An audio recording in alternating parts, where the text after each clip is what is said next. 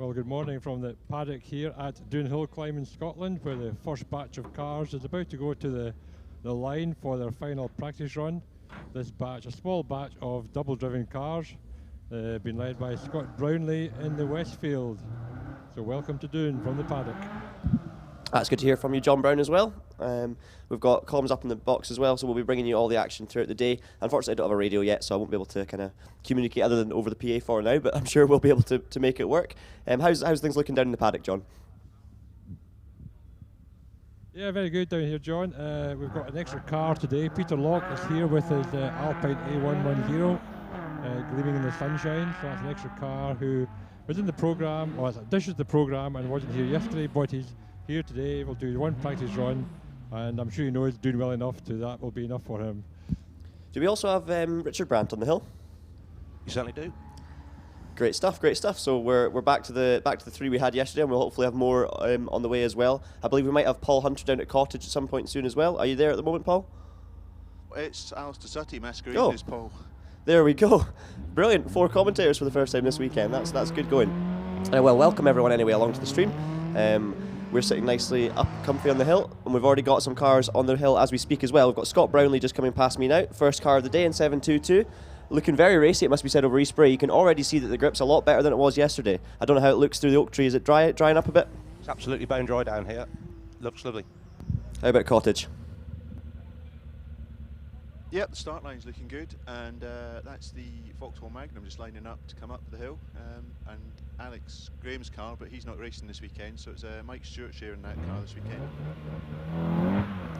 Well, we've also had so Scott Brownlee crossed the line in the 52.14 to get us underway here. Obviously, we still have the practice times from yesterday as well, so we'll be able to make direct comparisons. Yesterday was a bit of a damp day, really. The third run was, for most people, the driest of the lot, but some of the guys stuck at the end managed to get caught out by the weather as well. So not everyone had any dry running, really.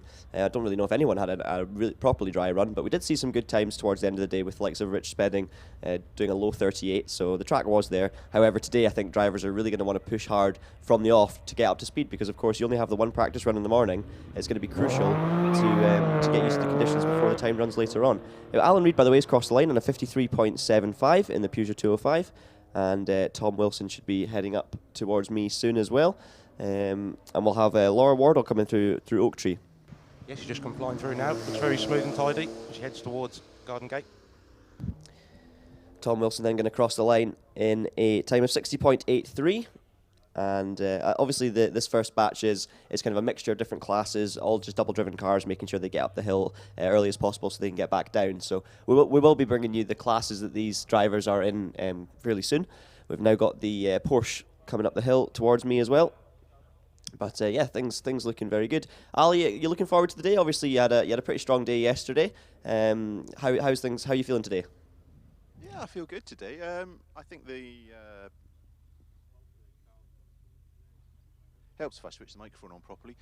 Yeah, yesterday was good. The first run, I think for everyone yesterday morning, was just kind of sussing out where the track was and just how wet it was. And then second practice yesterday was good. The track was largely dry. It was just that last little bit of the S's that was a little bit damp and slippery. So yeah, I thought it was much quicker in second run. But then third run, like you were saying earlier on there, John, I caught that rain towards the end, and it was just kind of, the track was drying, but it was so unpredictable that you couldn't really sort of push 100% in anywhere because you weren't quite sure what was around the next corner. And we've just had the first batch finished as well, so they're coming back down the hill. So it won't be long before we kick off the first of the Class A cars, followed by Class B and so on. For anyone new to the sport, the way it works basically is the class system split into road cars, modified cars, and then racing cars. So we'll be starting off with the lower powered road cars, moving up to the kind of sports production cars. Then we'll be moving into the modifieds, and as we get more and more powerful with those as well, we then move up to the likes of Sports Libre, and we will be culminating in the racing cars as well, which will be starting off with 600cc's to 1100, and throughout the different classes we'll be moving all the way up to the over 2 litre class with the big engine single seaters as well. And then of course we've got the National B runners coming on after that, and we also have of course likes of Al Suttie in the historic cars. So yeah, plenty of variety in the field as well today, which is great to see. And yeah, it was a good day yesterday as well. We had a few wee offs towards the start of the day, which is unfortunate. Unfortunately, Clark Sutherland's had to pull out for this weekend after an off in his Mazda yesterday, which was a real shame for Clark. But generally, drivers were behaving themselves pretty well, and there wasn't too many incidents despite the slippy conditions. So it's a pretty big testament to the drivers, Richard, that they were able to keep it together on the most of it, because it was really tricky when those conditions are in between. Absolutely. When you came into Oak Tree yesterday, it went from completely wet to completely dry, but there was and the cars were just pulling a wet line through, which made it look a lot worse than it was. But as soon as you came through underneath the trees, it was dry again. But then, of course, when you come back out of junction up East Bray, it becomes wet again. Very treacherous, really, not knowing where the grip is and how hard to push. How's things looking down in the paddock, John? Obviously the batch changeovers, driver changeovers, stuff like that. So it should be a bit of pandemonium down there. Well, not quite pandemonium, but yeah, they're all coming back down. Just 4 of them, fortunately, just come back down. We've actually got a car alarm going off down here. Oh, well, we do have a bit of pandemonium then. And of course, the next batch we've got the second car up, number 14, is our fellow commentator David Finlay. We look forward to seeing him. So if anybody knows who owns a Ford R55 JFJ, their alarm's going off. I think somebody leant against it. The benefits of having a plethora of commentators spread up across the hill, and we can bring you that kind of important information. I'll not be asking you specifically to interview any drivers today, John, because they'll all be running away again, so I'll let you sneak up on them so that you can catch them off guard. So we have Angus now coming through turn 1, Al. And he's looking very good. Angus, very experienced competitor, and that little Fiesta always looks really nice and hooked up. So just coming up towards Richard now. Just coming into that site now in Oak Tree. Lovely Mark II Fiesta. My first car was one of these in a 1.4S, and Angus is very pretty indeed. Yeah, as I was saying yesterday, I did drive that car at Hazelwood last year, and it's fantastic. It's one of the oldest cars I've driven, but it felt like everything was just so tight with it.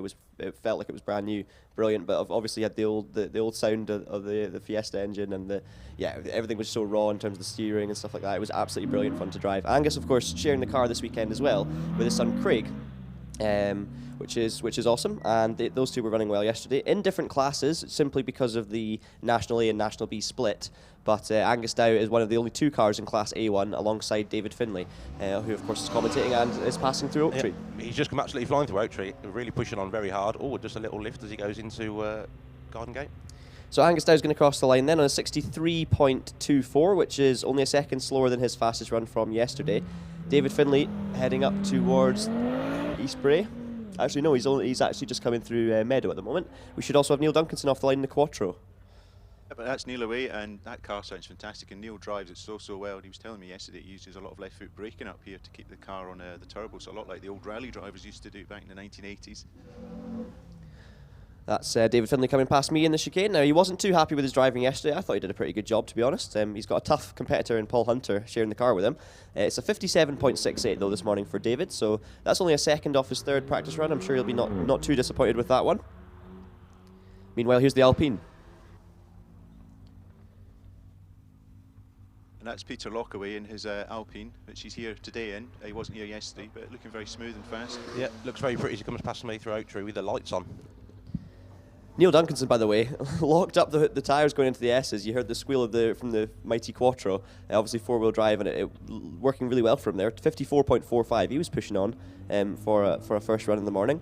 That Alpine, I was saying about it yesterday. Peter only just arrived today, but he's actually become an influencer for Alpine Paris. He's been over driving the car at Goodwood, up the hill climb. He's also been over to Val Thorens in it as well, sticking some ice tyres on it. So he's had a lot of fun in it in its short lifespan as he fires it through the S's. But Peter may be more well known for driving his Mazda RX-8 on the hill climb and sprints. But he's pushing that car on. You wouldn't know it was a new car he'd bought this year. It's fantastic to see, and he does cross the line for his first run of the weekend in a 55.20, which is a remarkable time. Mike Andrews came past me in the GTR, which is a huge car to be pushing up here. He just had a slight little wobble as he went through Garden Gate, but got back on the power nicely. If you do see some scrapes, by the way, in the front of that GTR, that wasn't caused by an incident at Doune. That was actually caused by an incident in his own garage. Just to let you know. So. You might, obviously it's a big car to be taking up Doune, but Mike managing to keep it all in one piece.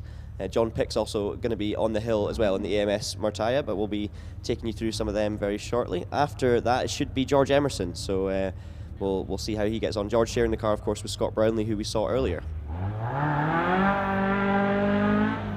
That's George away now. Looks slight sideways moment off the line there as he hooked it up, but the car's looking fast. And I think George has got a bit to do because Scott has beaten him a few times this year, so I think there's a bit of a grudge match going on in that team. Oh, George has come flying past me. He's really trying. Clearly, it looks like the fastest car of the day so far through here. George was actually quicker than Scott by about 4 seconds yesterday, but Scott's first run this morning has knocked 6 seconds off that, so obviously the conditions looking good. Scott's time 52.14, so we'll see how George can compare to that. Looking at the split times, if we're going back a little bit, George has done a 27.82 to junction, compared to Scott's 28.14, so George is about 0.3 of a second up. It's very close between the two of them, as it has been, it must be said, for the past few events here at Doune. As he flies past me, heading into the final corner now, so can George Emerson move up back ahead of Scott Brownlee? It's got 52.14 to beat. It's 52.32, so he doesn't quite do it, which means Scott Brownlee retains the lead in that class. Should have also said as well, John Pick's time was 54.93, so he slotted into third in class. Still waiting on John Hamilton, who's coming up the hill now. But you'll also have Eric Murray on the hill as well. That fabulous little hill in its distinctive colour scheme's just got screaming fast. It sounds fantastic, that little car. It looks very, very flat and stable. Yeah, just coming through me. I was about to say exactly the same thing. Comes through completely flat. Absolutely gorgeous looking car. Little 1 litre turbo. John Hamilton crosses the line then in a 52.73, which actually leapfrogs him back up to third in class. He's in all three of these cars within a second, which is great to see. Scott Brownlee, George Emerson and John Hamilton. So that's a class battle we're going to enjoy throughout the day. Obviously this is just the practice run, I should say as well. These drivers have got one practice run this morning. Then there's going to be 2 timed runs and 2 British runoffs, of course, this afternoon. One timed run followed by a runoff, and then the second timed run followed by the second runoff. By the way, guys, that Eric Murray Hillman Imp is an absolutely stunning car, isn't it? It looks phenomenal going up the hill. 52.62 was the time as well, very impressive. That's Jock Ramsay away past, a regular at Doune and a huge favourite in Scotland with his distinctive orange manta, just heading up towards you now, Richard. Yeah, he's really got it going on through Oak Tree. Oh, loads of back popping as he lifts for Garden Gate. Yeah, these cars that are heading up the hill now, cars in class C2. We've already had Alan Reid go up in the double-driven batch with a 53.75. That's just been beaten, though, by Jock Ramsay in the distinctive Manta, 53.44. We'll also have Grant McClellan coming up the hill very shortly as well. Jock heading towards... he's heading through the meadow at the moment, I believe. Oh, no, he's heading up towards the chicane. Lots of trees up here, so I can't quite see all of them, sometimes miss them, but there we are. Jock Ramsay coming past me now towards the final corner, looking racy. It was John Ramsay, of course, that set the 53.44. Jock, though, 51.43, so a couple of seconds quicker, and he leads those of the guys that have done the runs today in the dry, but those guys are not probably the favourites for the class today. It's David Paterson, David Adam and Stuart Reid who will likely be fighting out for class honours. Stuart Reid should be heading towards Oak Tree very soon. Yeah, I can hear him coming. Oh, it's absolutely flying. Just takes a little lift for Oak Tree. Incredible exhaust note from the engine there. Oh, just a little lift as he goes through Garden Gate. Absolutely flying. Meanwhile, Grant McClellan's going to cross the line in the Clio in a 55.39. So that's a good time for Grant. He also in Class C2. He's at the back of the class at the moment, but still a very good time. There's only 5 seconds covering the class from 1st to 7th position, which is always good to see. Meanwhile, here comes the mighty Stuart Reid, who I believe still holds the class record here at Doune, as he heads into the final corner, looking remarkably quick as always. He's going to cross the line though in a time of 48.08, so that really does set a marker down for that class then. Jumps straight into the lead of the class. I know he can go a couple of seconds quicker than that, has been before, but he takes an early lead in the class. We've got David Paterson also on the hill, and now we've got David Adam coming towards you, Al. That's David Adam off the line. That car looking very, very well prepared too. Nice clean lines in that car, such a handsome little thing, and he's away and he's absolutely flying as well. Yeah, coming past me, absolutely on it. Just shakes down for Garden Gate. Oh, lifts the back wheel up as he goes through there. These 3 Peugeots are some of the best driven cars in the field, has to be said. They all look immaculate, but they're all so quick and very, very close. David Paterson, by the way, crossed the line at 48.17, so he's only 9/100ths of a second behind Stuart Reid. So it shows you how close he is, and I could guarantee you that David Adam will be within at least a second of those guys as well. All 3 of them, you never know which one's going to win it, but they're all pushing those cars so far, and really challenging some of the single-seaters, it has to be said, in old Peugeots, which is awesome to see. But here comes David Adam then, across the line, 49.17, so he's exactly a second off David Paterson. He'll be looking to close that gap as we head into the timed runs. Just had Mike Stewart come past me in the Vauxhall Magnum. Sounds amazing. He's got so much more body roll on this compared to the little hatchbacks we saw before. As he braked for Garden Gate, the front nose visibly dipped about a foot towards the floor. Yep, and that's Jonathan Williamson away in the 911, looking very, very, very composed in that car. It sounds fantastic with that 3.2 litre flat six. I'm seeing exactly what you mean about the body roll as the Magnum comes past me in the chicane. Mike Stewart's going to stop the clock on a 54.77, which is a good time. And then, of course, Jonathan Williamson making it onto Meadow as well in that gorgeous Porsche. That car's been double driven for 35 years now, which is something I've been hearing about, which is absolutely awesome. Sharing the car, of course, with Laura Wardle, who did a 58.09. So let's see what Jonathan can do. He's coming through the S's now. Looks very quick actually into the chicane. It's quite a heavy car to be firing up Doune, but Jonathan pushing on. Looks like he's going to beat the 58.09. It's a 55.82 for Jonathan Williamson, so he does jump up to third in Class C3. Donald McCaskill off the line now. Heavy's away with the usual pops and bangs from that Mitsubishi, and very fast car, and he's heading towards you already, Richard. Yeah, he's absolutely flying. The rear diffuser on this is crackers. It looks like it would suck out small children.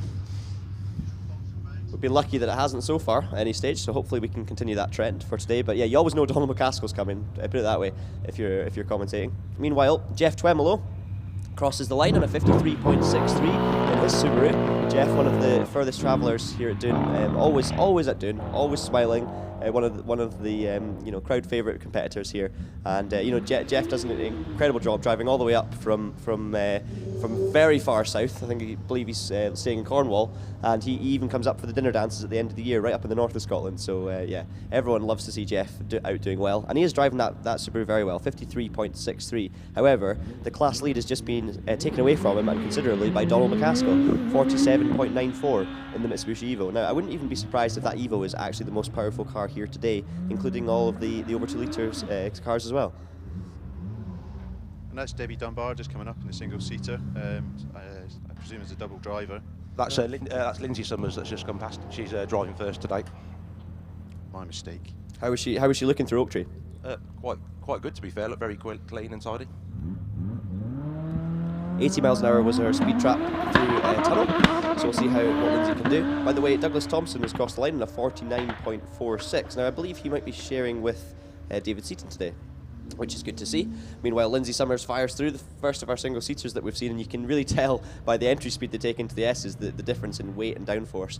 Lindsay Summers crossing the line on 46.71. Now, the car on the hill right now, Ben Hamer, he is sharing with, I believe, Will Kerr in this. We're now moving on to Class I. And yeah, this car very interesting. In fact, it's a 750cc Kawasaki engine. It's been turbocharged, which is a very different way of doing it compared to some of the other cars in the class. Most of them running 1100 or 1000cc GSXRs, Yamaha R1s, and the likes. But yeah, very interesting take on a Class I car, and yeah, it seems to be performing well for them. They were sitting inside the top half of the class yesterday. Yeah, I think Steve Owens just come flying past me as well in the OMS 3000M, looking very clean and tidy too. Steve knows a thing or two about OMSs, you could say that. Of course, for anyone who doesn't know, Steve Owen is, of course, OMS. He is Mr. OMS, building these cars himself and building a huge amount of cars, and they're all very successful. Obviously, you've got the Trevor Willis in driving an OMS, the British hill climb champion, multiple time over. But Steve Owen crosses the line then on a 44.63, which is about a second quicker than Ben Hamer, so he'll be happy with that. I think that might be the end of our batch as well. That is the end of the batch, John, and then a couple of people in that last batch. Doug Thomson driving the pull beam. This is his 50th year of competing here at Doune. The hill only opened 51 years ago, so Doug's been here since the beginning. And also Steve Owen is his 58th consecutive appearance here at Doune in a national round, and they're both announced at the drivers' briefing this morning, and a round of applause for those long-term visitors here to Doune. They're just coming back down the hill past me now. It's awesome to see that, to be honest. That they just keep on coming back for more and more and more. Never get tired of it. And I think that's the thing about Doune is that if you speak to any driver, they'll probably say the same thing. I don't think anyone feels like they ever perfect Doune. I think everybody feels like there's still more to go. I've never spoken to anyone who thinks I've given it all and I can never go quicker than that, which is one of the fascinating things about Doune. I don't know. Obviously, you haven't been here too often, Richard. But you know, as a driver, it seems like no matter what you do, there's always more to give, because obviously the barriers are so close, and there's so many different lines through corners you can take. Yeah, absolutely. I mean, I've only ever driven here once, and that was last September. And I think my first ever run up here was like a 67. By the 6 runs later, I got that down to a 54. But you find so much time on absolutely every single run, especially when you're new to the hill. So just to run you through quickly as the cars come back down how the classes have gone so far that we've seen. David Finlay leads Class A1 due to his time actually from yesterday on a 56.85 ahead of Angus Dow. Class A2, we have Neil Duncanson leading the way on a 54.45. He actually set that time this morning as well, but Peter Locke got very close in his first run of the weekend in the Alpine, so we'll be seeing, and that's of course the first time Peter's taken that car up Doune. So he's, you have to say that's very, very impressive from Peter. 55.20 for him. Mike Andrew, third in class in the Nissan GTR, doing a 60.36. Then of Class B, Scott Brownlee leading the class at the moment on a 52.14, just 2/10 ahead of George Emerson, who shares the same car. John Hamilton in another Westfield sits third in class, again on a 52, but it's a 0.73, so he's going to be right in amongst the battle for the class win there. And then John Pick, of course, on a 54.64, sitting in fourth in class. We then had Class C1, Eric Murray on his own, 52.62. We had Class C2, which, as I was saying, is one of the most competitive in the field. Stuart Reid leading the class on a 48.08 ahead of David Paterson, who is on a 48.17, so a 10th of a second between those two Peugeot drivers. David Adam a further second back in third. We then have Jock Ramsay fourth in the distinctive bright orange Opel Manta, with John Ramsay fifth, Alan Reid in sixth, and Grant McClellan in seventh. We've also had most of the runners in Class C3. Donald McCaskill leading the class from Geoff Twemlow. We have Mike Stewart in third, who didn't actually take a run this morning. We have Jonathan Williamson on a 55.82, Laura Wardle on a 58.09, and Tom Wilson rounding off the class in C3 as well. So coming up soon though, one of the other exciting classes to watch in terms of competitiveness is D1. You'll be seeing hopefully Trevor Park, likes of John Lowe, Andrew Grover, all lining up there down in the paddock, John. Yes, they are here ready to go. First car will be Phil Goch up from Merseyside, but yes, the locator fields, as Reg Phillips used to call them, the Lotus 7 lookalikes, are all already here to go, to be followed by the first of the Sports Labours, and then we've got the magical Allan McDonald Morris Mini Evo, and I'll let you describe that to the viewers, and then the two Pilbeam MP43s with David Seaton taking over from Doug Thomson for this run. I love these Pilbeams. I mean, they're about 35, nearly 40 years old, these Pilbeam sports cars, but they still look modern today. Yeah, I couldn't agree more. They still look modern in terms of pace as well. Some of the quickest things we'll actually see out there on the hill, which is awesome. Very big cars to be hauling up the hill, but you can still set ridiculously competitive times and be right in amongst the lighter, more modern single-seaters as well. So it's great to see them doing well. Obviously, at the end of this batch as well, we'll have some of the double-driven, bigger single-seaters too, which should be exciting to see. Hello guys, it's Paul here at turn 1. That's the car starting to line up at the start line now. How was David feeling after that run? I don't know if you've had a chance to speak to him. No, I haven't spoken to him yet. No, I'm just up at turn 1 just now, so he's probably just back down. He looked okay through the first turn. I mean, I think there's a wee bit more commitment he can put in there, but he's never driven this car really before, and he had a bit of a rubbish day yesterday with conditions, and obviously no experience in the car as well. So every time he went out, it was different conditions. It was dry, or it was wet, or it was damp. So he's not really had a clean crack at it. Judging by the times we've seen so far, the track seems to be pretty good at the moment, but we are hearing its forecast for rain. So how are you tackling this one, Paul? Are you setting the car up for dry conditions and then maybe making some changes if and when it rains, or are you trying to get used to it on a softer setup? Oh, we kind of jump between a kind of harder dry setup and a kind of softer wet setup. Seems to make a difference. So it definitely, in the testing I've done with the car, it makes a difference in turning in the front anyway. So definitely stick with the soft setups if it starts to rain. But right now it's on full dry, so we'll see how it goes. Phil Goff on the hill as well. How was he looking through turn 1? Yeah, just tentative, just getting this first run out the way, I think, and then piled on the pace towards Oak Tree there. It was nice and steady as he came through Oak Tree and up towards Garden. Yeah, heading for the top of East Bray now. Obviously the only practice run for the day for these drivers, so once again a bit like yesterday, no need to really push too hard. But Phil coming past me now, he's pushing on through the S's actually, nice and quick.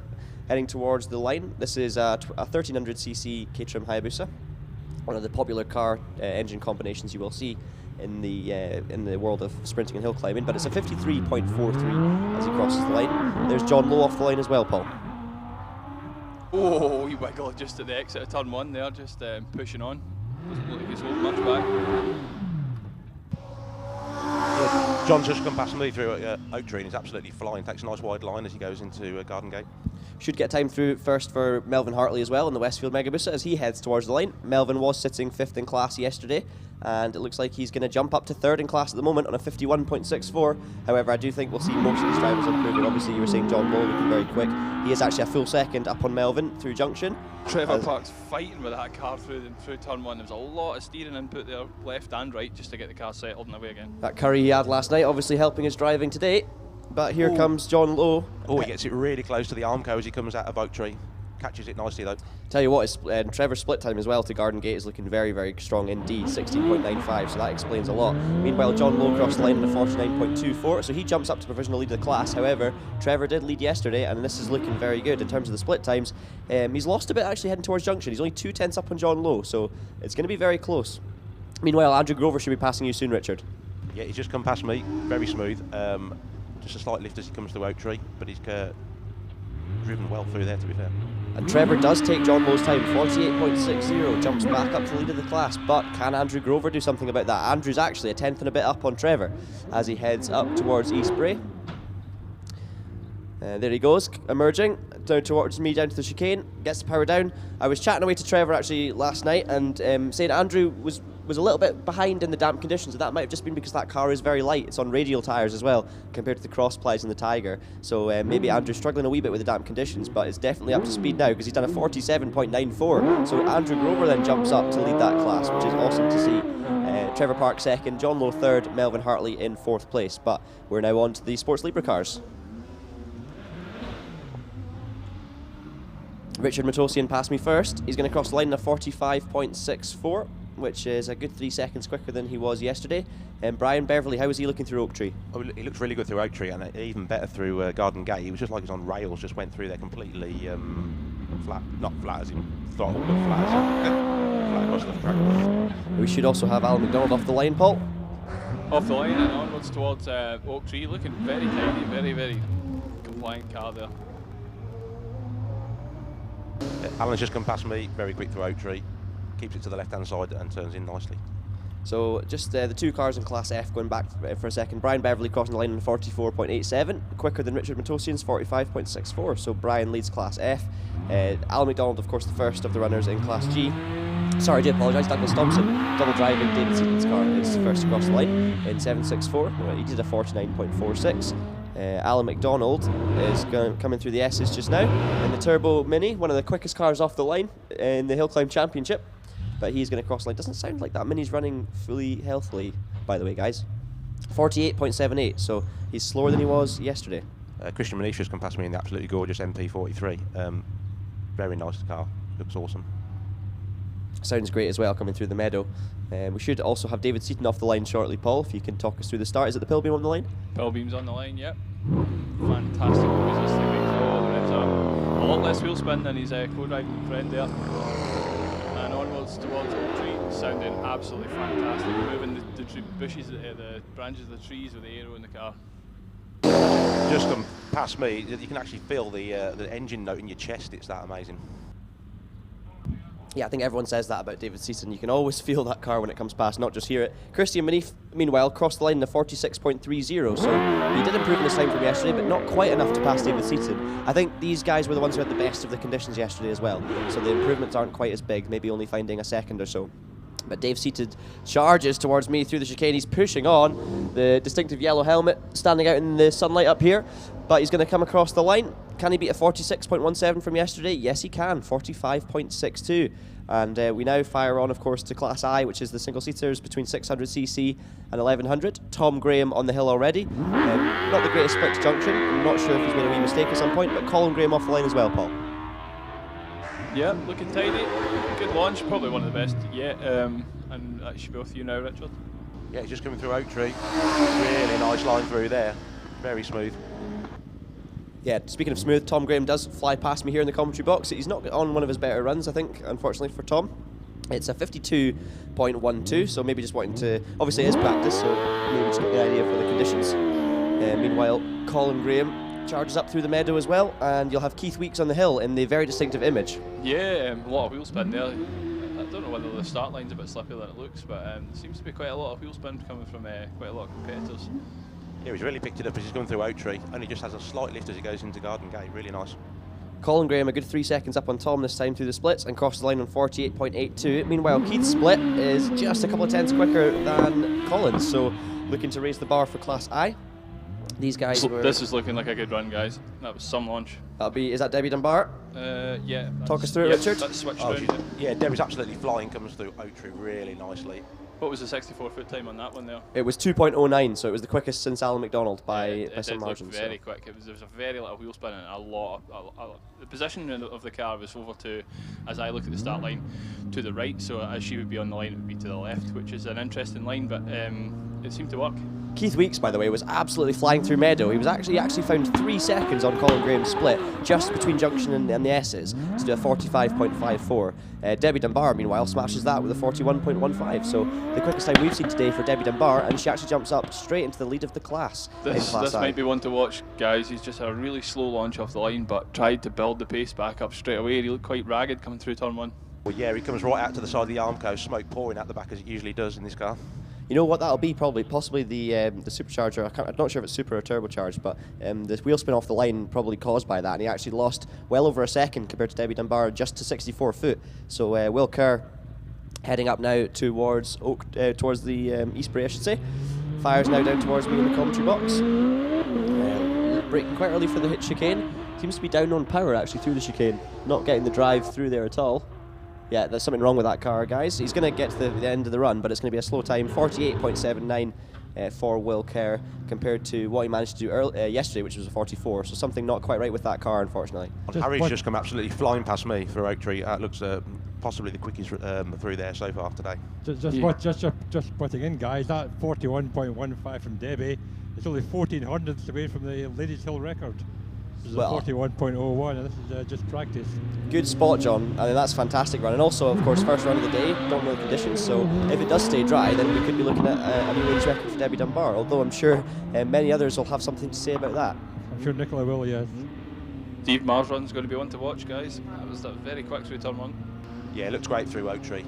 Just such a pretty car as well, the Saxon PCD. Oh, it's gorgeous. Absolutely gorgeous. A credit to him, that car. It looks so well turned out every event. Yeah, his split times are looking really good as well, guys. He's about 3 tenths up on Debbie Dunbar. By the way, Harry Pitt crossed the line, 42.51 to slot into 4th position in class. This is definitely going to be the quickest. That was some launch. Robert is just incredible through here. It's absolutely on rails, just stuck to the track. Just turns it in and it just goes around the corner. Incredible. Steve Marr, by the way, 40.67, so Steve jumps back into the lead of Class I. He's probably one of the favourites for the class alongside Robert Kenrick, both of them doing an unbelievable job in those two cars, similar in design, different in age. That'll be Harry Pick. Harry Pick was... Steve Marr, sorry, Steve Marr, yeah, sorry. Ignore me. No, it's alright. Rob Kenrick seems to be... he's had a mechanical, that's what it is. He's coming through East Bray, passing me in the chicane, but it seems to have cut out. Car looks absolutely fine, but it just seems to have had a mechanical problem of some kind. So Rob Kenrick is going to ground to a halt, just coming into the final turn. That is a shame. I was wondering what happened there. I just heard sudden silence after a pretty loud engine note, so I was thinking something might have happened, but glad to see him just rolling past me with what looks like a mechanical issue. Hopefully it's nothing too serious for Robert. But his times, by the way, guys, he was 4 tenths up on Steve Marr just through junction, and Steve Marr's time was a phenomenal time in itself, so it was looking really good for Robert, but unfortunately just come a cropper. Robert, of course, if you're wondering why his number was number 8 and not following in the kind of the increasing number order of the other cars in the class, is because he picked up 8th position in last season's British Hill Climb Championship, so the top 10 finishers are able to carry forward their number. Yep. Anyone, any murmuring down in the paddock, John? Yeah, now we've got some quiet. I might have a wander around and try and find a few people to interview, because when the cars are revving up down here, it's quite difficult to find somebody to talk to. But we'll have a wander around and see if we can find some of these people we've been talking about. We usually concentrate on the big single seater. So let's try and find some of the club men from further down earlier on the order. So I'll get back to you shortly. So just looking at Rob Kenrick, he's out of the car, just having a wander around. Seems like a little bit of smoke out of the back of the car as well, so hopefully they can get that sorted soon. It's quite interesting. Both we've got Kenrick following Steve Marr, and of course the backstory there is that the Steve Marr car is the sort of grandfather of the Raptor almost, both designed by Martin Ogilvie. The Saxon now 15 plus years old, and at Gurston Down 3 weeks ago, Robert finally broke a 15-year-old record, which had been held by Rob Barksfield in the Saxon at Gurston in a mid to high 28, and in the last runoff of the day, Robert got it down to 28.1 something. So that car is really quick. It's obviously got a BMW engine, which is unique in the class, runs in methanol, and is very light. And we mustn't ignore that Robert's a good driver, a past Midland and Leaders champion multiple times. And it's a shame it had to stop there, because really looking forward to the duel between Robert, Debbie, Steve. They're all pushing with these small cars and getting very competitive all the way through the year. Yeah, so just kind of watching this, things unfold in front of me here. They get the engine cover off the car, which is good to see. And hopefully he can get to the root of the problem. But yeah, it would have been really exciting to see what Robert could do against the likes of Steve Marr. Obviously, Debbie Dunbar's shown herself to be a strong contender, though, Richard. 41.15, and as you say, she was looking very good up the hill. Absolutely, Debbie's a great driver. She looked really smooth and tidy through here. Just a fraction of a lift through Oak Tree, but she was right back on it again and headed towards Garden Gate, really on it. Actually, last year here at Doune, she would have set a Ladies' Hill record if Nicola hadn't got there before her, because they were both below the previous hill record last year. So they're just coming down quicker and quicker every year. So the amount of times that happens, by the way, when one person breaks a record and within minutes it's broken by someone else as well, so they never actually get to hold it. It seems to be a very common occurrence, and it must be something pretty frustrating as a driver to know that you could have had the record. But I guess that's what it's all about, just keeping on increasing the bar and people finding ways to go quicker. Well, I'm sure, obviously, it'll just make Debbie even more enthusiastic to try and break the record here today. And I mean, judging by her pace this morning, it's looking like a distinct possibility. She sits second in class, by the way. I'll just run you through, while we've got this chance, Class I, which we have had every driver of course. Robert Kenrick was the final driver in the seeding system for the class. So we've had every driver through. Steve Marr leads the class on a 40.67, which is a phenomenal time in that PCD Saxon, ahead of Debbie Dunbar on a 41.15. Now, Robert Kenrick still sits third in class because of his run yesterday, and as I say, he was about 3 or 4 tenths quicker than Steve up until he had his engine problem, is what it looks like. But he has, unfortunately, not made it to the finish line, and I really do hope that he can source the problem with that car and get it back out, but I'm not sure. We're just going to have to wait and see what the case is with it. Harry Pick sits 4th position on a 42.51, with Will Kerr in 5th place on a 44.13. Now, that car also might have had an issue too, because Will's time is the one from yesterday. He looked very slow through the S's, just seeming to not have the power. So I'm really hoping that they can get that looked at and sorted. But yeah, Will Kerr still sitting 5th position in class, ahead of course, Steve Owen, Mr. OMS himself, on a 44.63, sharing the car with Harry Pick. We then have Ben Hamer next up, 45.45, once again in the OMS CF with the Kawasaki engine. Keith Weeks is 45.54. Then we have Lindsay Summers on a 46.71, and then the Grahams, Colin Graham and Tom Graham, 46.7 and 49.7, rounding up the class. So big class in Class I. Okay, John, I'll interrupt you there at the end of that run through. I've got Doug Thomson here. As I said, Doug Thomson first competed here 50 years ago. He said he hasn't competed every year, but I've still a few number of those years. So, Doug, what's changed over the years here, Doune, do you think? I think it's become more narrow now with all the barriers at the sides. When I first competed here, it was far more open. And places like Oak Tree, you could cut the corner there because there was no barrier there. But now there's a great big barrier there, and it makes it much tighter. So you cutted the corner Oak Tree. That means going over the roots of the tree, perhaps. Yeah. So what was your first car you drove up the hill here? First car I competed in was a 1959 Triumph TR3A. And I competed with that in here in 1969. That's a bit different from your current Pilby, but obviously you did a few single-seaters. I remember a GRD and a Chevron, I think, as well. And what was your favourite car to drive up here at Doune? I think the favourite car was the GRD, which was the ex-Roger Williamson Formula 2 car from 1973. and competed here with that in 1974 and got a 6th place in the top 10 runoff. So I was very, very proud of that. Yeah, and obviously the pull beam which David you're sharing with David Seaton, that's a lovely car, a lovely engine in it, and quite powerful, I would imagine, for Doune. Yes, it is. It's got plenty of power, and it's very usable because it's basically a road engine. So you don't have to rev it particularly hard, and you've got plenty of low-down torque and things like that. So. And quite wide for the track. Well, it looks wide because it's got bodywork on it, but in fact, if you measure it across, it's not any wider than a single-seater.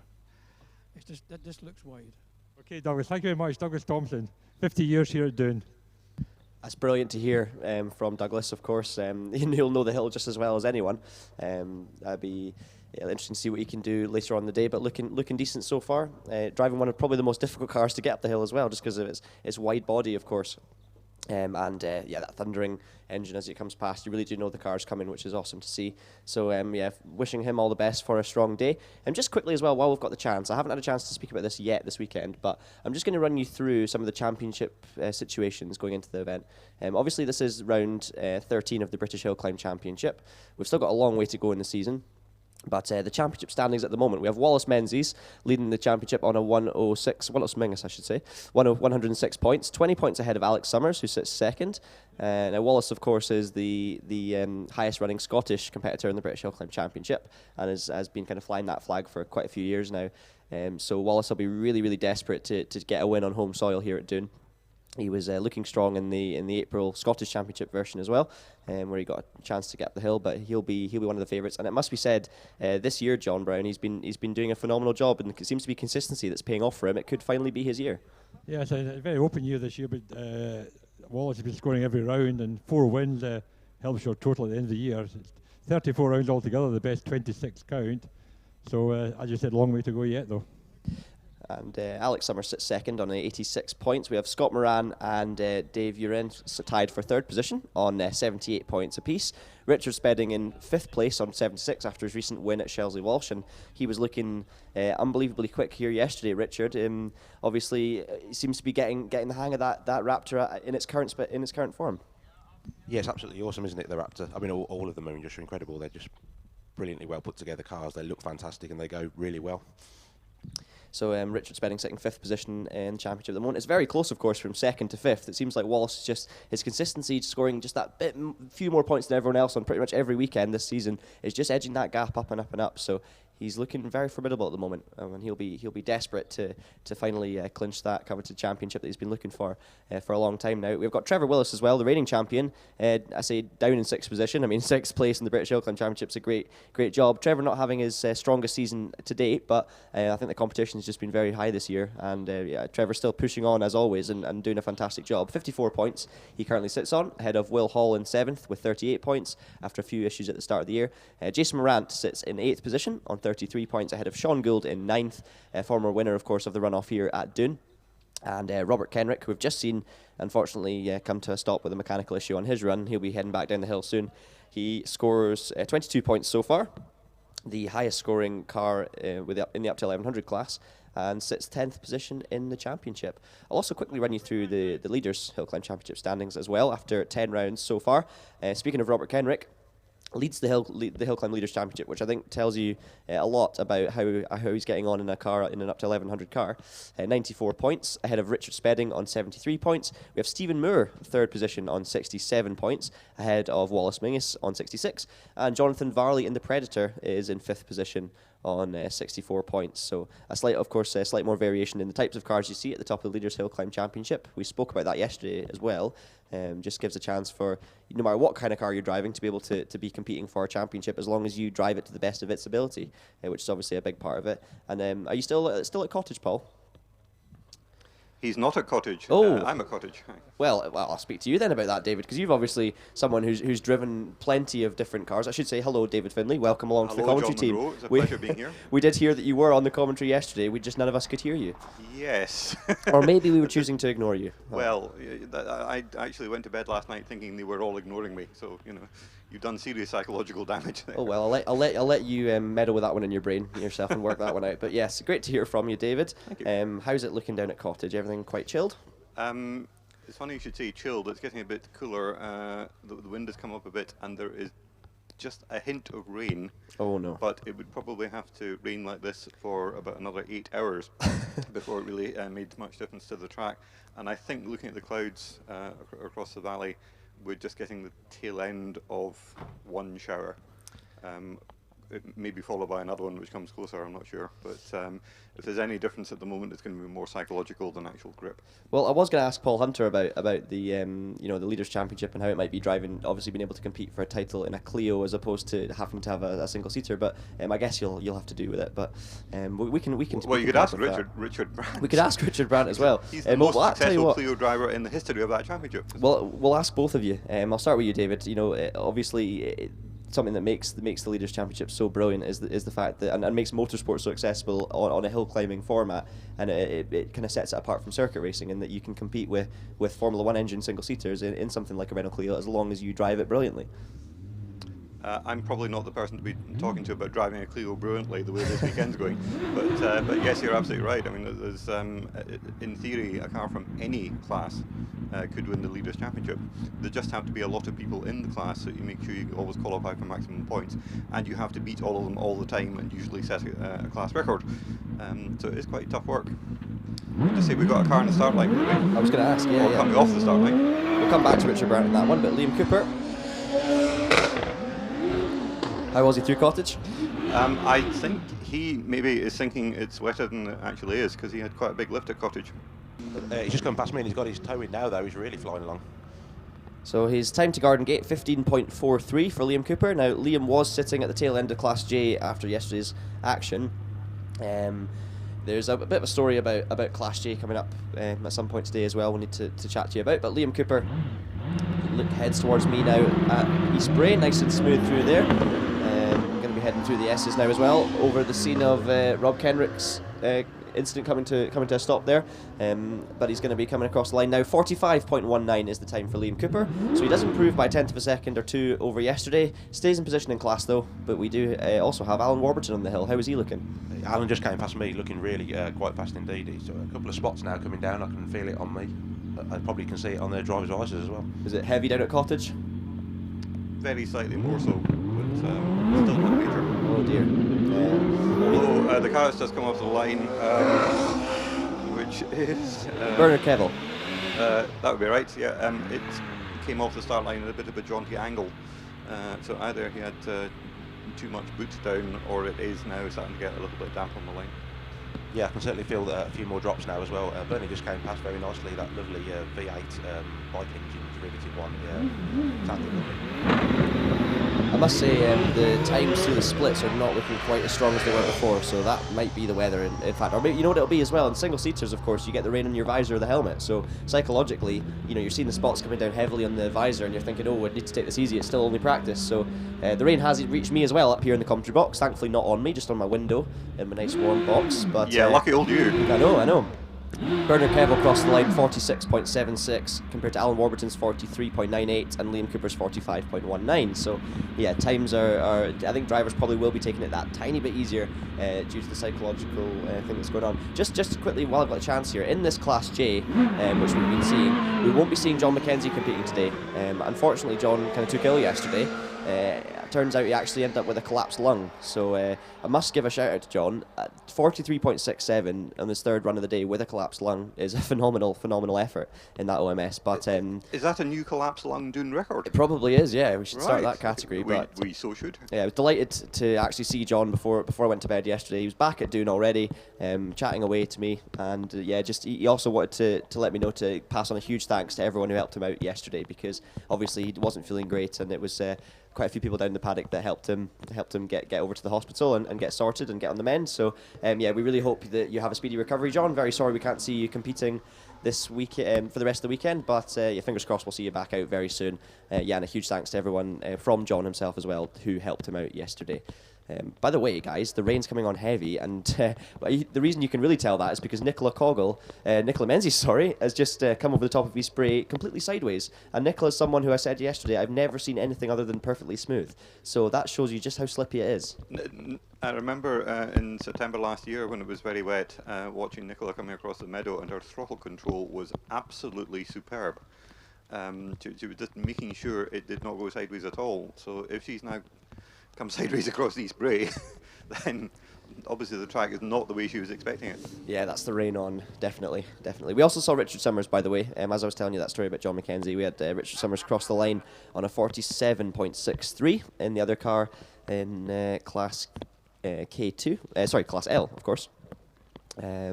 And that time from Richard, not as quick as he was yesterday, because of course the rain began to come down. So we might not see the quickest times for the remainder of this practice run here today. But of course it's different today as it was yesterday, Richard, because this time when it comes to the timed runs, it doesn't matter how damp the conditions are. Every driver's got to take it, and every driver's got to push on if they want to qualify for the runoff and score leaders points. Absolutely, it's been good. You've got to be good in the wet as you are in the dry if you want to make a runoff, especially with it if it starts raining like it is now. Having said that, though, although it is raining and I've got my umbrella up, it still looks bone dry underneath the trees. Well done for learning your lesson on the umbrella anyway. That's good progress. I haven't learned my lesson on the umbrella. Richard, could you throw your umbrella down the hill, please? I'm afraid not. Yesterday, a spectator came up to me while I was sitting here and goes, "Do you want my umbrella?" I said, "Oh, actually, I've got my own," and I've just forgotten to put it up. I mean, David, you've been doing this long enough now. You should know. Yeah, no sympathy. Are you calling me old? No. I mean, I've been commentating for 1 year. Come on. That's enough. A year is enough time to work out how it probably works.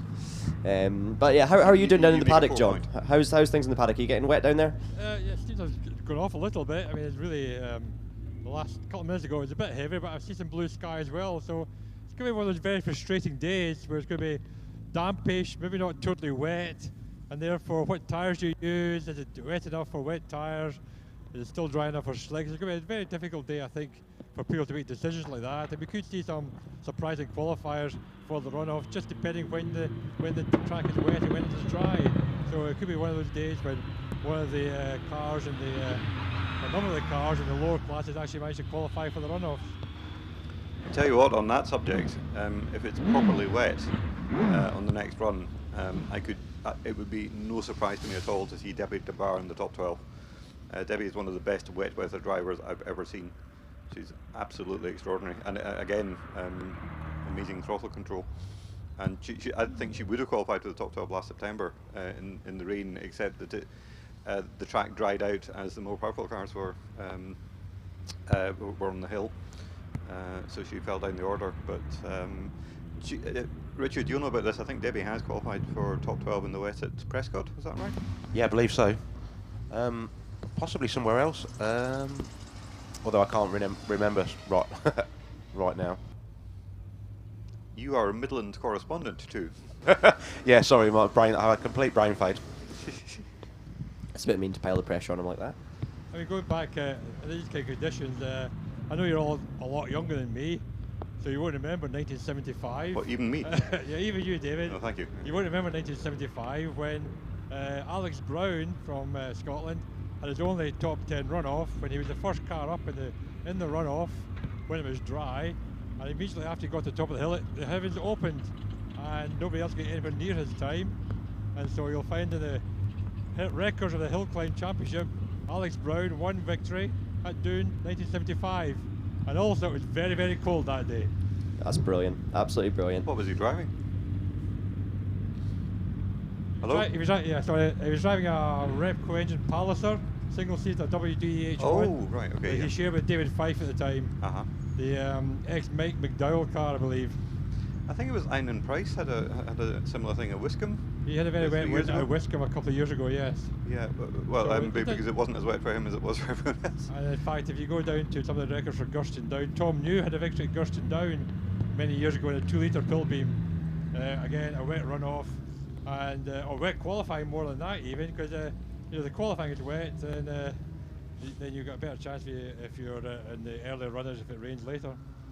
I mean, that's the thing about obviously on a day like yesterday, with the rain coming down intermittently, it's practice, so it's just a bit frustrating because it's one of those things where you can either not push hard enough and know you could have gone quicker, or you can push too hard and bin it, so you're never going to push too hard. Therefore, you're going to try and push not quite as hard, and therefore you're going to get to the top of the run and go, oh, I could have gone quicker. So it's a frustrating kind of day, but obviously today, because it counts, it really encourages drivers to push on, and as you say, you do see those kind of mixed results. If it's going to be damp, it's going to be mixed conditions. We'll see a mixed up order, and a mixed up order means an exciting event for the spectators, as frustrating as it can be for the championship contenders sometimes. So we can obviously, and unfortunately it's going to be a tough day for the drivers, but if that's going to make the spectacle more exciting for those on the hill, then that's the way it goes. But obviously we do like to see the fastest cars out there in the dry pushing on, because you can then really see how quick they can really push on, which is obviously a spectacle in itself. Very exciting, but I think seeing them control the cars in the damp and try and deal with mixed conditions is just as exciting to watch. Of course, these days with each run counted towards a runoff, in the days where there's only one runoff, at the end of the day, if the first run was wet and your second run was dry, you had a chance to get back into the runoff. But these days, with two separate runoffs, the variables are even greater. I'm also just, while I've got the brief chance here, going to fill you in on the Scottish Championship top 10, because we didn't get a chance to talk about them a minute ago because the cars got underway too quickly. There's too much racing here at Doune. Just stop, so give us a chance. Scottish Championship results then. Gary Dickson leads the way on 75 points after 4 rounds, just 2 points ahead of Steve Marr in this PCD Saxon.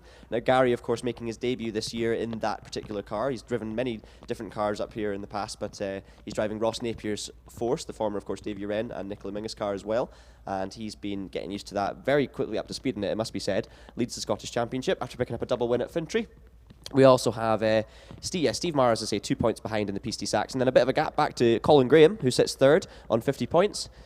Seeing Rob Kenrick, by the way, just being towed down past me now, so it's good to see that car will be making its way down to the paddock shortly as well. He'll be sitting up at the top of the hill with a car that's got a mechanical problem, and he'll be getting soaking wet, so it's not been a nice 20-minute period for Robert Kenrick. Going back to the championship, Craig Beaton sits fourth on 46 points. Unfortunately, he's not here this weekend in his own SPR.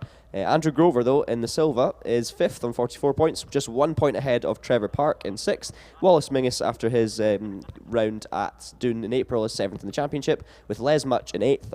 Les now, of course, great to see him out this weekend, by the way, because he did have an unfortunate shunt at Fintry last time out. He had a mechanical problem on the Saturday, got the car running for the Sunday, but ended up, unfortunately, not completing the weekend and ending up with quite heavy damage on the Raptor. Thankfully, Les was completely unharmed, and it's great to see him back out already this weekend, getting straight back on the horse. Stuart Reid, by the way, ninth in the Peugeot 205 on 37 points, and Charlie Fraser, who also came a cropper at Fintry and is here this weekend. Get well soon, Charlie. 35 points, and he sits 10th in his Spire GT3.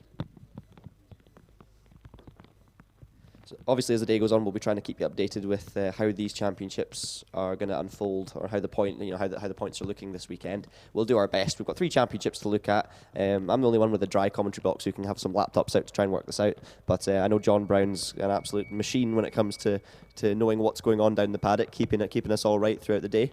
So that will make a huge difference as well. And I'll do my best. I'll do my best. Do we not also have the Lowland Speed Championship? We do indeed, yeah. Have the Max Sport Lowland Speed Championship. I'll see if I've... But not the Highland, is that right? Correct. Okay. Yeah. So I'll see if I can get some information as well on how that championship's looking. I don't want to be reading out any false information, although I will at some point, I'm sure, do it. I heard you talking earlier on about Trevor Willis, incidentally, and a slightly slow start to the season. I believe this is partly because he has, for the first time in years, a new gearbox in the back of the OMS. That's right. I talked to him last night, and right. a new Sadev gearbox, and not just a new gearbox, I had to modify the whole back end. So the car's actually quite different at the rear as to what he was used to. So he's actually getting used to that for the first few rounds of the year. And it's not just a case of taking one gearbox off, putting another gearbox in. There are so many other things to change as well.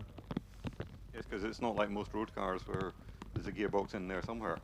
The gearbox will be a structural element, won't it? I'm not sure the details, but I'm sure there will obviously suspension mounts are probably different for a different shape of gearbox, things like that. I mean, there's a lot of activity in the paddock. In one respect, there's a lot of activity. People try to change tyres, and I just try to see if anybody's going to go out. I mean, Alex is sitting here with slicks on, but it's really very wet down here. The road is certainly wet, and I wouldn't imagine to be going up in those slick tyres. I noticed that Wallace and Will are all busy changing tyres, and Richard's coming up with tyres. So there's a lot of tyre changing going on down here. I have to say though, it's for this absolutely next run. bone dry underneath the trees through Oak Tree. There's a wet line, and it stops directly just before the tree, and then it's completely dry. I mean, I'm not seeing any running water at Cottage either. And in fact, there's a very small patch which is completely dry just before you turn into Cottage, because the rain hasn't found a way around the branches. But even where it is, quotes, wet, closed quotes, it's more damp and shiny. So there's no water to move out the way. Two schools of thought there. If there's no water to move out the way, why do you need the grooves of the wet tyres? The other one is, I'm just going to put wets on anyway. But yeah, if you were down here in the paddock, I think you would put wet tyres on. It is actually quite heavy now, and even if the track does a bit drier up the hill, you're not going to ruin your wets in a short 50-second run. So it's probably worthwhile for just to check out the track to put the wets on this last practice run. But the next big decision is the next run. Do I see a car approaching? Yeah, the through car trees? just coming round the corner. It's George Cohill Jr. All right. Followed by Les Much and Banks. I can't remember his first name. Vince. Vince Banks, yeah. Vince Banks. So a bit of a Scottish trio coming up to begin with. I was going to say, yeah, the Scottish Championship tribe coming up. Shall we say at this point that Vince Banks' car is a Formula 3 car and therefore of a much lower spec than the other cars in the class? So we're not expecting him to win the class. And if he's a few seconds behind, that's because the car is a few seconds slower. Is George Coghlan wets there? Well, I can't see now. David, can you see? he's on Pirelli slicks as he comes past me. He'll still be in slicks because they didn't change the time to change them, I don't think. Yeah. I saw the George first- running Pirellis yesterday, so I wonder if he's trying them out in the damp conditions. George, of course, taking a double win just last time out in the Scottish Sprint Championship at Golspie. I think Les is in slicks as well. Yeah, the first few cars out here are all still in slicks. Oh, mind you, he's taking it very gently, and despite what I said earlier, he was kicking up small rooster tails. Yes, George Coghlan sliding the car out of his spray. It's just very greasy. He is on the Pirelli tyres by the looks of it, but as you say, I mean, in these conditions, still on slicks. Obviously, Les himself coming off an accident just last time out. You're not going to be wanting to push it too hard at all, are you, really? Let's just the conditions might actually work for Vince Banks, because he does not have an excess of power. He's probably got maybe 200. He's also got misfire, which is not helping.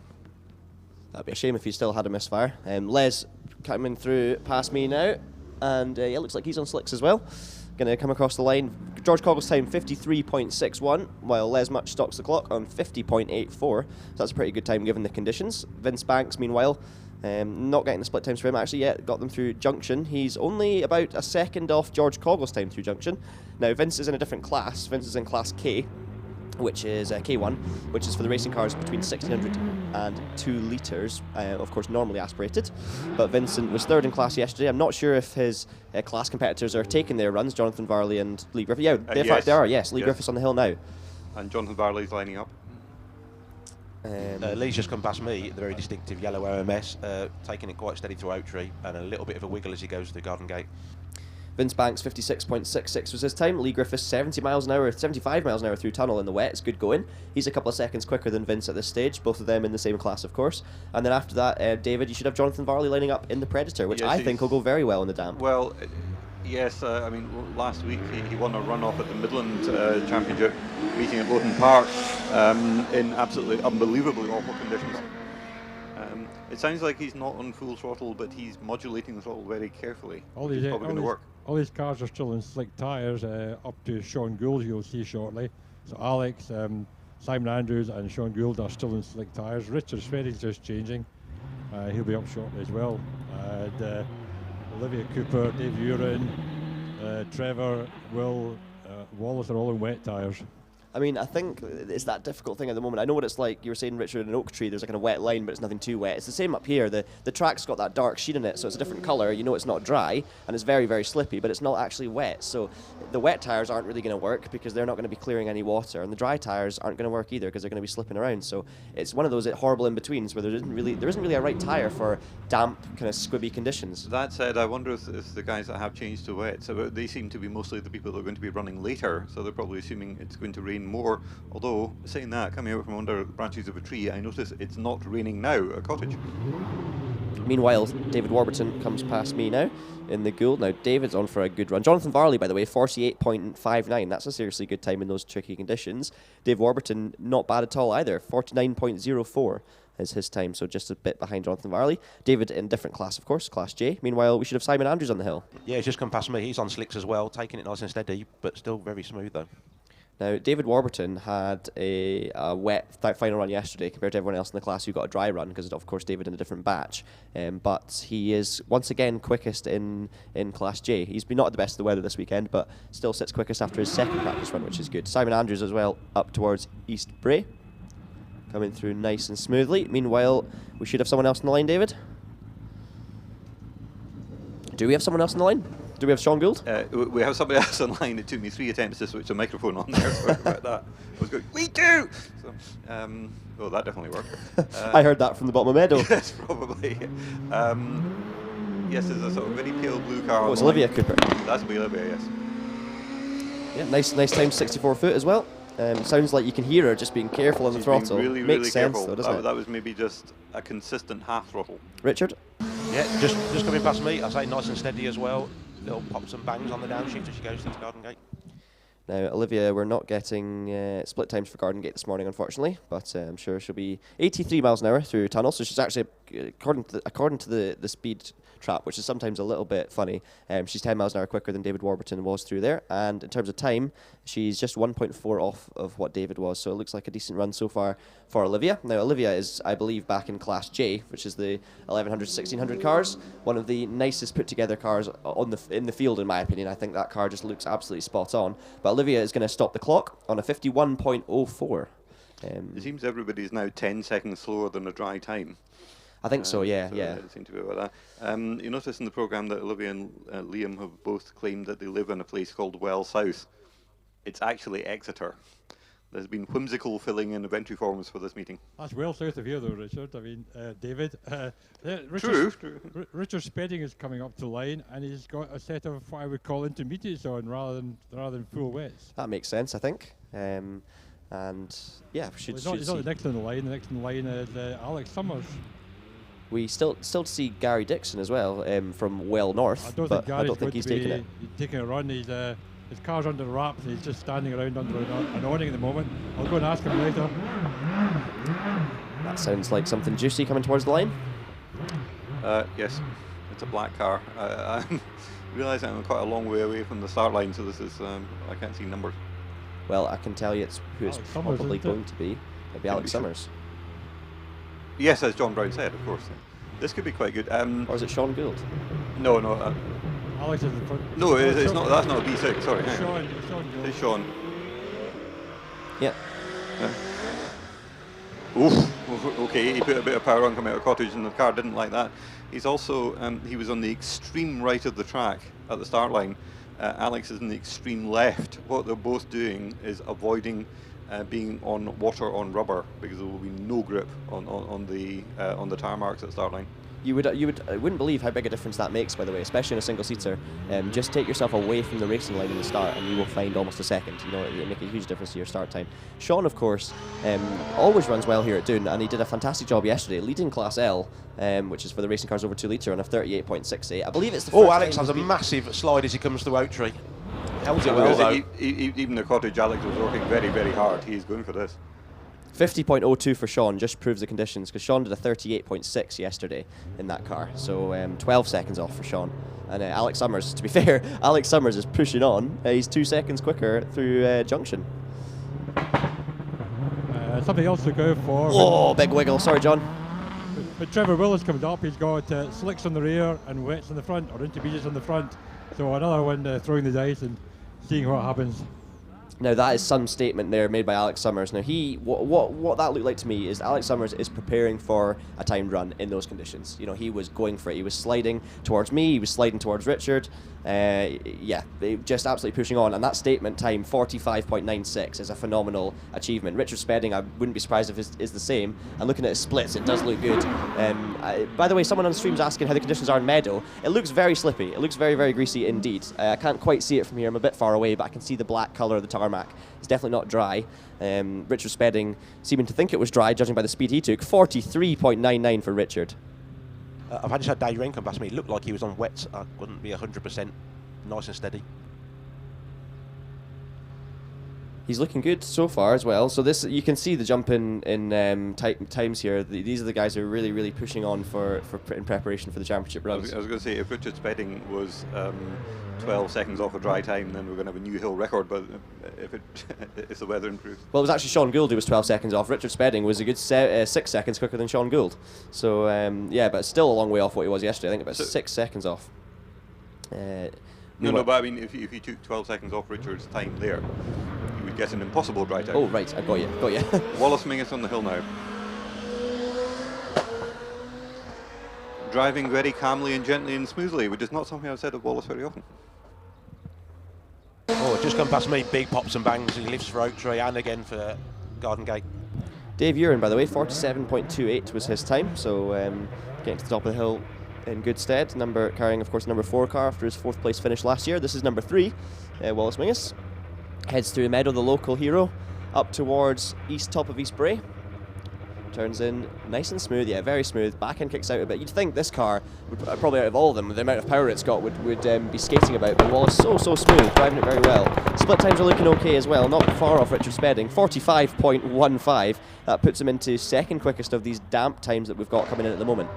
Will Hall was only just off the rubber at the start line, and he was on the traction control,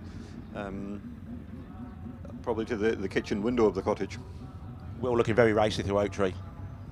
I can feel the trees move as Will Hall fires up the hill. The traction control kicking in, you can see it. Very, very quick through Meadow, it must be said.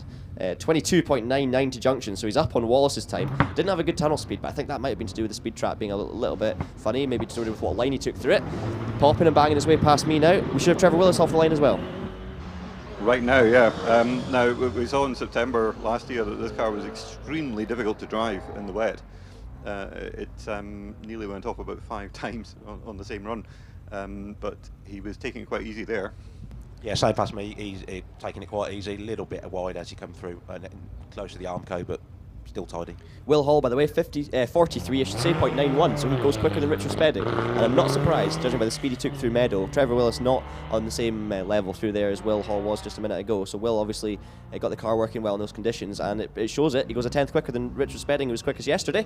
And Will Hall, quickest of the damp runners. Meanwhile, here comes Trevor Willis towards the line now. He's going to set a 46.31. So he slots in just behind the likes of Alex Summers, behind the likes of Wallace. And yeah, made it to the top in one piece, which I think is the main thing. And that was with the slicks in the rear as opposed to the others. So yeah, I will take the time a little bit. I was trying a different setup there to see how it goes with different tyres front and rear. Now, this single-seater you're seeing at the moment is not in the same class as the likes of Trevor Willis and Will Hall. This is, of course, John Albiston in the Brabham BT38C. Now, we've seen John coming up this hill many times recently in the Lotus 23C, one of the most beautiful cars you would see on the hill, really. And he's been pedaling this Brabham recently, trying to get performance out of it. And I tell you what, he's doing a fantastic job. 60.39 was his time there in the damp. This, of course, a much older car than many of the other ones we've seen. If you'll excuse me, chaps, I'm going to go back to paddock and leave you to it. There'll be nobody from Cottage in the next batch, but you should have Al Suttie back here for the first batch of competition runs. Sounds grand. Well, yep, you go and stay dry. And we're a long way past that, John. wish your luck to Paul Hunter as well for us, who'll be heading up the hill soon. Yeah, not too much luck. He's going a bit too quick for me. Fair enough. I wish him a little bit of luck. A little bit of luck, just a calculated amount of luck. See you later then. Okay, see you later on. Thank you, David.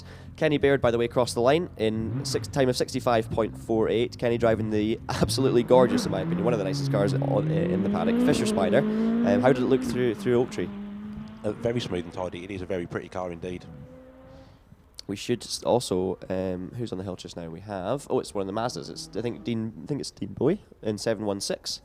So this is jumping up, of course, the double-driven cars in the future classes, which we'll give you a full rundown of fairly soon. But Dean's time is a 62.01 in the Mazda, so not as quick as the Mazdas were managing yesterday in the drier conditions. I believe I've just had Helwyn Broad come past me as well. Yes, a slight difference from the Mazda. How was he looking? Yeah, really tidy as well. The typical little burble off the turbocharged 1300 engine. Good to see Kelvin back out again then. 44.50 was his time yesterday. Pushes on through the S's, nice and smooth indeed. I don't know how he's going to get on compared to the likes of Richard Spedding. 50.46 was Kelvin's time there.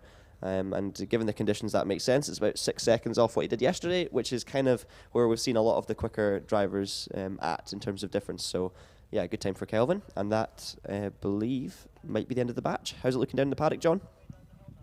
It's looking lovely down here. The sun is coming out. The heavy clouds have disappeared. If we get another hour and a half, we should be the next set of runs. We should get a dry run through, hopefully. And that's when we'll have the rain come in. Yes, just in time. Yes, just in time for the runoff. A few drivers obviously didn't take a run in that set. Gary Dix was one of them. I'm going to talk to Gary here. He's sitting in the trailer looking at the times, etc. Gary, have a wee word with you. You did take a run there. Obviously, conditions are tricky, and you know the place pretty well in the wet and the dry. Yeah, I just thought, well, it's changing the whole time, and it was just risk and binning it really, and I thought it's safer. Just chill a wee bit, get your car ready for the main run in a minute. This is a new car to you this year. It's a bit different from what you've had before, I believe. Oh golly gosh, it's a handful. Yes, it's just there's gizmos on it that I don't particularly understand, so I just twiddle a few switches and give it the go and hope for the best. So you got a few more combinations to try before you get the best out of it, have you? Oh yeah, I think so. I know Ross did it before me. I think he was a season or two before he was then just wiping everything, you know, or in Scotland. So I think I thought I could step straight in it and be up there, but nah, we're doing fine, you know. But I would. I'm so tempted to go with everything switched off and just go by seat of the pants driving. It would be great. Well, why not? That's your sort of do minimum, and they can just do one switch at a time and see what happens. But maybe switch them all off and see what happens.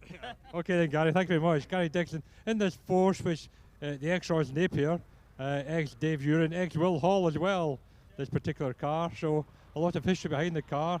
And I actually remember seeing Ross Napier, his first outing was at Kames a couple of years ago, and his first run was in the barrier. So a very tricky car to get used to with the turbocharger, and as Gary said, lots of on-off switches to fiddle with your gizmos. Yeah, Ross has been pushing that car on for a good few years, and as Gary said, he's absolutely right. It did take Ross a couple of years to really get the most out of it. Him and Les Much were always very close, but see, by the last year, when Ross was really, really firing with that car, he wiped the floor with all the records in Scotland, pretty much. He was taking record after record when the conditions were right, doing a phenomenal job. And, you know, Gary is one of the best drivers in the Scottish paddock. I think everyone knows that and would agree with that. He's been racing for a long, long time in many different cars, and he's always unbelievably quick no matter what he drives. But for him, this is a new beast. You know, this is something with more modern technology. It's something with the electronics and stuff like that. But it's also something with ridiculous amounts of power and about no weight. So it's just, in terms of drivability, that car is always going to be tricky. But you know that once he does get used to it, he's going to be flying. And I reckon, you know, we'll see him very, very high up the runoffs indeed once he gets used to that car, especially here at Doune. He'll be doing a good job. And of course, he is leading the Scottish Hill Climb Championship at the moment, which is awesome to see. I'm still kind of going to try and get some information about how the Max Sport Lowland is going. I just don't want to give you any wrong information, but I will give you a little bit more about the Scottish Championship now that you've spoken to Gary. So I gave you this kind of rundown of the top standings, and Gary, of course, from Orkney, is leading the championship at the moment, looking to claim victory in his first year in the car. But the championship basically has attracted 103 entries this year across 4 different divisions. So you've got the road cars, the modifieds, the competition, of course, and the classic cars. So 103 entries is brilliant for the championship.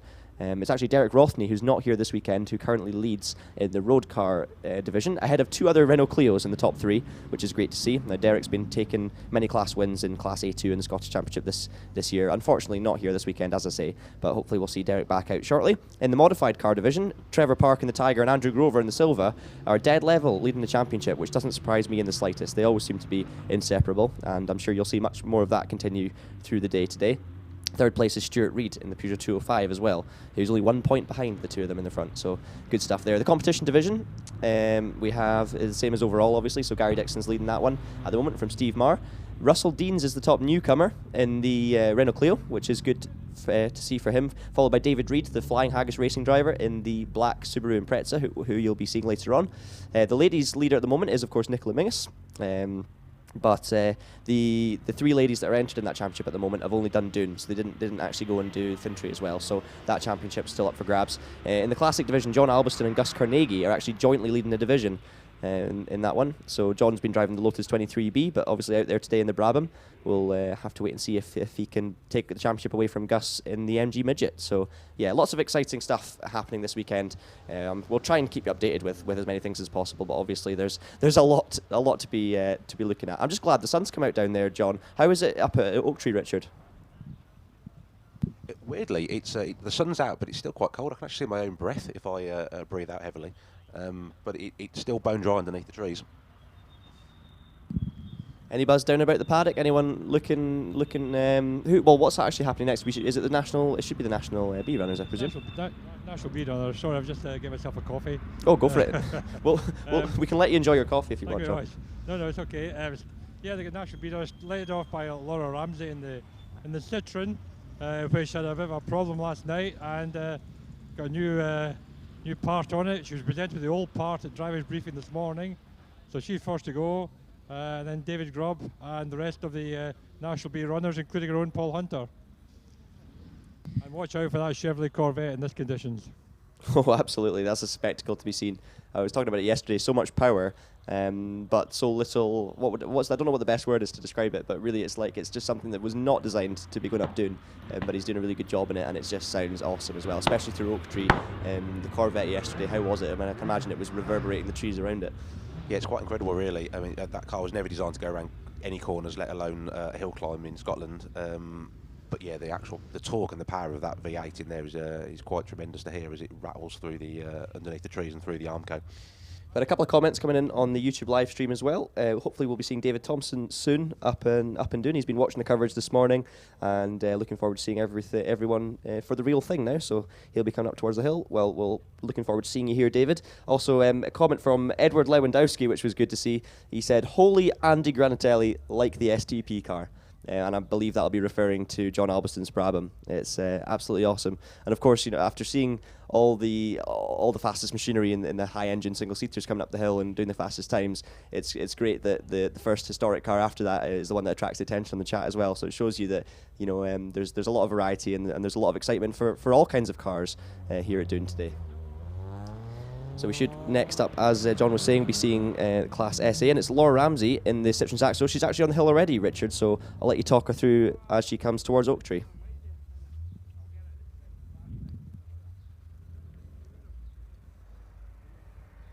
Yeah, she comes through. Quite steady, maybe a little bit edgy after yesterday's incident, but nice and smooth still. Brakes a bit heavily for Garden Gate, but gets through there easily. Yeah, Laura, as we were talking about Laura yesterday, she's been really making inroads in that class for the last few times at Doune. She's moved up from kind of being a tail ender to fighting for class wins, which is awesome, and taking it nice and easy in the damp conditions now. But as you say, after yesterday's little incident, I'm sure she'll be wanting to keep it all together. Looking down at Meadow, though, the back end did seem to step out a little bit, so it is very slippy still through the Meadow. We saw some good single-seater times coming in, but still a long way off dry, so very easy for a car to go light through these damp conditions. And of course, for these drivers, it is still practice, so no need to be pushing on too much.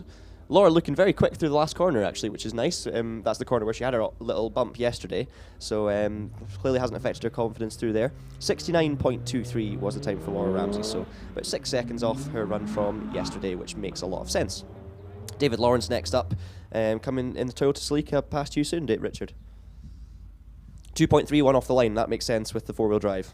Yeah, I can hear the turbo burble as he comes through. He's pushing on quite hard. Brakes a bit early for Garden Gate though, but gets through there easily.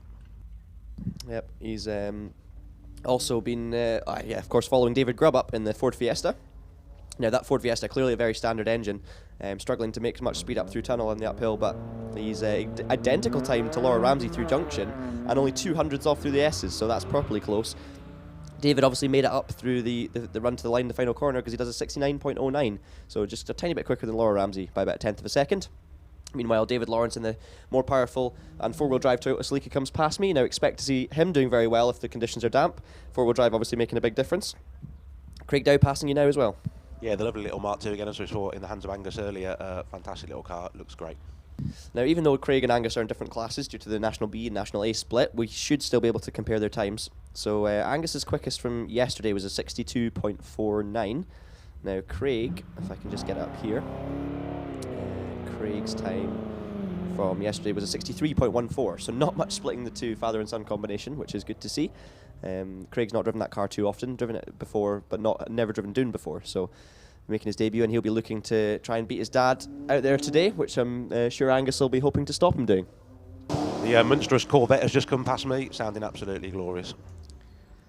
And we'll be seeing him up through the meadow very shortly. But Craig Dow then crosses the beam on a 65.68, which I think he'll be very happy with. That's a good chunk ahead of the likes of Laura Ramsay, David Grubb. Obviously, the Craig and Angus Ford Fiesta a bit more powerful, but that's only a couple of seconds off his drier runs from yesterday. Still damp yesterday, of course, but yeah, slightly drier than it is now. Meanwhile, John Beckett comes towards me in the chicane. I'm just going to leave my mic open for the Chevrolet here as he comes through, just see if we can hear it.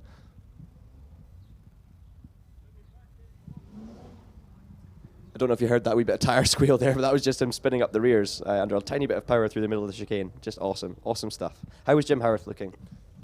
Yeah, quite steady through here, but I think he's probably, as you come into Oak Tree, it's still a bit damp and then it dries up massively, but of course if you've already had your lift before you get to Oak Tree, then you've already lost it a bit of time there.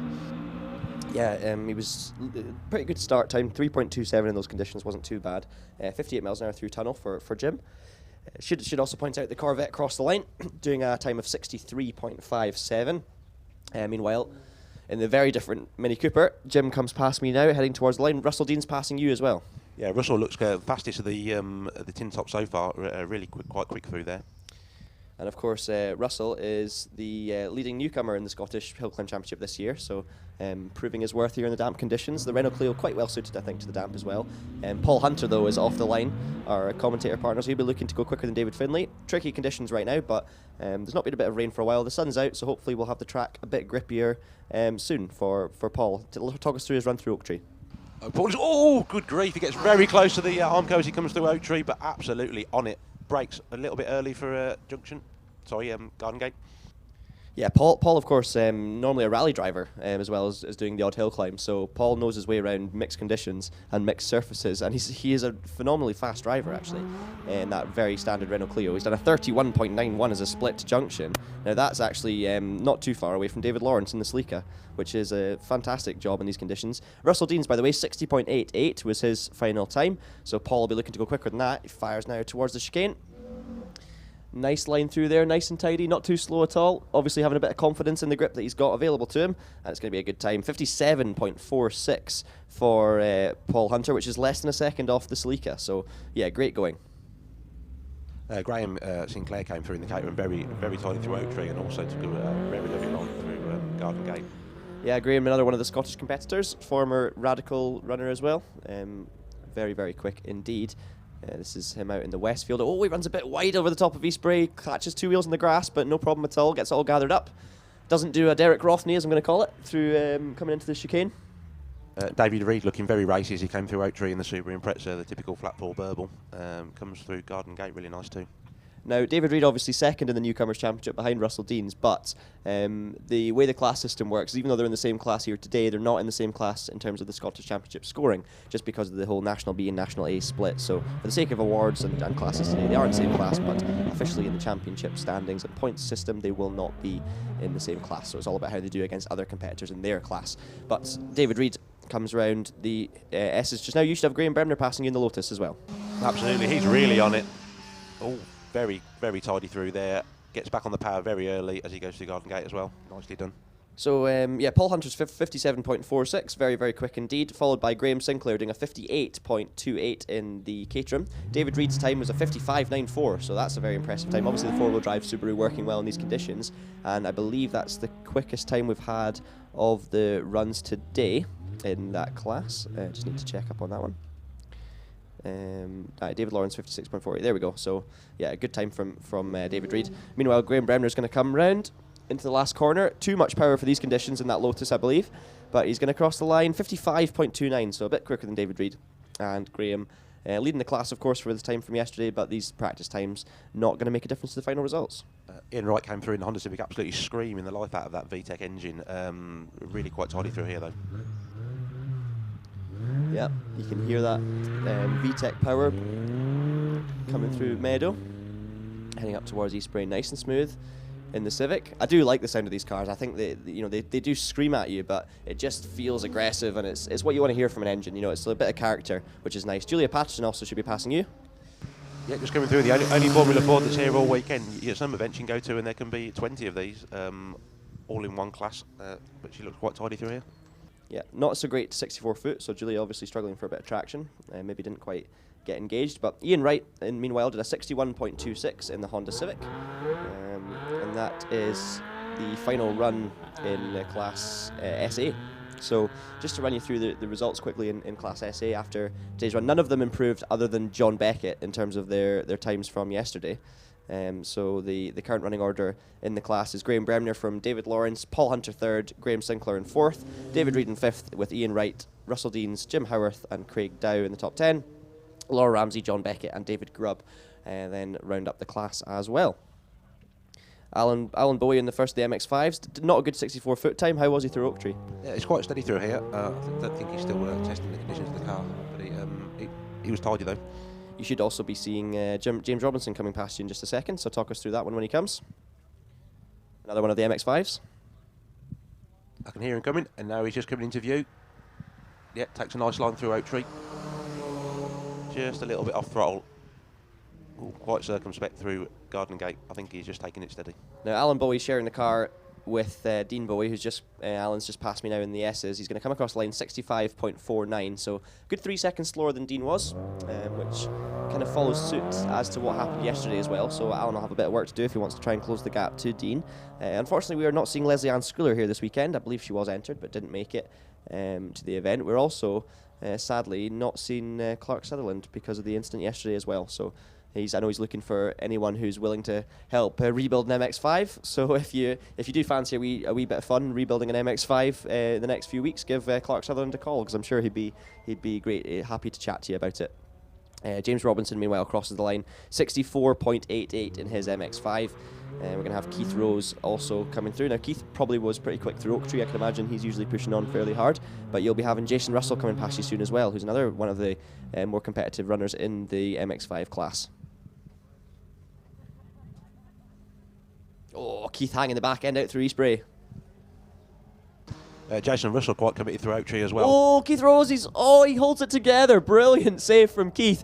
That was definitely a panic moment. Came into the chicane just a little bit too hot. You could see him getting sideways on the damp track. He puts a couple of wheels on the grass on the left, and I've been there before. I know how that feels. The back end swings out, but he gets it all gathered up, gets it collected, and keeps on going with no problems. But he does a 64.47. He lost about a second there to James Robinson through the last corner, but yeah, not for the one of trying from Keith Rose. Fantastic effort through this chicane. Got my heart racing anyway. But Jason Russell now comes past me in number 120. David Wallace passing you as well. Dave Wallace just come past you with that very distinctive exhaust note on the Unos rather than an MX-5, although essentially they are the same cars. You can hear him coming a mile off in that car. Now, David Wallace, also son of Richard Wallace, who is I used to race slot cars with up in Invergordon, so it's good to see keeping motorsport within the family. David doing a great job in that car as well recently. He touches the grass on the way into Eastbury, kicks up a bit of dirt, nice to see it, and fires now down towards the chicane. Nice and smooth through there. Clark Sutherland absolutely on it through Oak Tree, right out to the outside, almost clipping the Armco. Yeah, that'll be probably Neil Girdwood in his MX-5, 61 miles an hour through tunnel and 31.84 to junction. David Wallace, by the way, stopped the clock on a 61.51, which is the quickest of the Mazda runners we've seen so far this morning, which is awesome to see. The second quickest so far is Dean Bowie on a 62.01, who was up in an earlier batch. But meanwhile, here's Neil Girdwood firing towards me. You should have Andrew Connell with you as well. Yeah, Andrew's come through, also very quick. All very late breaking into Garden Gate. Yeah, Andrew Connell and Ross Glenn, two of the main runners in the MX-5, so you should see Ross up next along. But Andrew Connell, always smooth, always unbelievably fast, and he'll be one of the favourites for the class today. He's up by 4/10 on Neil Girdwood as well through the junction split, so Andrew will be firing through the meadow, nice and quick and committed through meadow. And yeah, you'll need to talk us through Ross Glenn coming through Oak Tree, because he's always very committed in the black MX-5. Yeah, he's always coming. He's absolutely flying through here. Oh, lovely line, takes it nice and smoothly though. Heads into Garden Gate, light brake, just slightly locks up, turns in nicely though. You wouldn't think it was wet watching these two. Andrew Connell carried so much speed through the S's, lovely and smooth. Not the same drama that we had with Keith Rose, but it was so quick as well from Andrew. 56.54 was his time, so he goes quicker than Neil Girdwood, who did a 57.82. So those two kind of raising the bar for the masses here this morning. Track does seem to be drying out a little bit at the moment, which is good as well. Meanwhile, here comes the mighty Ross Glenn. Fires into the chicane, so much speed coming in. Very similar to Andrew Connell through the corner. I don't know how these guys drive those cars so fast. I really don't understand. It beats me. Like, it beats the laws of physics. Ross Glenn crosses the line in a 56.68, so he's just a tenth of a second behind Andrew Connell, unsurprisingly. And that takes us to the end of the MX5 hill climb class, which is class SF. So it is Andrew Connell, who leads the class then by 10th from Ross Glenn. Both of those guys going quicker than they managed yesterday, which is very impressive. Both of them actually improving by exactly 1/100th of a second, or 2/100ths of a second, on their fastest runs from yesterday. It's ridiculous how consistent they are. I've just had Alex Hazelwood come through in the lovely white little Sprite. Very smooth. You should have Richard Morris as well. Yeah, absolutely, in the TBR. He's just very close to the inside of the arm coat. The mighty 2.5 litre TVR. Yep. Richard Morris. It's one of the other great sounding and looking cars in the field as well. Alex Hazelwood, meanwhile, crossed the line on a 65.49, so he remains in second position in class. Al Suttie leading the class at the moment on a 61.87 from his second run. But we'll see how he gets on later on. We should also have, speaking of Al Suttie, of course, our commentator throughout the day. He's off the line and underway, so you can talk us through his oak tree when he gets there in a few seconds. Richard Morris also heading up towards Eastbrae as we speak. Just to warn you that the Scott Brownlee is on the line straight after Al Suttie, so this must be the first batch of the first time runs coming up now. Brilliant, thanks for that, John. That'll so that means that the next runs will be actually counting towards our final results for the first time. Alisdair Suttie takes a really nice line through Garden Gate, just the faintest of lifts, and just chucks it in. He was 3/10 quicker off 64 foot than Alex Hazelwood and 3 miles an hour faster through tunnel. Keeps the 3-second gap as well through junction. Meanwhile, we do have Scott Brownlee off the line, so this will be the first of our timed runs. So we'll make sure we get you that one very shortly. Meanwhile, Al Suttie fires it through the chicane, nice and smooth, but quick as well.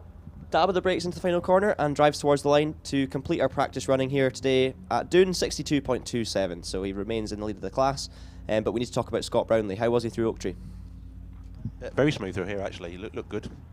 It's very dry through here now as well, so I think everyone realises they can push quite a bit harder. So this is where all the times reset then. So this is the first of our timed competition runs here this afternoon. This is when it begins to count. So drivers scoring for the Scottish Championships, it's the best of their 2 timed runs. For those scoring in the leaders, both timed runs will count towards the results, and of course for the run-up for the British Hill Climb Championship drivers, it will be counting towards the run-off. So this is where it really does count. Scott Brownlee leading the class after the practice runs, so we'll see what his time is going to be. You'll have Alan Reid coming past you shortly. Scott Brownlee stops the clock on 59.89. Alan Reid's going past me now. He's really on it. Oh, love it. Just a downshift. I think he just lifted on the downshift and turned into Garden Gate.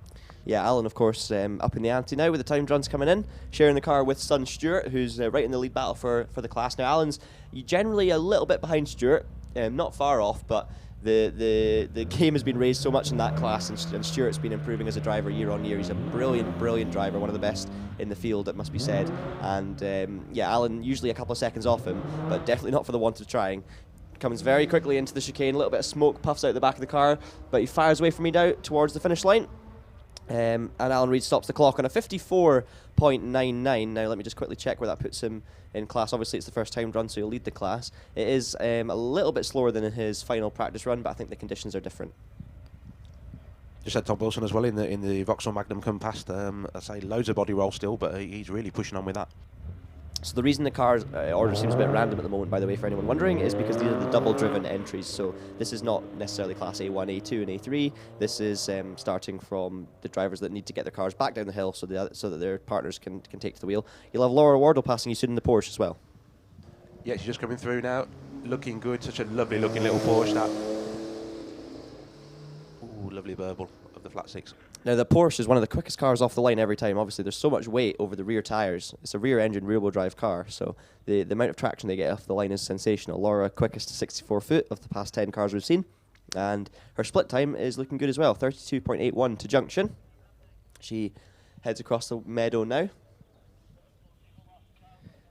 Tom Wilson's time, by the way, 61.97 in the Magnum. Body roll was on point through the chicane.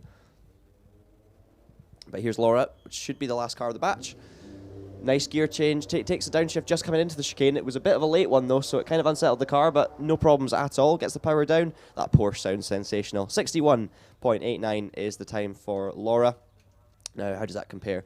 So she does go quicker than Tom Wilson by just under 1/10 of a second, so she takes the lead in Class C3 ahead of the Magnum. And in terms of her practice runs, she's not as quick as she was this morning, but the conditions are a little bit slippier. And we must also be said, Richard, in this situation, obviously, you know, sometimes you want to be the driver first up the hill because you get the drier conditions when it's about to start raining. But a lot of the time, you want to be the last driver down the hill because the track's going to be drying out. It really is kind of down to luck, I guess. Absolutely, it can swing in your favour either way. I think it happened at Chelsea last weekend where some of the dual drivers went after it rained, and then of course the dual driver at Chelsea go afterwards. And then they get the track dries up and they get much beneficial. But here I think it just bends so much. We get rain showers all over the place, so it's kind of in the lap of the racing gods, really. How's things looking down in the paddock, John? If he might still be enjoying his coffee, to be fair, so we should probably leave him for a minute. Oh, no, it's uptime the microphone's switched on there. Big news for the paddock at the moment is that Robert Kenrick will not be taking any further part in the meeting. He had a slight a clip went missing and fuel starvation, and then a slight methanol fire in the engine. Fortunately, those who know methanol know it burns without a flame, but these days you have to add some flame to the methanol, and you have to spot the fire and put it out, but the car will not be seen again this weekend. Yeah, that's a real shame. It doesn't actually surprise me. Obviously, this was all unfolding in front of me in the chicane, and I wasn't quite sure what was going on. I could tell there was a little bit of fire, but with the methanol, it does burn invisibly. So, yeah, I think it was a bit of a scary moment, to be honest. At the top here, Robert was already out of the car, and the marshals had the fire extinguishers, but it's difficult because you don't know where to put the extinguisher. You don't really know how bad it is, what damage it might be causing. Obviously, trying to take the engine cover off when there's invisible fire is tricky, but must be said, the marshals did a fantastic job to get it sorted. Fixed up privately. To be okay, everyone will be on these issues in the end. So, drivers coming down. Next back, went on by Angus now, shouldn't it? The Fiesta. Then David Finlay and Angus here at the 7th at the moment. So, have to go for him coming through in a minute or two. But yeah, this is where the serious stuff begins.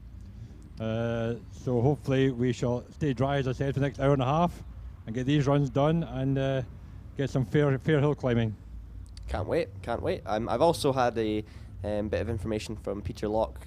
Thank yous very much to Peter for that, about the Lowland Speed Championship. So once I get my internet sorted up in the box on my laptop, I'll be able to bring you some of the current standings and scores, which will be good.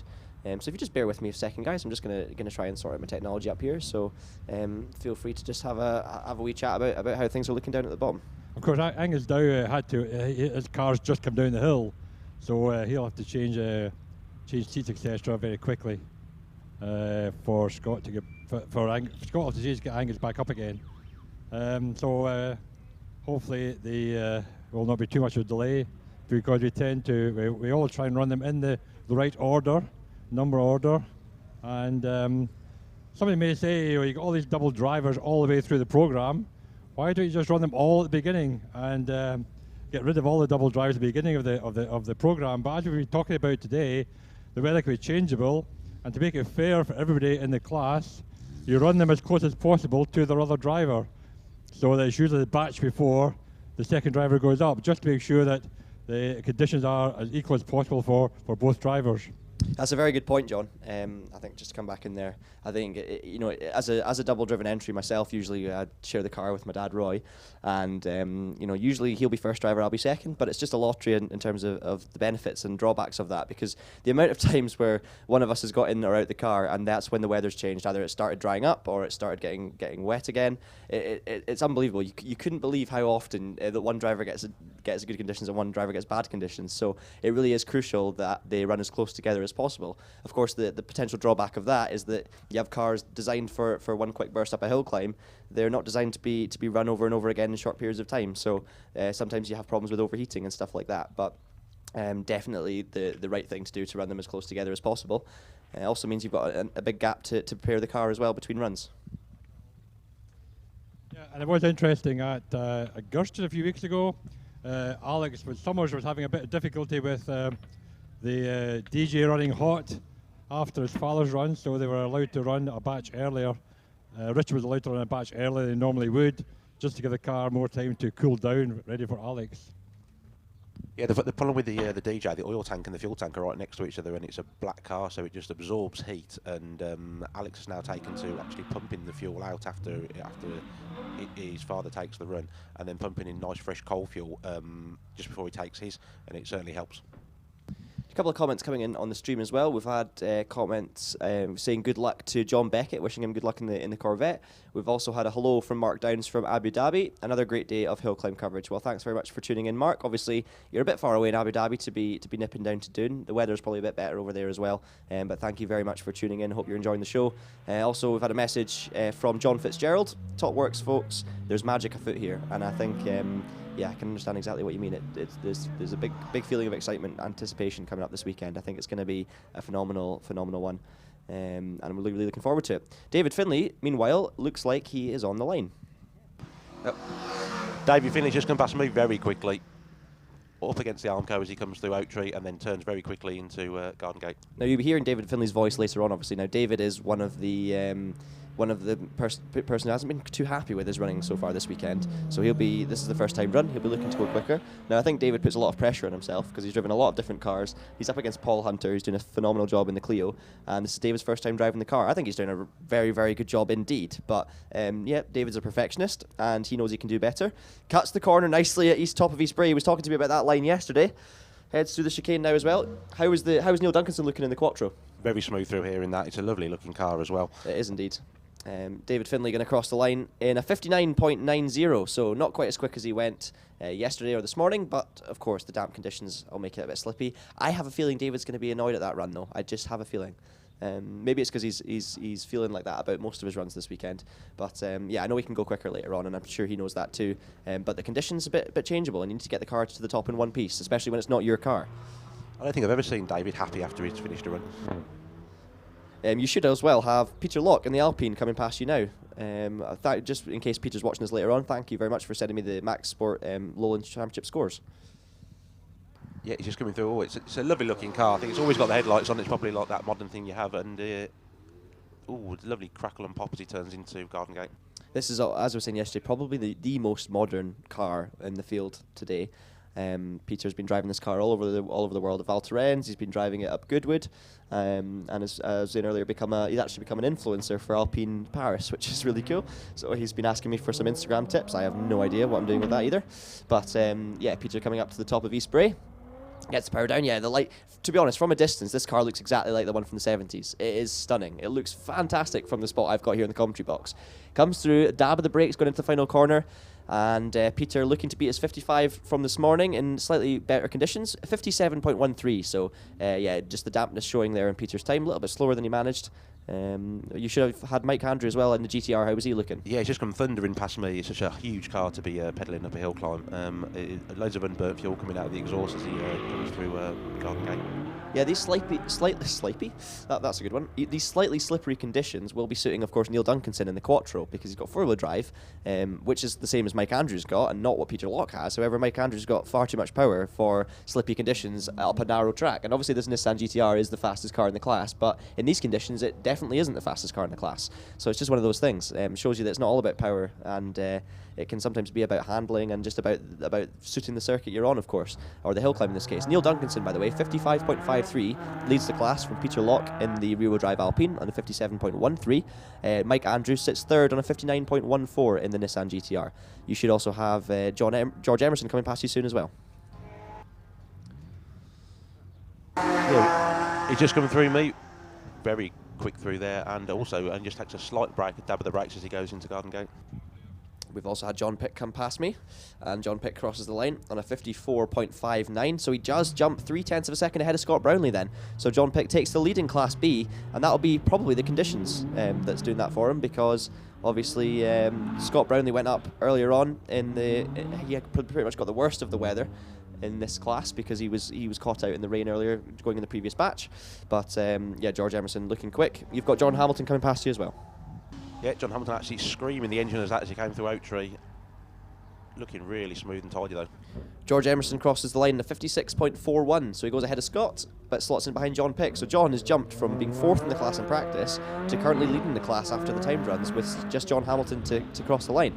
But John now heading through towards East Bray. Didn't look too quick through the meadow, maybe just being a bit tentative in these conditions. And of course these conditions will suit the John Pick car, because it's four-wheel drive, of course, in the number 21, which is of course the AMS Murtia.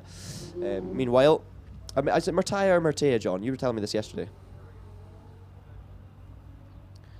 Murtia, I think. Murtia, okay, we got it right. That's a change. John Hamilton crossed the line 57.46, so he slots into third in class. So basically what's happened there is we've seen the order basically turn its head, because John Pick leads the class from George Emerson, John Hamilton third, and Scott Brownlee in fourth, who was quickest in practice. So obviously, as I say, Brownlee got caught out by the wet weather there, but still a timed run to go, so we'll see how it goes. Eric's just come past me, absolutely flying through Oak Tree, and turns in incredibly fast for Garden Gate. We've also had Angus Dow coming past me in the Fiesta, looking to go quicker, 63.65 for Angus. So he's 4 seconds behind David Finlay, who leads the class. And Angus will be pretty happy with that, given the slippery conditions. John Ramsay coming past you soon in the Nova, and I'm sure he'll be pushing on. He's just come off the line. Hello, it's Alisdair back. Great to hear from you, Al. You happy with your run? Yeah, I think given the conditions, yes. I think the most of the track was dry, to be honest. It's cold but dry. It was only really the first couple of 100 yards that were damp.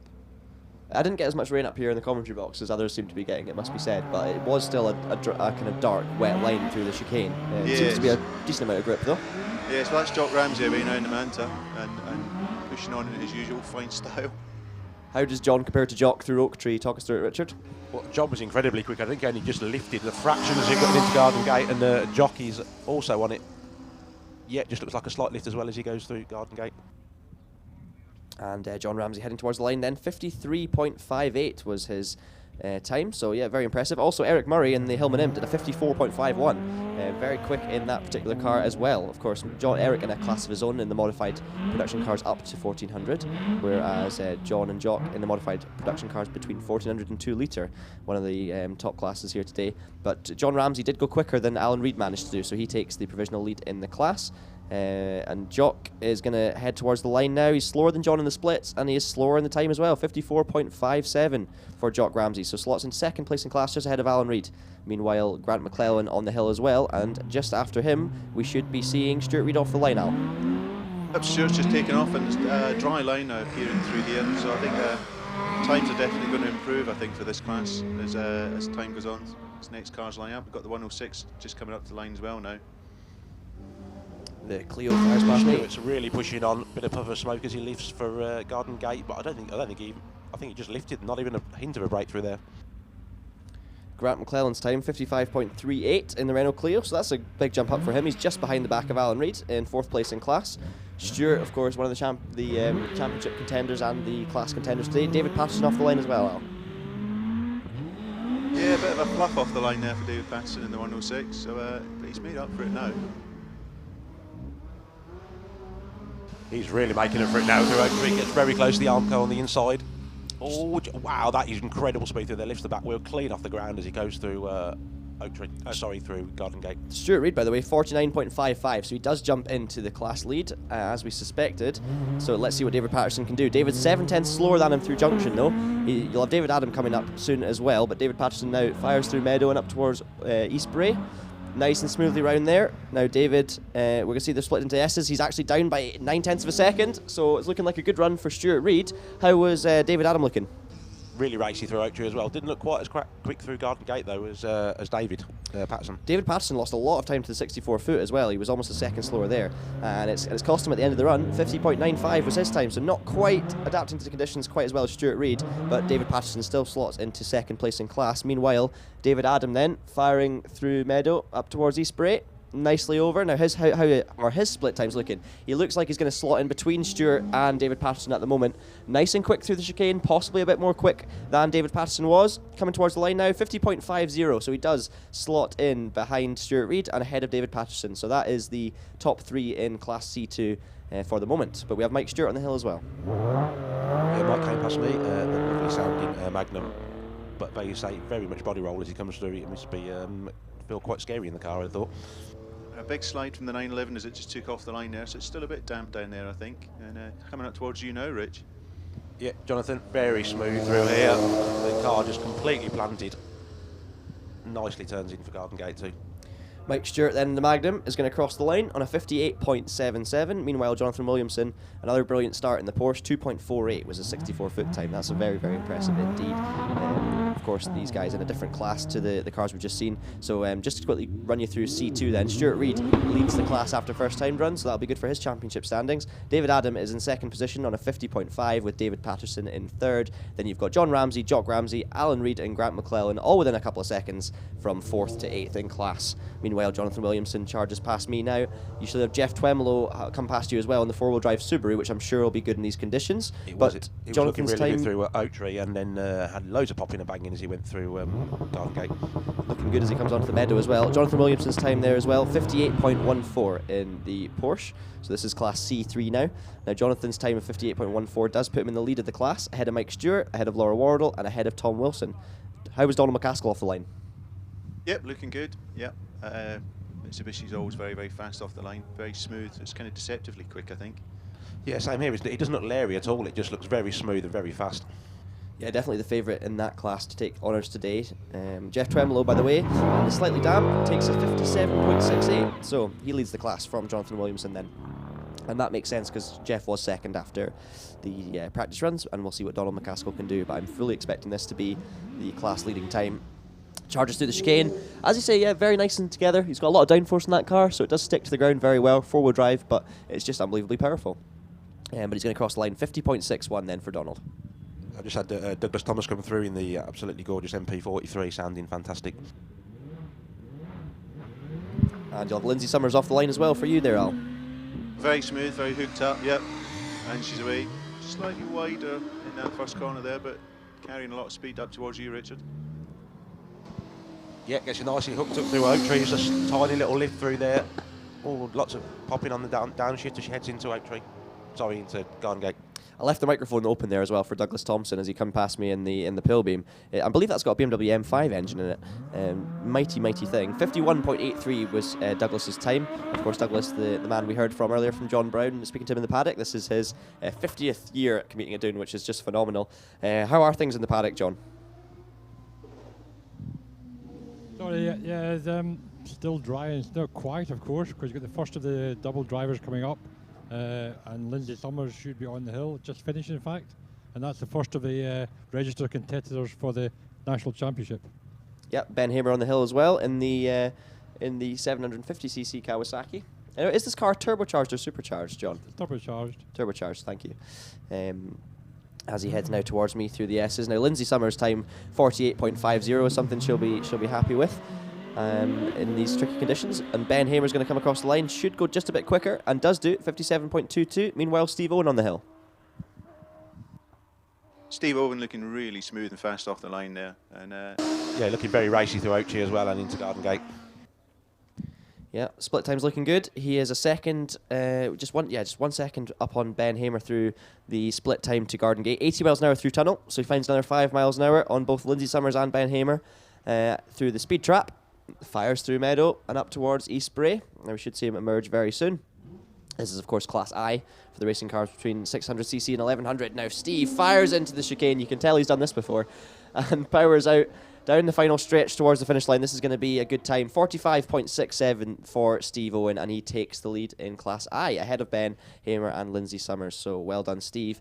And that concludes this batch for the moment as well, of the first batch of our timed runs. So yeah, guys, everyone looking like the track's a wee bit slippy, not quite dry, not quite wet, and the drivers seem to be coping pretty well with it. Certainly down here on the start line, you can see there are two distinct dry lines where the tyres have been, and it is drying, but I think there's not enough warmth to kind of lift it off really quickly. And certainly looking at the sky, it's pretty overcast at the moment. So hopefully it might be like yesterday morning where the sun began to poke through, and we'll get some better weather for the next runs. I'm just going to tune out for just a few minutes, but I'll leave you in the capable hands of John Brown to lead you away in the paddock and see if there's any stuff going on there as the batch ends.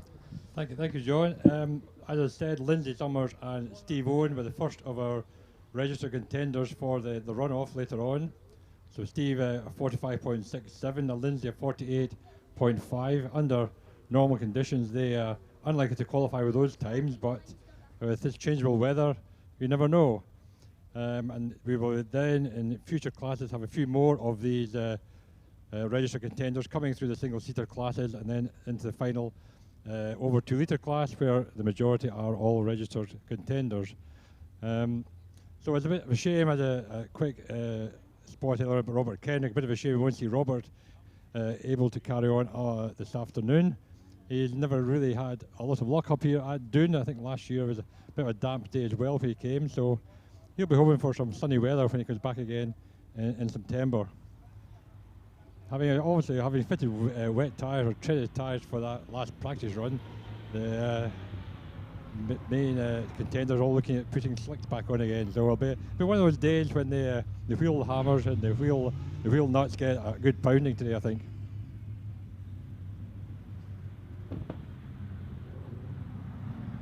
I'm just avoiding cars down here as Doug Thomson comes past in the it's a 4.9 litre BMW engine in that pill beam.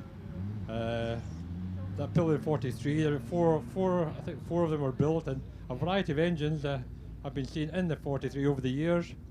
Started off with 2 litre Hart engines. Martin Baldover won the national championship in one of them back in the 1980s. And I think that car actually of David's has in the past had a Mitsubishi engine in it at some point, one of his previous drivers. So as I say, these cars are still looking lovely after 35 years. And still going well. David was down at Crystal Palace bank holiday weekend for the annual sprint down Crystal Palace, came third fastest time of the day down there, beaten by one of the young hot shots with the 1100 class actually, Andy Greenan, who's not here this weekend. Him and his brother are very fast 1100cc drivers from down south. Andy was fastest of his day at Crystal Palace at Maybank holiday weekend. So that's off the paddock at the moment. Richard up at Oak Tree. Now they're really in the dry runs, you've seen them. You must be impressed by your viewing facilities up there at Oak Tree Garden Gate. Yeah, it's absolutely fantastic up there. You get a real sense of speed as they come headed into Oak Tree. If any other people spectators want to come up here, it's a great view as they come thundering through round Oak Tree, which is, when you're sitting in a car, it looks like a sharp 90-degree left, but it's much more slow, easier than that. But when you're travelling at speed, it looks a lot worse. And then, of course, when you're going into Garden Gate, that feels like a 90-degree right-hander. I think, spectators need to get up to Oak Tree at some point if you've not been there already. It's absolutely fantastic. Yeah, some of the cars are really testing the track limits, coming right up against the Armco as well. It's really impressive to watch. I mean, it's also it's been completely bone dry up here all morning. Even with the rain, it stayed dry underneath the trees. I just want to give a shout out as well while we've got a wee chance. Well, first of all, I'm going to answer a question on the stream from Jordan Bevington. Jordan saying he definitely needs to get up there. All the timers are watching the stream when not timing. That's brilliant. He's asked what's happened to Robert Kenrick. Well, he says Robert. I'm presuming it's Robert Kenrick. Robert seems to have had an engine issue. And unfortunately his events come to a premature end, but hopefully it's nothing too serious and we can get that sorted. I'm sure someone will get more details as well on the actual methanol issue that was had as well, obviously causing a methanol fire. as well, but it all seemed to be under control. I also just want to quickly as well give a shout out to all the fathers out there watching, because this is of course Father's Day, so I'd like to wish everyone a very happy Father's Day. I'm sure lots of people in the paddock, including myself, have a huge amount to pay to their fathers for helping them get involved in motorsport or coming and joining in the motorsport with them. Of course, we've had lots of father-son, father-daughter combinations in cars as well, so it's, especially me, from my perspective, my dad is basically the reason I'm able to race at all or commentate, because he's been doing it for years and gave me the platform to go in and do endurance racing, to go and do hill climbing and sprinting, which none of it would have been possible at all without him. So just need to give a huge amount of credit to all the fathers out there, and also those fathers who make racing possible for their friends and family. And what sort of racing do you do when you're not commentating then, John? Currently racing in 750 Motor Club Enduro Championship, which is good fun. So driving a Mazda MX-5 Mark III in basically a club level of endurance racing, which is great, and it's a lot of fun. But we do have a car on the hill. It's the green Caterham, number 45 away. I believe that's Phil Goff.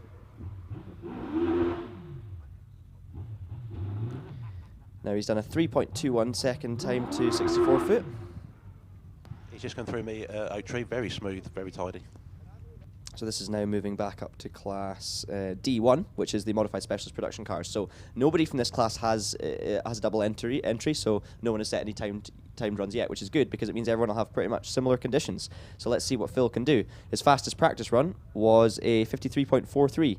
So let's wait and see if he can improve on that. I don't know if he's going to at the moment as he heads towards me in the S's. He should also have, coming off the line very shortly, Melvin Hartley. Yep, he's literally just taken off now, and it's interesting to see he took a very different line onto the start line there, his line up, and has, I think, missed a gear. Yep, he's found it now, and he's on his way towards you, Rich, a bit slower than intended.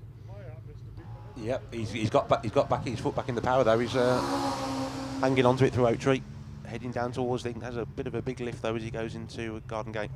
Melvin, of course, was ahead of Phil by a couple of seconds after practice, but that mistake might cost him a wee bit. He's actually down by 7/10 of a second to Garden Gate, but he's made up a couple of miles an hour through Tunnel.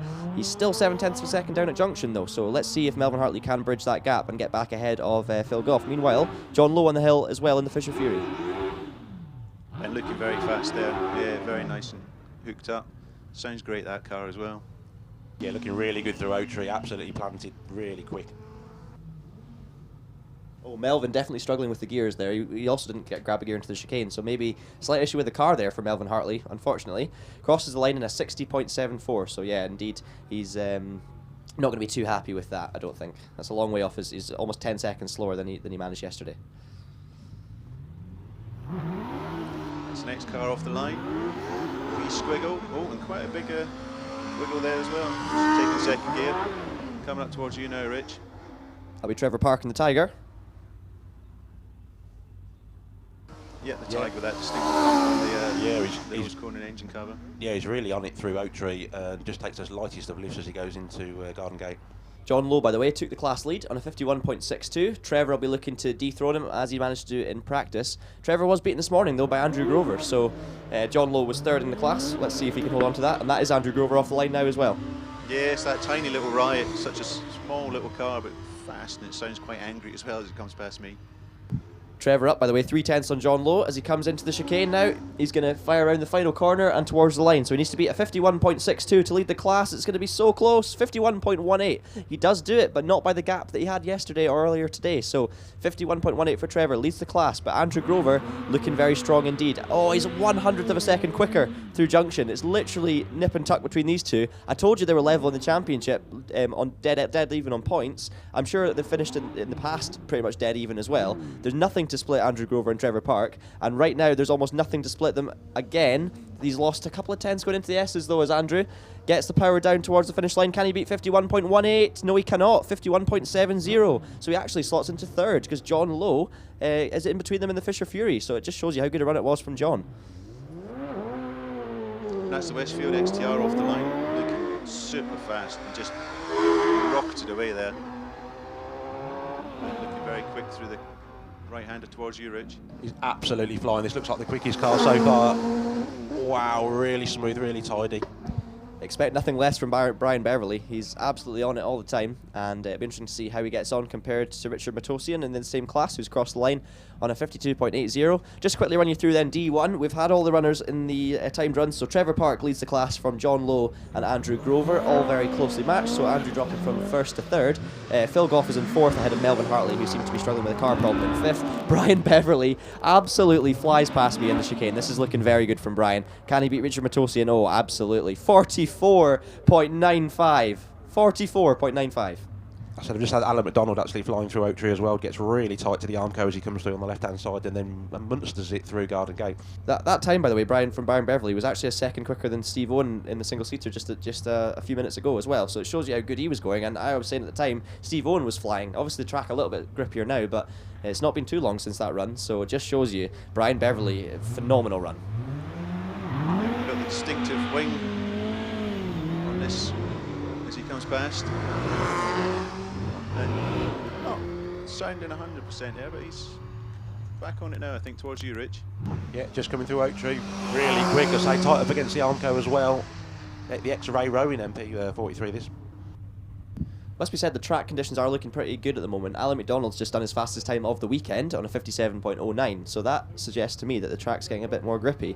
Douglas Thomson, of course, who went earlier on a 51.83, sits second in class, and let's see if Christian Mineeff can do anything about that. It is an awesome looking car, isn't it? Very distinctive.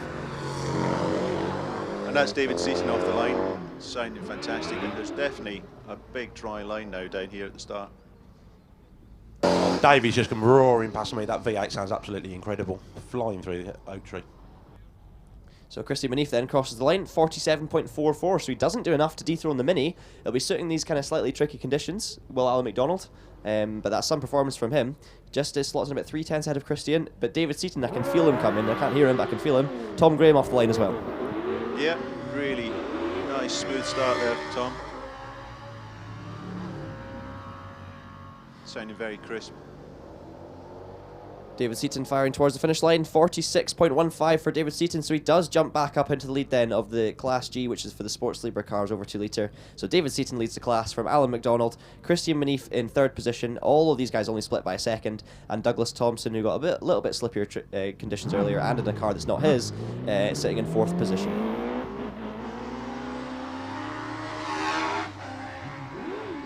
Sounds like Colin Graham. Yeah, he had a little bit of a stutter off the line there, but it got going. I think it was maybe just maybe a bit more grip than he was expecting, perhaps. Tom Graham looking reasonably committed through the chicane. He's going to come across the line now to complete in the time of 52.15 for Tom Graham. So that is almost identical to his fourth practice run this morning. And you should also have off the line very soon Keith Weeks. That's him, he's away. Yeah. Not hanging about, and that car sounds really nice. That engine revving away. Yeah, the air conditioning now, the very distinctive looking image. Very quick to Oak Tree, just has a slight lift as he turns into Garden Gate 2. Looks good. Colin Graham's going to cross the line in a 51.63, so he stays ahead of Tom, but the gap's a lot smaller. I'm sure Tom will be pretty happy with that. Meanwhile, Keith Weeks flies through the meadow, fully committed in that image. It's a very, very old car. It's almost a historic car now, and it's amazing how competitive he is in that class. Debbie Dunbar coming past you as well. Yep, she's not hanging about, straight towards you, Rich. Yeah, Debbie's coming past me really smooth, really tidy, really fast. Looks fantastic. Just a pop and a bang as she downshifts for Garden Gate. Keith Weeks, by the way, 45.90, so he slots in just behind Steve Owen in Class I, just 0.2 of a second behind. And Ben Hamer still sits third, and Lindsay Summers fourth, with Colin Graham fifth and Tom Graham sixth. Debbie Dunbar looking very quick, though, 2 seconds up through junction. Now this is, of course, a dry run for Debbie. She's going to be looking at the ladies' record as well this weekend. Very quick through the final corner. She's going to blast towards the line. It's going to be a class-leading time, 41.92 for Debbie Dunbar. Will Kerr coming past you soon as well, Richard? Yeah, he's already gone and been and gone. It's looking also really quick. Plenty of smoke pouring out the back, but I think that's just a standard for that car. Yep. Will Kerr, fastest time from practice was a 44.13, so that's what he's looking to beat. If he does a 44, he'll slot straight into second place in class. But as I say, it's not fully dry yet, so let's wait and see. Oh yeah, smoke pouring out the back of the car. All right though, it's stopped now. Coming through the final corner, looking very, very quick. Carried a lot of speed through there, looking quite drivable. 43.26. That'll be Harry Pick off the line. Coming towards you now, Rich. Harry looking phenomenally quick. A couple of little sparks coming off the bottom of the car as he goes through Garden Gate. You can tell we're definitely into the single seaters when I'm needing to come to you as soon as possible when he's off the line. It feels like as soon as someone's off the line, I'm straight away going to Oak Tree. It's unbelievable how quick these cars carry the speed up through the hill. But Harry Pick then looking very strong, 94 miles an hour through the tunnel speed trap. That's about 7 miles an hour quicker than Debbie Dunbar's 41.92, and it's her final time. Oh, a bit of opposite lock for Harry Pick, looking very quick through the chicane. It's going to be quicker, you know that. It's going to be quicker. 41.36 for Harry Pick. Brilliant time, and he leads the class then from Debbie Dunbar with only one runner to go in Steve Marr. I can hear him coming now. He looks absolutely flying through here, Steve. That car looks really well set up. Yeah, Steve flying. He's up Garden Gate. He's about 6/10 quicker than Harry was, but I tell you what, Harry did a phenomenal job in the back half. Tunnel speed only 83 for Steve Marr. He's lost a bit of time, but he's still 2/10 quicker than Harry Pick then as he comes round through the meadow up towards East Bray. Steve Marr turns in, nice and smooth as always in the PCD Saxon. Rob Kenrick's not going to be out to fight him for the class win today, but it might be Harry Pick and Debbie Dunbar that take the fight to him. What can Steve Marr do then? He's always lost the time up to the S's, and it's a 41.71, so he goes in brilliant time nonetheless, but it's second place in class. Harry Pick jumps up from about fourth in practice I should say, to lead the class then, ahead of Steve Marr and Debbie Dunbar, all within 6/10 of a second. Brilliant run from Harry. I've just had Liam Cooper coming through in the first of the dual drive of the 1600s, looking really quick as well through here. The excitement building down in the paddock, John? Oh yes, a few people are looking quite happy down here now, and Tim Wilson goes clipboard out, keeping up all these times. Allan Warburton coming past you soon as well, Richard. Let us know how he gets on. Liam Cooper's going to cross the line soon as well, 44.64. Allan looking really good in the very well presented GR59. Oh, a little bit of a wiggle as he heads into Garden Gate. Liam's the first runner in Class J, so 44.64 is his time. We've got Allan Warburton now, of course, on the hill as well, as you were saying. Looking good. He's a good second up to junction. Now, coming through towards the top of East Bray. Nice tight line up top of East Bray. Didn't use too much of the circuit, but that's not a bad thing. Fires it into the chicane. Nice tight line through there. A little bit of hesitation on the throttle, but Allan Warburton then, final runner in this batch, I believe. No, it's Bernard Kevill is going to be coming up soon. 42.80 for Allan. Yeah, he got a very good dry off the line there. It's looking pretty dry and grippy down here now. The times are pretty good, it must be said. They're not quite fully dry times, but they're not far off. And I think that's possibly going to be it's going to be, I think, greasy, but also psychological, because the drivers don't know that it's fully dry, you know. I've just had Bernie Kevill coming through as well in the 2.6 litre OMS 28, looking very nice. Now we have heading through Meadow, already through Meadow, I should say, coming towards the chicane. Bernard Kevill, sounding fantastic. That Terry Davis engine working away. It's going to be a 44.99 then for Bernard. Where's that put him in class then? We're still waiting for someone else to come off the line, but Bernard slots into, of course, first in Class L, because that is a double-driven entry, and he's going up at the end of the previous batch. So he then leads the class, although it will be under a lot of pressure very soon. We have Richard Summers, though, still to go as well. Yes, very fast and smooth there. That engine sounds great too. Yeah, the V6KF sounded absolutely gorgeous. Such a sweet sounding engine indeed. Yeah, Richard only a 10th of a second off Bernard through Garden Gate.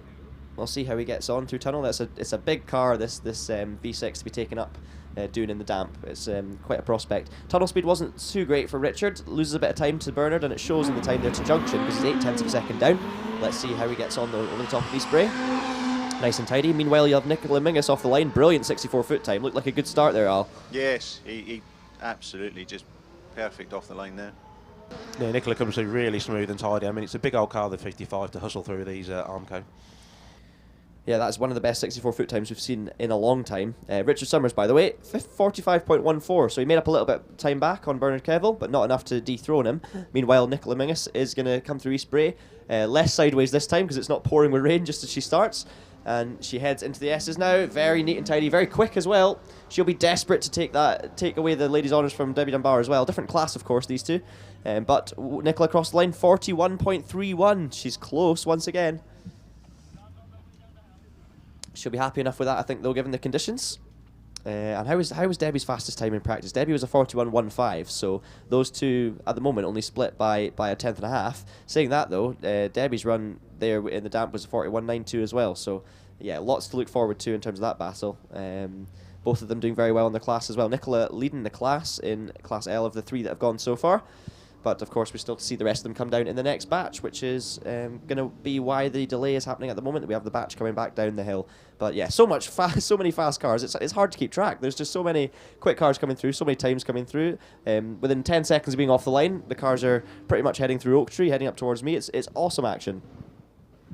Yeah, this is the best part of the day for hill climbing, where you've got all these fast cars, 2 cars on the hill at one time, and everywhere you look, there's a car on the hill, it seems, and it's just one after the other, and it just keeps going and going until we get to the end of the single-seaters. And then we have the quiet, relaxing spell for the B license holders from the outside anyway. They're probably having a great time inside, and then we come back to runoff. So they take us up to a peak, and then we have a quiet spell and up to the final peak of the runoff.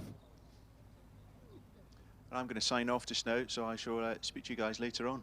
Awesome. Best of luck with your first time run out. Looks like the track's pretty grippy, so the benefit, I guess, of commentating is you get to get a fill in on how the track is. So yeah. Fingers crossed. Yeah, best of luck. Hopefully you can continue your running and keep the lead of the class, but we'll see how you get on. Cheers. Speak to you later.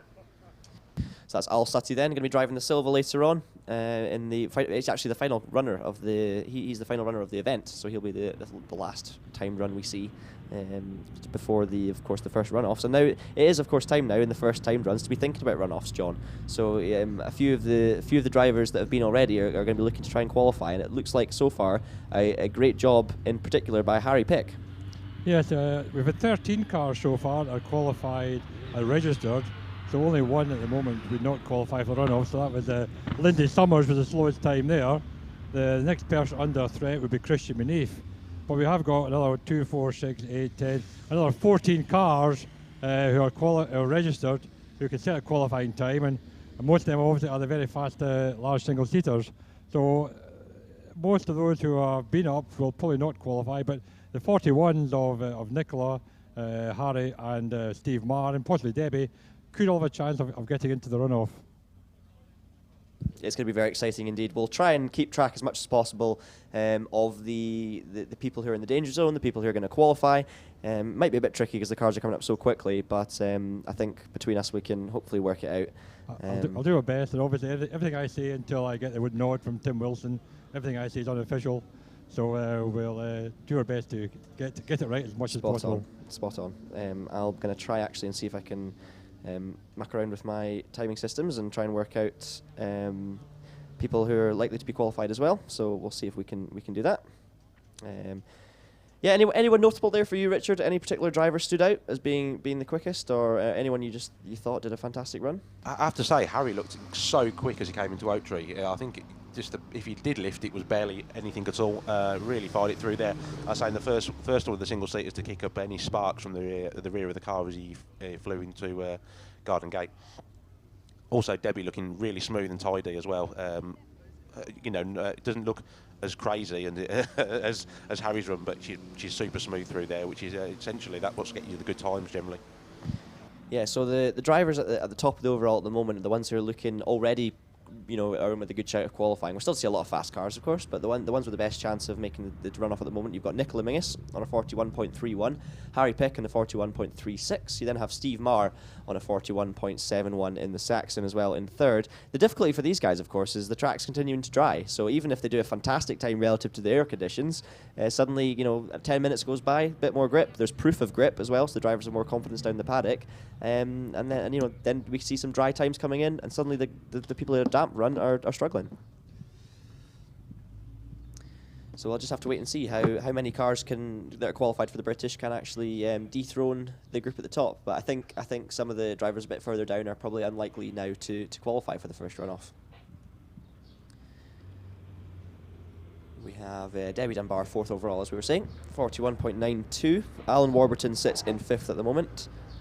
Will Kerr in sixth on a 43.26. And then Liam Cooper 44.64. But the next batch of cars you're going to see then, many of them will include some of the main championship protagonists The likes of Richard Spedding coming up. We have the likes of Trevor Willis, and of course championship leader Wallace Mingus up the hill as well, amongst many others. It's going to be an exciting spectacle, especially the likes of you, Richard, sitting at Oak Tree. I think you're about to get a good show up there. Yeah, absolutely. I mean, when the really big cars come through here, because a lot of the big engined, like V8 derivative cars are just they're quite big. Like a 55 is quite a large car. To see some of those like hustling through the Armco is quite impressive. So it falls silent here at Doune, but very soon it will be far from that. I'll try and break the silence maybe perhaps. Just looking at the runners still to come, I would put some money on Nicola qualifying for the runoff, and probably Harry as well. So I think probably of the 14 to come, certainly 9 should be surety to qualify, and we'll just have to see if one or two others can also set a good time. But as you say, the track is getting drier all the time, so it may be that 12 of the next 14 are the ones that qualify. Well, John, do you want to actually just read out the drivers who we still have that are eligible to qualify, just so that the people on the hill have an idea of who to look out for in terms of the British Championship as well? Okay, we've got Olivia Cooper, David Warburton, Les Much, Lee Griffith. These drivers are so rude, ruining your speech. Well, somebody must have a microphone open up there, I think. Jonathan Varley, Kelvin Broad, Richard Spedding, Simon Andrews, Sean Gould, Alex Summers, Dave Uren, Wallace Mingus, Will Hall and Trevor Willis. So basically the majority of the singles are still to come, apart from the local Scottish ones, are all eligible. It's George Coggle off the line at the moment, someone who's not eligible. Great 64-foot time. I'm expecting a good time here from George. He's getting to know that car a bit better. As I say, it was a former championship winning car in the Scottish Hillclimb Championship. How's he looking through Oak Tree? Really fast and really quick. I mean, he's quite phenomenal for that size of car. Not only the ex-Finlay White car, but also the ex-John Mackenzie car as well. John, unfortunately, not competing here this weekend, but he is here spectating along with Lorna, so great to see those two here. And George is driving your old car very well indeed. 21.71 was his time to junction. It's looking actually quicker than Nicola Mingus at the moment. It's going to be a very impressive time. He's flying through the chicane. Brilliant from George Coggle. Les Much coming through Oak Tree as well. Oh, Les absolutely flying as well. He just the faintest of lifters he came through Oak Tree, and I'm not sure if he even lifted for Garden Gate. He looked so fast. Brilliant from George Coggle, by the way, 41.40, so he slots into second position overall. However, it's not going to qualify him for the runoff because he's not eligible. Meanwhile, Les Much heads up towards East Bray. Looking fantastic, as you say. Fires down into the chicane. This Raptor, probably the most nimble car in the field through this last section. Les, he's lost drive out of the last corner. He didn't get a gear there, Les. He's gonna lose out. He probably won't qualify now. 42.66. He was up on the split by a full second on Nicola through the S's, and he's just lost drive coming out the final turn. He's lost 2 seconds. That's a real shame for Les Much, guys. Real shame. Yeah, he looked really quick as he came to Oak Tree and Garden Gate, really on it. Yeah, the split times were looking great. His tunnel speed was 96. He was up on Nicola, who's the current leader, by a full second, but he's just not meant to be. He's lost drive. No idea what happened. Didn't seem to get a gear or something. Vincent Banks, by the way, 48.52. That's a good time for Vincent. That'll actually put him in his class. Well, he puts him in the lead at the moment because we're still to see the next two, but it's a good time nonetheless. Quickest time of the weekend for Vince. We should also be seeing... So Lee Griffiths is probably next on the hill. Well, Jonathan Varley. Lee's waiting because there are still 2 cars from the previous class to come. Olivia Cooper and David Warburton. So Lee's thinking 2 more cars will make it a bit dry before he goes. And he is actually being pushed forward now, I think. Or they're letting Olivia come through first. So yeah, Olivia and David are in the class before Lee. So in theory, they should go before Lee, and as I say, we'll give him 2 more cars to dry the track out. Yeah, that will, of course, make a difference. I think at this stage, every single car that goes up is going to make a difference to the championship.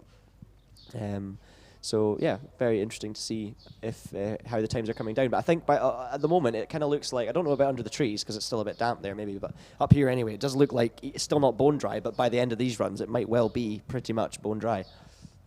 Say that I know Oak Tree, it's absolutely bone dry down here. It's a completely dry, no wetness at all. Maybe I'm not getting the sun as much up here as you guys are down there, but I don't know what the sun is. I thought you'd be used to that being from down south. The Midlands. Ah, true. Yeah, good point. That's why they call it black country, isn't it? Because of the clouds. Yeah, fall in silence. You've hurt Richard's feelings.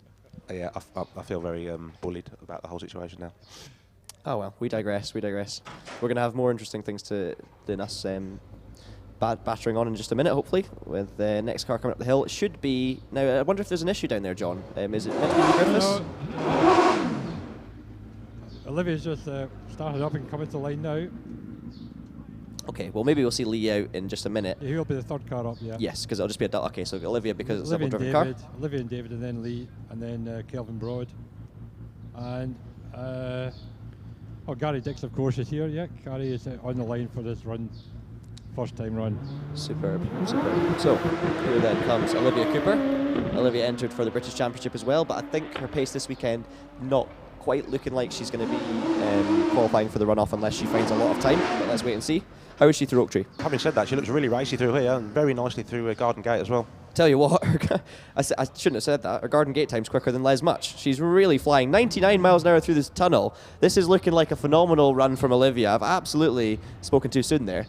She's not been maybe enjoying the damp conditions too much, but now that it's pretty much dry, she's absolutely flying. 21.33 then, just off Les Much's time through junction. So this could be a qualifying run for Olivia Cooper. Let's wait and see. Doesn't lose drive out the final corner. She's going to fire towards the line. 40.88 then for Olivia Cooper. She moves into the lead, and I believe that might be the ladies' record, is it? Well, I don't know. That's indeed the ladies' record, 41.01. That's a 1300th off the ladies' record. That's amazing. Brilliant time for Olivia Cooper then. I absolutely spoke too soon, which is great to see. So she will be delighted with that. I'm sure she'll have the Doune shakes at the top of the hill. Meanwhile, David Warburton's looking even better again. 32.17 is his time to the S's. So this is going to be a sub 40 run then for the first time here this afternoon.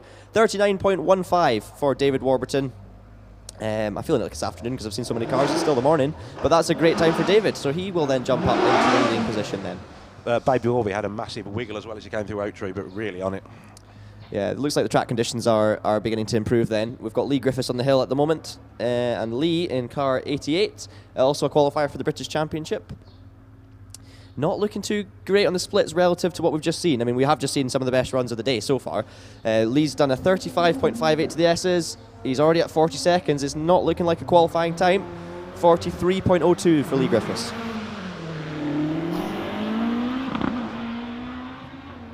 How's the Predator sound? Oh, sounds good anyway. How's the Predator going to look through Oak Tree? He was looking really fast. I mean, they're looking incredible. The Predator's a beautiful looking car anyway, and that BDG 2-litre engine really on song. Yeah, he's looking good to Garden Gate as well. He's quicker than David Warburton was, actually, and he still is quicker than David Warburton by 1/10 of a second. So, Jonathan Varley then, if he keeps it all together, he should be looking good. Looks like the tracks, this is the point, I think, where it really is becoming pretty much dry, and the drivers know it. You can see the confidence. And Jonathan Varley perfectly round the S's in the Predator. Heading towards the line is going to be a 39.42, so he lost a bit on David, but just 3/10 slower in the end, so we'll see how he gets on. Meanwhile, you have Kelvin Broad off the line. Just coming into view into Oak Tree now. Takes quite a middle of the road line, but sounds nice. Also, Jonathan Varley has just set a new class record. So well done, Jonathan Varley. Class K1 for the time runs. He should have qualified for the runoff as well, but he's also got a class record. Hang on, John. The record's 39.34. Oh, right, okay. From last year, so it's very close to it. Okay. So apologies for that. Wrong information coming through in my system, but very, very close indeed for Jonathan Varley. Gary Dickson off the line as well. We'll see how he gets on, but Kelvin Broad's going to cross the line. 43.29 for Kelvin. Gary Dickson absolutely flying in the force. Really fast through here and Garden Gate. Now, Gary's he's not qualified for the British, and it's his first run of the day. He's not been driving that car so far today. As you say, he's still getting used to it, but he's only 0.4 of a second off of Jonathan Varley's time. So that shows you what Gary's capable of. I'm telling you, he slides the car out of his spray in true Gary Dickson style through this chicane. Now, as I say, he's not qualified for the British Championship, but this is, of course, for the Scottish Championship. This is going to count. It's a 39.88 for Gary, so that just shows you what he's capable of in his first time here at Doune in that car. Well, second time, sorry. But, yeah, very impressive time from Gary Dickson. Meanwhile, Richard Spedding on the hill. Richard absolutely flying, really smooth though, super smooth through there and into Garden Gate. Looks really tidy. Now we have a man in contention for the Leaders' Championship and of course in the top 10 as well, strongly for the British Hill Climb Championship as well. Now Richard is flat out through Meadow. This is an awesome run. He's 20.39 is the split time to junction, so he's the quickest so far. Fires towards the chicane. Richard Spedding, this is going to be a sub 39 I do think. 38.14, brilliant time for Richard Spedding. Great through the last chicane as well, and I think the track's just getting better and better and better. But yeah, phenomenal by Richard Spedding. Simon Andrews should be next along, and he's also qualified for the runoffs. Simon really looks really good through Oak Tree. Takes a slightly wide line as he goes into. How's his times looking on the split? He's a couple of seconds off Richard Spedding, so this is probably going to be one of those runs that puts him near the bubble. Quick through Meadow, but not quite as quick as Richard again, but we shouldn't really be comparing these two cars because they're different type of thing altogether. But Simon comes through the S's. Oh, a little bit of a twitch through there. I think he could have found a bit more time. It looked like he lost a bit of grip coming in. 42.58 is the time for Simon Andrews. Now, I'm going to take a wee look at the overall here, see if I can work out who's looking like qualifying. Now, Sean Gould, did he stall off the line there? Don't know if you saw anything down in the paddock, John. Yeah, he's still at the line, so presumably maybe did stall and hopefully didn't cross all four wheels. I think that's the case, yeah, because he did start the timer, according to my timing system, but it did stop. They've cut it out, so I believe he stalled the car, but he stopped the car in time where he's allowed a fresh start, which is great news, because Sean's going to be one of the favourites here today. Just running you through overall while we still wait for Sean Gould to come back up the hill. Richard Spedding leads at the moment on a 38.14. David Warburton's 39.15 at the moment. So those two are pretty much hands-on for qualifying. Jonathan Varley, 39.42, is in third place. Gary Dickson, fourth overall on a 39.88, but is not eligible for the British Championship. So that puts him well in contention in terms of taking top scores for the Scottish Championship. But we'll have to see what Les Much has to say about that later on. And of course, Wallace. Olivia Cooper sits in fifth on a 40.88 now what did you say the ladies' record was? Because I had it on here as a record, but I'm not sure if it is. The ladies' record was 41.01. Perfect. So he's seeing 1300s of that. So we're going to have, I think, depending on how this afternoon goes in terms of weather, we could have a three-way fight here for a new ladies' record at Doune, which is brilliant as well. All in different classes as well, which is fascinating. Is that Sean Gould off the line? Yes, sounds like it. Yeah. That car sounds fantastic. Oh, the 4 litre V8 looking absolutely munstering through here. He's really quick. His Garden Gate split, guys, is about 3/10 quicker than Richard Spedding, so that shows you how quick it is. 104 miles an hour through tunnel. That's 4 quicker than the fastest we've seen so far. Jonathan Varley, he's already through Meadow. I can't keep up. Alex Summers off the line as well. Meanwhile, Sean Gould then through over the top of East Bray, fires down towards me. This is looking like a very good time from Sean Gould. He's a 10th down on Richard Spedding now, and Richard was good through the S's, so it might not be a first place, but it might be a second. 38.34 then for Sean Gould, so he does jump into second position. Meanwhile, Alex Summers on a very similar looking run, actually even quicker than Sean Gould was. Yeah, Alex absolutely flying through here. So smooth though. Yeah, coming through over the top of East Bray, fires down towards the S's, hugely committed on the way, and he's running on Pirelli tyres by the looks of it as well. He's going to come across the line now, 37.11, so Alex Summers moves the bar then by a further second and guarantees his spot in the top 12 runoff. Meanwhile, former winner of the top 12 here, Dave Uren's off the line as well. Dave looking good through here, doesn't look quite as quick as Alex though. We'll see how he is in the splits. Yeah, he's about 3/10 of a second down in Garden Gate. That's a fantastic run from Alex Summers. One of his best runs, I think, in that car here. I think he's done a 36 before, but yeah, good run nonetheless. Dave is 8/10 of a second slower than Alex at this point, but still looking good to qualify. We'll need to kind of have a wee back. Once everyone's gone, we'll kind of be able to make sure we know what's going on there. But Dave coming across the line now. It's going to be a sub 40, 39.24 then. For Dave Uren. So Alex Summers, Richard Spedding, Sean Gould, David Warburton and Dave Uren is your top 5 at the moment. Jonathan Varley's in 6th, Gary Dickson in 7th, and Olivia Cooper in 8th position at the moment. So that's your top 8. Now, how many runners have we still got to go? Not too many, I believe. Just 3 to go. Wallace, Will and Trevor. Okay, so let's try and work this out then. So 3 runners to go. The top 9 qualifiers are all safe. So that means that Alex Summers, Richard Spedding, Sean Gould, David Warburton, Dave Uren, Jonathan Varley are all safe and qualified. Olivia Cooper, Nicola Mingus and Harry Pick, I believe, then are also confirmed qualifiers as well. But as I say, I can't really give him my official word on that until we hear more. But Wallace going past you now. Well, Wallace absolutely munching it. Huge pops and bangs as he comes to Oak Tree. He's 0.4 of a second slower than Alex Summers to Garden Gate, but he's quick through tunnel, only slower than Sean Gould. He's quicker than Sean Gould to junction, though, in terms of his split time. So very, very good run indeed for Wallace.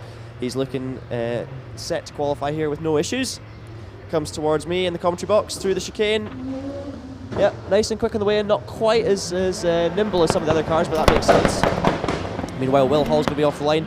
37.54 for Wallace, by the way, so he's into second position. Great time for him, and Will Hall should be passing you now. Will absolutely rocketing through here with the turbocharged Eclipse car and fires it through Garden Gate. Really, really.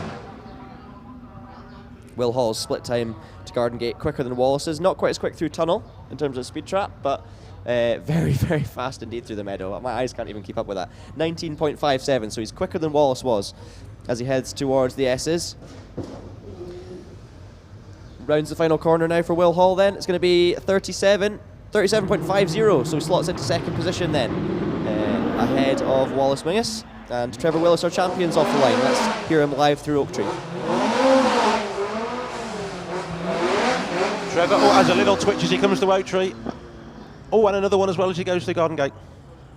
That's unsurprising. I think last time we were watching Trevor, he had about 6 moments on the way up the hill. But of course, a former winner here at Doune as well.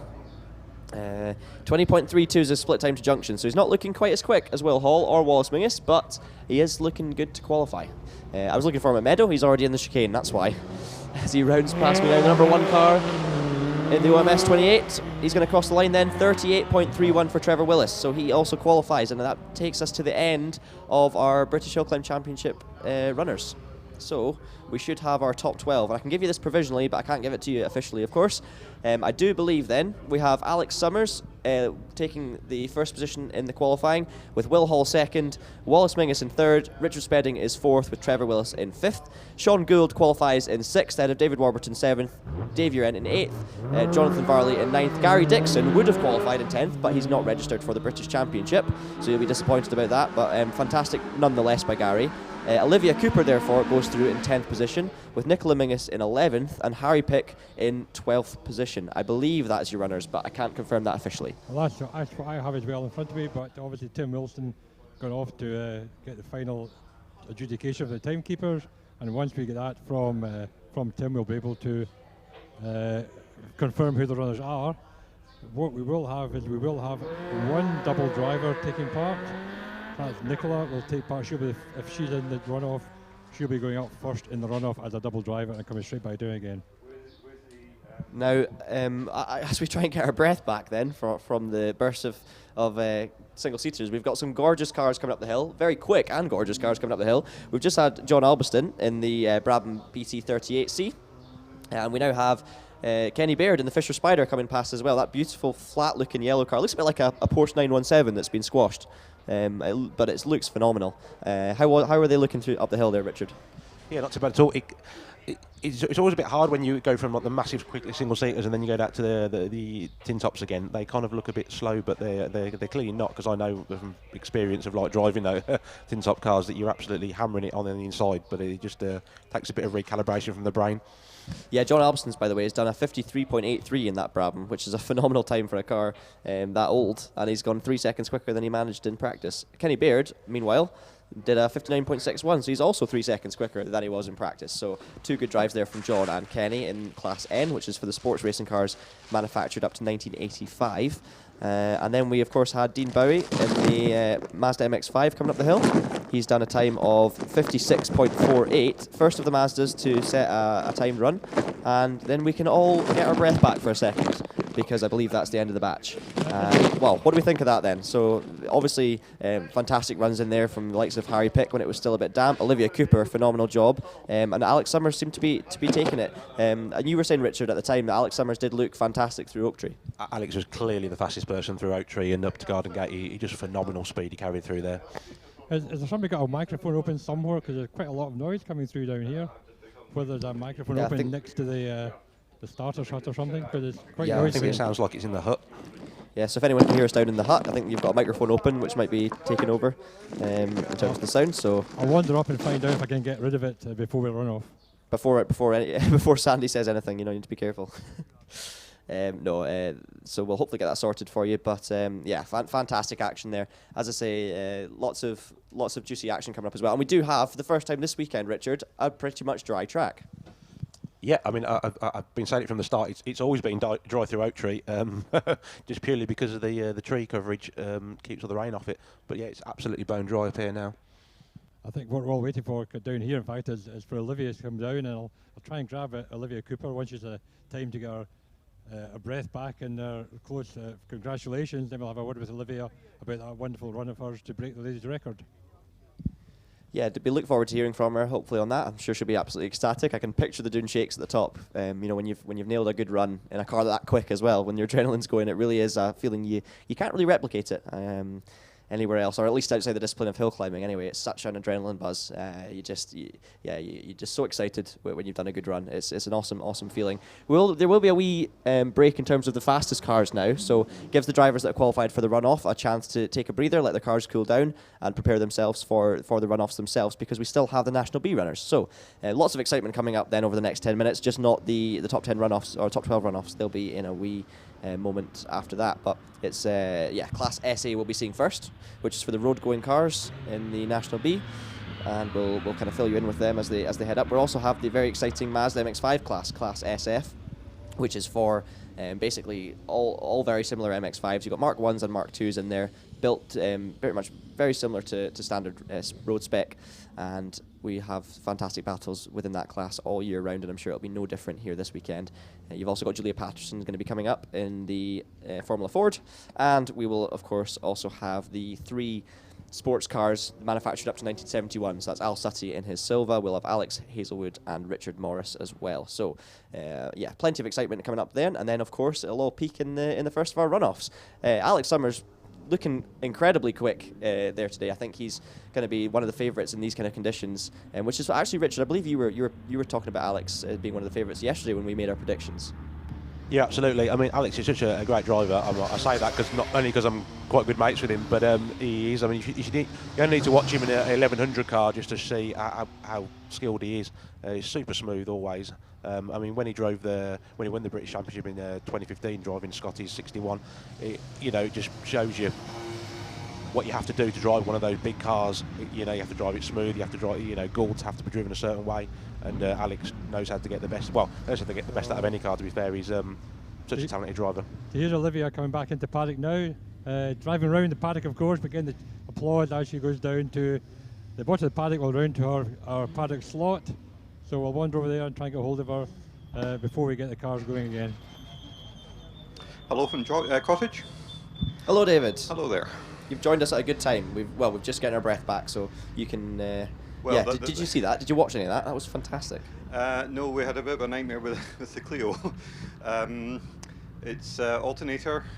Oh yes. Wasn't looking too good yesterday, but the battery was holding charge. But when I got back into the car, I'm sorry, I went off there slightly. Well, Paul had said, don't switch off the engine, it doesn't have enough charge to restart, so I just didn't do that. Got back into it, and the ABS warning light was on and the power steering wasn't working, which is why I came down the hill very, very slowly. But Paul's now charged up the battery, and obviously going to go for it on this run. So you sound a bit out of breath. Have you run up the hill to join us? I'm just extremely unfit.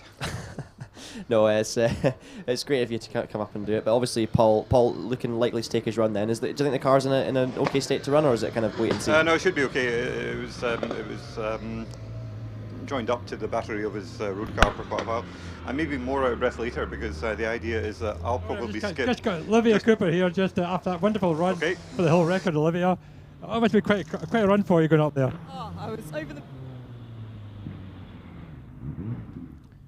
You seem to have lost John Brown Famous in the paddock. shakes at the top, did you? Yeah, managed to find some brave pills from somewhere though. Well, good luck in the runoff then, and more of the future in the future. Thank you very much, Olivia. Olivia Cooper there. Not sure if that all came through. I think we missed the first question there, John. So if you could just run over what she said. She took a few brave pills for that run, and she definitely had the Doune shakes at the top. So yeah, a great run for Olivia. Olivia, of course, is from a hill climbing family. Her father, Richard Brown, was once the outright record holder at Shelsley Walsh. So the brown jeans obviously filtering down. Yeah, and it was a fantastic run from Olivia. You probably would have missed all that, David, running about trying to sort the Clio. I did hear over the commentary. Is that new ladies' record? New ladies' record, David. Right, Yeah. That is brilliant. I mean, how fabulous to see Olivia in the top 12. Speaking of the top 12, as I was saying earlier, I'm going to skip a little early from this batch. Paul will then run up to Cottage to take over for the top 12 runs while I try and plug myself into another post at Junction. So we'll have more coverage than we've had so far this weekend. That's going to be exciting. Well, so we should then hopefully be able to talk you through the entire run pretty much for the runoffs, which is going to be very good. Probably the most commentators we'll have ever had on the hill at Doune, which is a first as well. I hope you guys at home are enjoying the live stream. It's huge thanks to once again to Rich Danby and everyone else involved in getting the live stream going. We've got great overlay as well, telling you the times, giving you some information. Obviously, Rich has set up the GoPros all the way up the hill, so you've got a couple of different views. We've had a few comments as well, just saying they're enjoying the view of Meadow, which is fantastic. Ian Weller says the Meadow cam is fantastic. So yeah, lots of happy people watching the stream, which is good to see, and I'm very glad you're enjoying it. And hopefully we can continue to do this in the future and make it better and better. But yeah, bringing you live coverage of the runoff with cameras up the hill and a blether of commentators spread out along the way should be something to look forward to. I wonder many people are sitting at home with Le Mans on their television and the Doune on their laptop or their tablet. That sounds like my ideal weekend, to be honest. And also British touring cars is on this afternoon at Croft. So if you're at home, you must be really enjoying this weekend of motor racing on television and tablet. Well, obviously the Doune live stream is the best of all. Laura Ramsay with a new whatever part she damaged yesterday in the Seaton Saxo has just left the line. Yeah, she was a bit tentative earlier on, just probably because of the off earlier. But of course, the conditions have been so mixed throughout the day that it's really hard to keep track of who had a drier run. You're telling me, mate. I know. I said at the time I knew it was slippy for you, but I thought you might be a little bit disappointed with your run. I've been disappointed with the whole weekend. Well, that's why I thought literally that. wish I had not entered the meeting. It just has not come together. I should have been more competitive than this, but it's not happening. Well, if the rain stays off, you'll hopefully have a good dry run at the end, which would be nice to see. It's not working in the dry either. But David, actually competing, think of that. You're not just commentating, you're actually competing as well. That's very true. That's a big thing. Count your blessings. You're doing two jobs. There's always that. Yeah. One job too many, perhaps. What I would say though about double driving with Paul, does it just show you, as a perspective of someone who's jumped in someone else's car and is like obviously disappointed with how you're doing, but Paul's doing well, and it just probably shows you how good Paul is pedaling that car. Yeah, I mean, to be honest, what Paul has been doing is basically what I expected him to do. I think he is very surprised by how quickly he's going, because I think it's only just dawning on him how quick he is.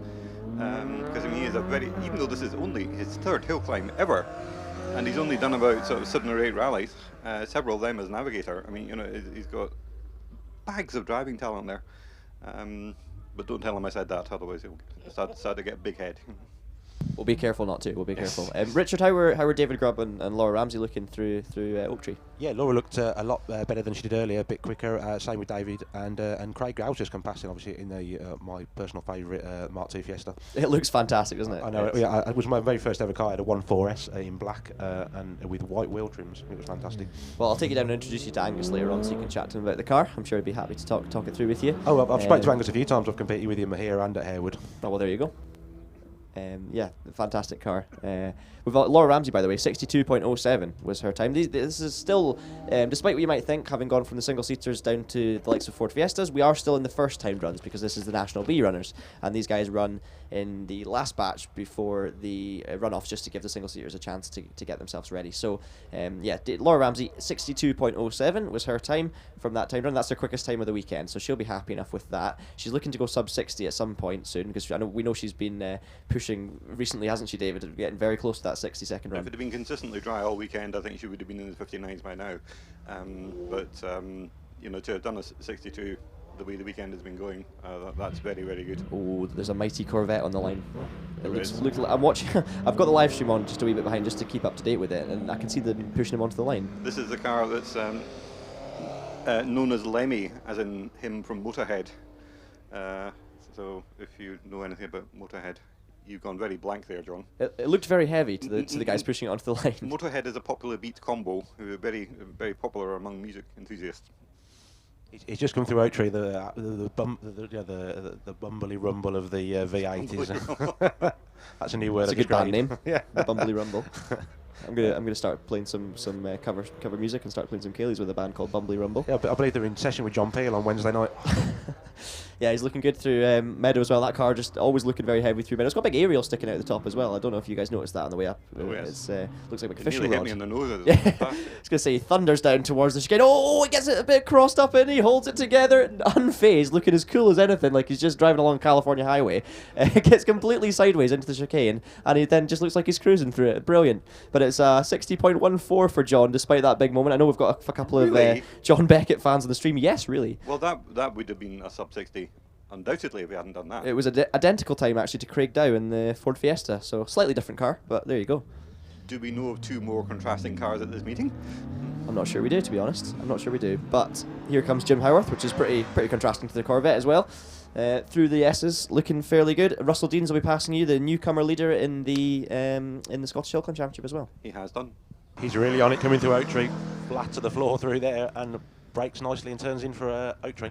By the way, I feel really bad. I haven't mentioned David Lawrence in the Toyota Celica. He did a 52.59, so currently leads the class by 8 seconds. That is a phenomenal run. I'm sorry I missed that. I don't think that Deserves lead a big is going to mention. last. It'll be a little shorter. Yes, and of course, I think if I'm looking at it now, most of these runs are the fastest runs of the weekend for these drivers simply because of the probably will be. conditions. Yeah. And actually, Paul is now coming to the line, and the way he's been going this weekend, God knows what he's going to do now. Oh, Russell Deans attacks the chicane. This is probably one of Paul's bigger rivals in the Clio, and Russell is going to give him a run for his money. Trust me with this. It's a 55.28 then for Russell Deans. Paul's fastest run of the weekend is a 53, so he can go quicker, but fair play to Russell. He looked very committed. This could very well be a PB. Good start, yeah. Just, if he does a very surprising time, I have to emphasise one thing about he's driving a car with a completely standard engine and gearbox. He's got good tyres, sort of half competition suspension, and safety kit, and that's it. Apart from that, it's a standard Clio 172. He's really quick through Oak Tree as well, and took a brilliant line through Garden Gate, just the faintest of brakes, and then turned it in. Yeah, he's over Meadow just now. We also had Graham Sinclair in the Caterham crossing the line on a 52.90. Doesn't quite dethrone the class leader David Lawrence at the moment. From wait, actually, hang on a second. Is he in? Sorry, what was Paul's time? Paul's still going. Oh, sorry. Paul's just coming past me right now. He's heading towards the line now. He's going to be doing, it looks like a 53.02 for Paul Hunter. That's personal best. Brilliant, well done, and that's his fastest time of the weekend. He has plucked that out from just. The track has never been the same twice all weekend. So that's an amazing time. Yeah. Very good time. He's only a tenth of a second slower than Graham Sinclair in the Caterham, who's just gone up with a brilliant time of 52.90. But David Lawrence in the Celica jumps into the lead of the class then, because I mean, to be fair, he was ahead of Paul and Graham in practice, so I guess it's more that Paul has jumped up ahead. Yeah. Or Graham's jumped up ahead of Paul, I should say. Yes, probably. Given the conditions, that probably makes sense. David Reid on the hill. Yeah, he came through Oak Tree very smartly, and then just clipped the limiter as he went into Garden Gate, and then through there. Looks quite quick, in fact. It's absolutely perfect gearing then. Graham Bremner coming past you as well soon, Richard. David Reid, by the way, 52.35, so leads the class.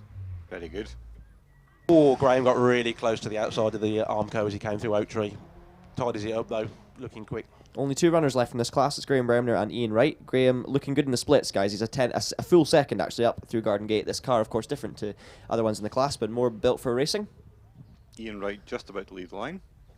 You'll know about it in the VTEC. We will. So will you if I keep the mic on. Oh, well, I look forward to it. I love leaving the mics open when the cars are open up the hill. Yeah. But Really I shall does. point it at the Honda. Hang on. I think that's a Honda, David. Yes, that's a 1.1 diesel. The VTEC sounds even better. Can't wait for it. 50.14, by the way, for Graham Bremner in the Lotus. Excellent. Ian Wright will be screaming past Richard. So he had a bit of a big lick for Oak Tree, but back on it again. Oh, and a pop of flames out the back as he turns in for Garden Gate. So, yeah, Graham Bremner, as suspected, does jump into the lead of the class with a 50.14 ahead of David Reid, David Lawrence, Graham Sinclair and Paul Hunter. That's your top five. Ian Wright in the Civic, though, is looking to try and get in amongst that. He now comes through Meadow. While he's doing that, I'm going to head up the hill and hopefully speak to you from Junction fairly shortly. Brilliant. Cool. Okay, cheers. We've got Julia Paterson on the hill as well. John Brown, how are things laid in the paddock? Single-seater guys getting ready, guys and girls, I should say, getting ready for the runoff? Definitely so, yeah. Tyres getting wrapped up to keep them clean for the next few minutes. And I think obviously some drivers keep the best tyres for the runoff, so probably some wheels being changed as well. But of course, these drivers are fairly calm throughout, and they have to be, or they can't be too angsty as they get into car. So fairly relaxed atmosphere.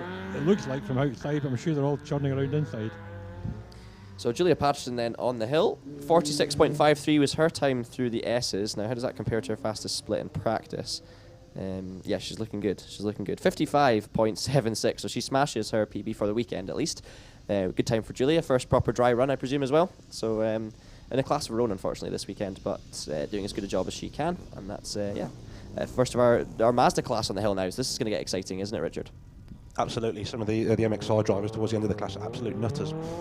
I think you have to be to drive it as quick as they do. It's brilliant. And actually, it's all. If you're down in the paddock, go and speak to them, because honestly, the whole Mazda crew is very approachable and they'll help you out. And they're just really good bunch of people as well. Great to talk to.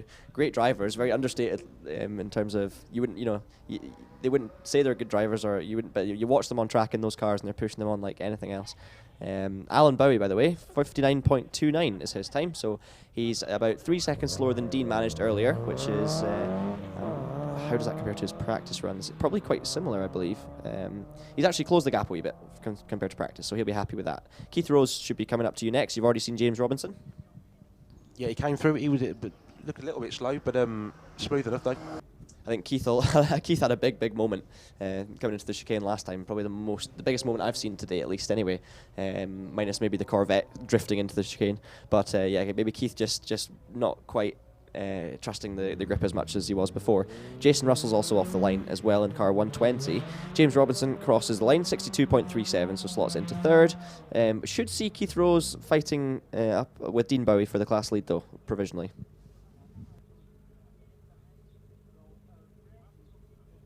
We've got Jason Russell just coming through now. Very nice line through Oak Tree, smooth. Brakes a little bit early for Oak Tree, for Garden Gate, but gets it turned in. These Mazdas obviously don't have a lot of power. You know, they're even compared to the likes of the Clios. Some of the more modified Clios are quicker in lower classes, but they just handle beautiful, don't they? I drive a Mazda, so I know how it handles, but they're just very, very direct, and you can really throw them about and get away with it. Yeah, the chassis on them is really good. I mean, I think they're only standard around the 130 brake mark, whereas a Clio you can be up to 160, 165 standard. We have David Wallace heading towards... Jason Russell heading towards me. You've got David Wallace heading towards you. Yeah, absolutely. David Wallace has that typical exhaust note is very, very distinctive in the UNOS. He came here through really quickly. I'm going to leave the mic open for this, and you'll probably hear it from... he's not even at Meadow yet, and you'll probably hear him through my microphone up at the top. But he's looking quick. As he's coming up the hill. Jason Russell, by the way, 58.93, so he jumps into second position in class. Just to tell you what, though, Keith Rose is 60.26. He'll not be too chuffed with that, but it also shows how good Dean Bowie's time was earlier on with a 56.48. So, Dean absolutely doing a fantastic job. David Wallace, though, is going to take the lead, is he? 55.77. So David Wallace then leads the class. Neil Girdwood just got past me as well, looking quick. Probably just lost a little bit of time as he turned into Garden Gate, but otherwise very smooth.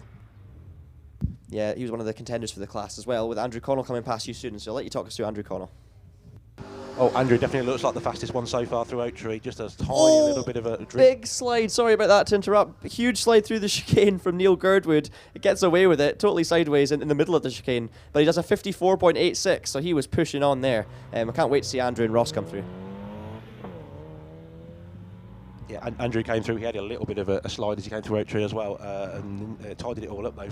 Looked really quick, probably the quickest so far. Then Andrew Connell coming across. These guys were split by 1/10 of a second in practice, a mere 1/10 of a second. And he's now going to come through Andrew Connell quick as ever.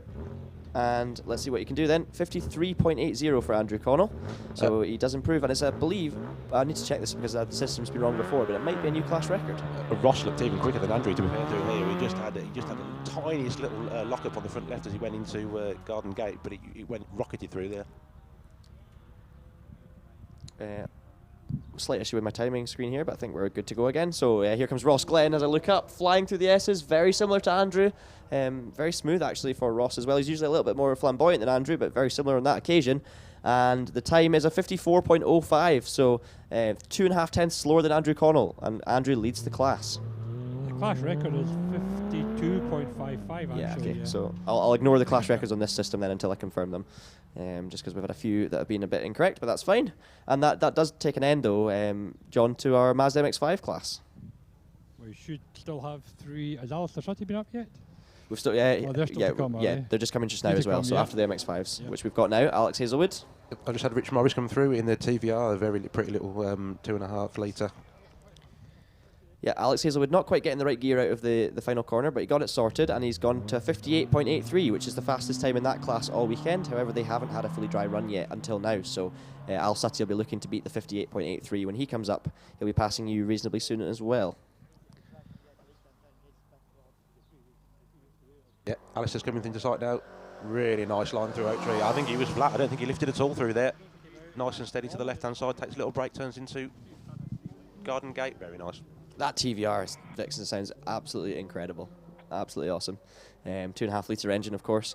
66.14 is the time for Richard Morris then, which is, a good 7 seconds quicker than he's been all weekend, so well done.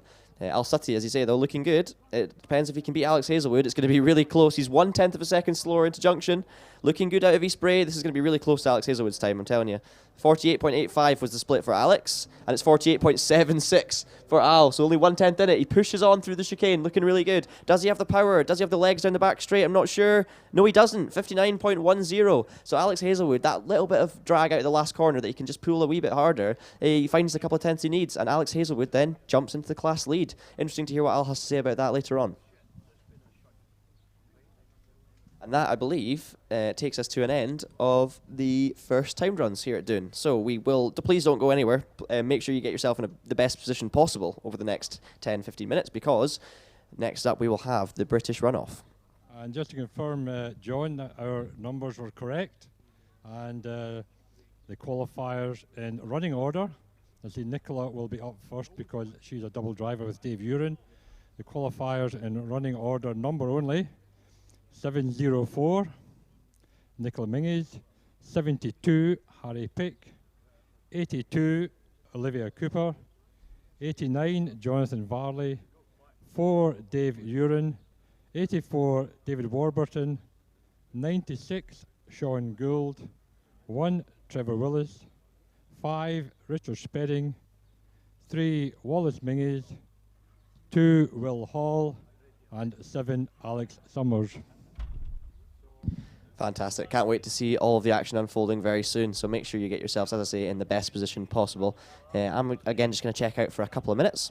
So I'll leave you with John Brown and the rest of the team. Hopefully David can make his way up to the junction fairly soon, and Paul Hunter is still driving back down the hill, but we'll give him a minute, and we might have him at Cottage as well in time for the runoff. We'll wait and see. Richard Brandt doing a great job down at Oak Tree as well. You excited about this runoff, Richard? Absolutely. I'm always excited about all the runoffs. Yes, I know the feeling. It just gets the blood going, doesn't it? But as I say, I'll pass you down then to John Brown and the rest of the team.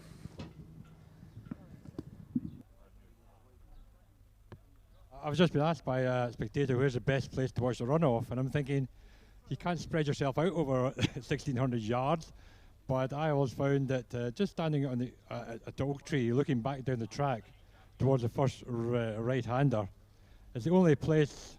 It's the only place in British hill climbing I've actually stood back when a car's come around the first right-hander coming towards me.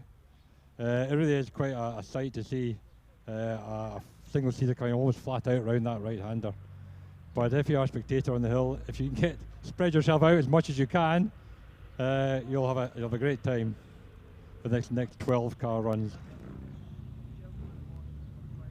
There may be a slight delay. Obviously, Nicola is going out first, and Dave is due up 5th.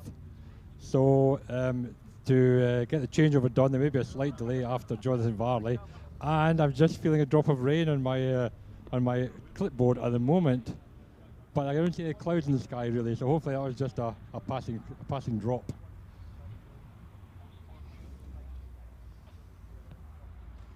So Nicola now has the the task, first of all, of getting to the top in a time good enough to score points. And then if she wishes to push a bit, she could maybe get our ladies' record back again. But obviously, the first aim is to get to the top, get some points in the board. And she scored 9 points already this year in the British Championship, lying just outside the top 10 overall.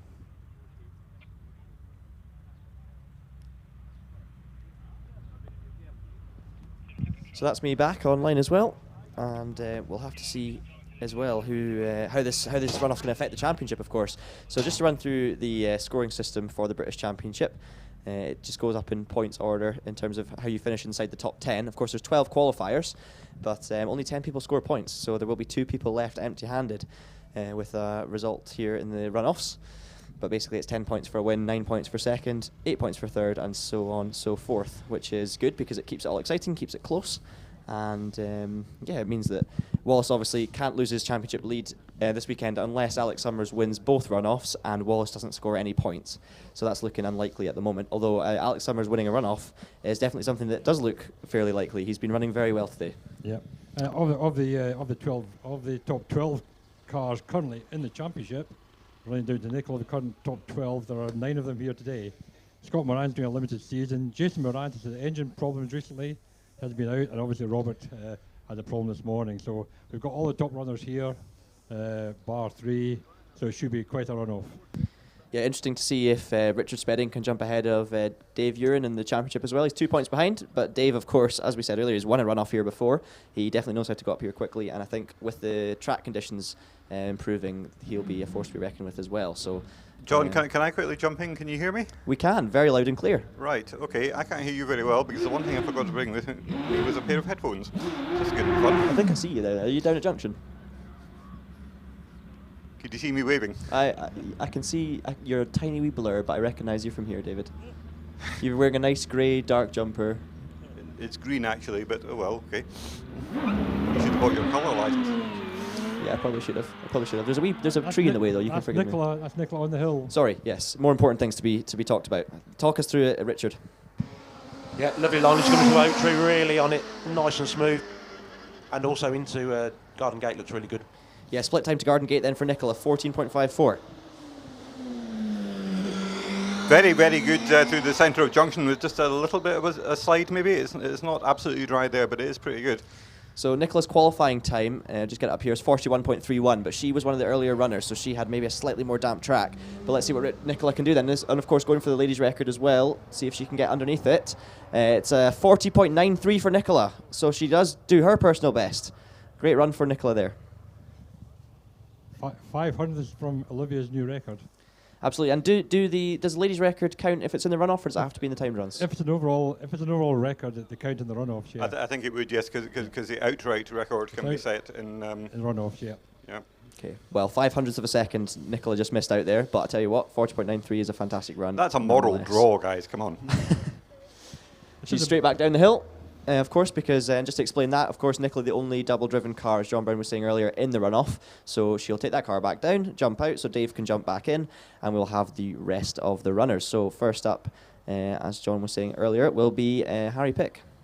So time for a very brief, amusing anecdote. Go for it. I was chatting with George Emerson in the holding paddock, once I finally got to the holding paddock. And I've known George for years, so we were just having a wee blather.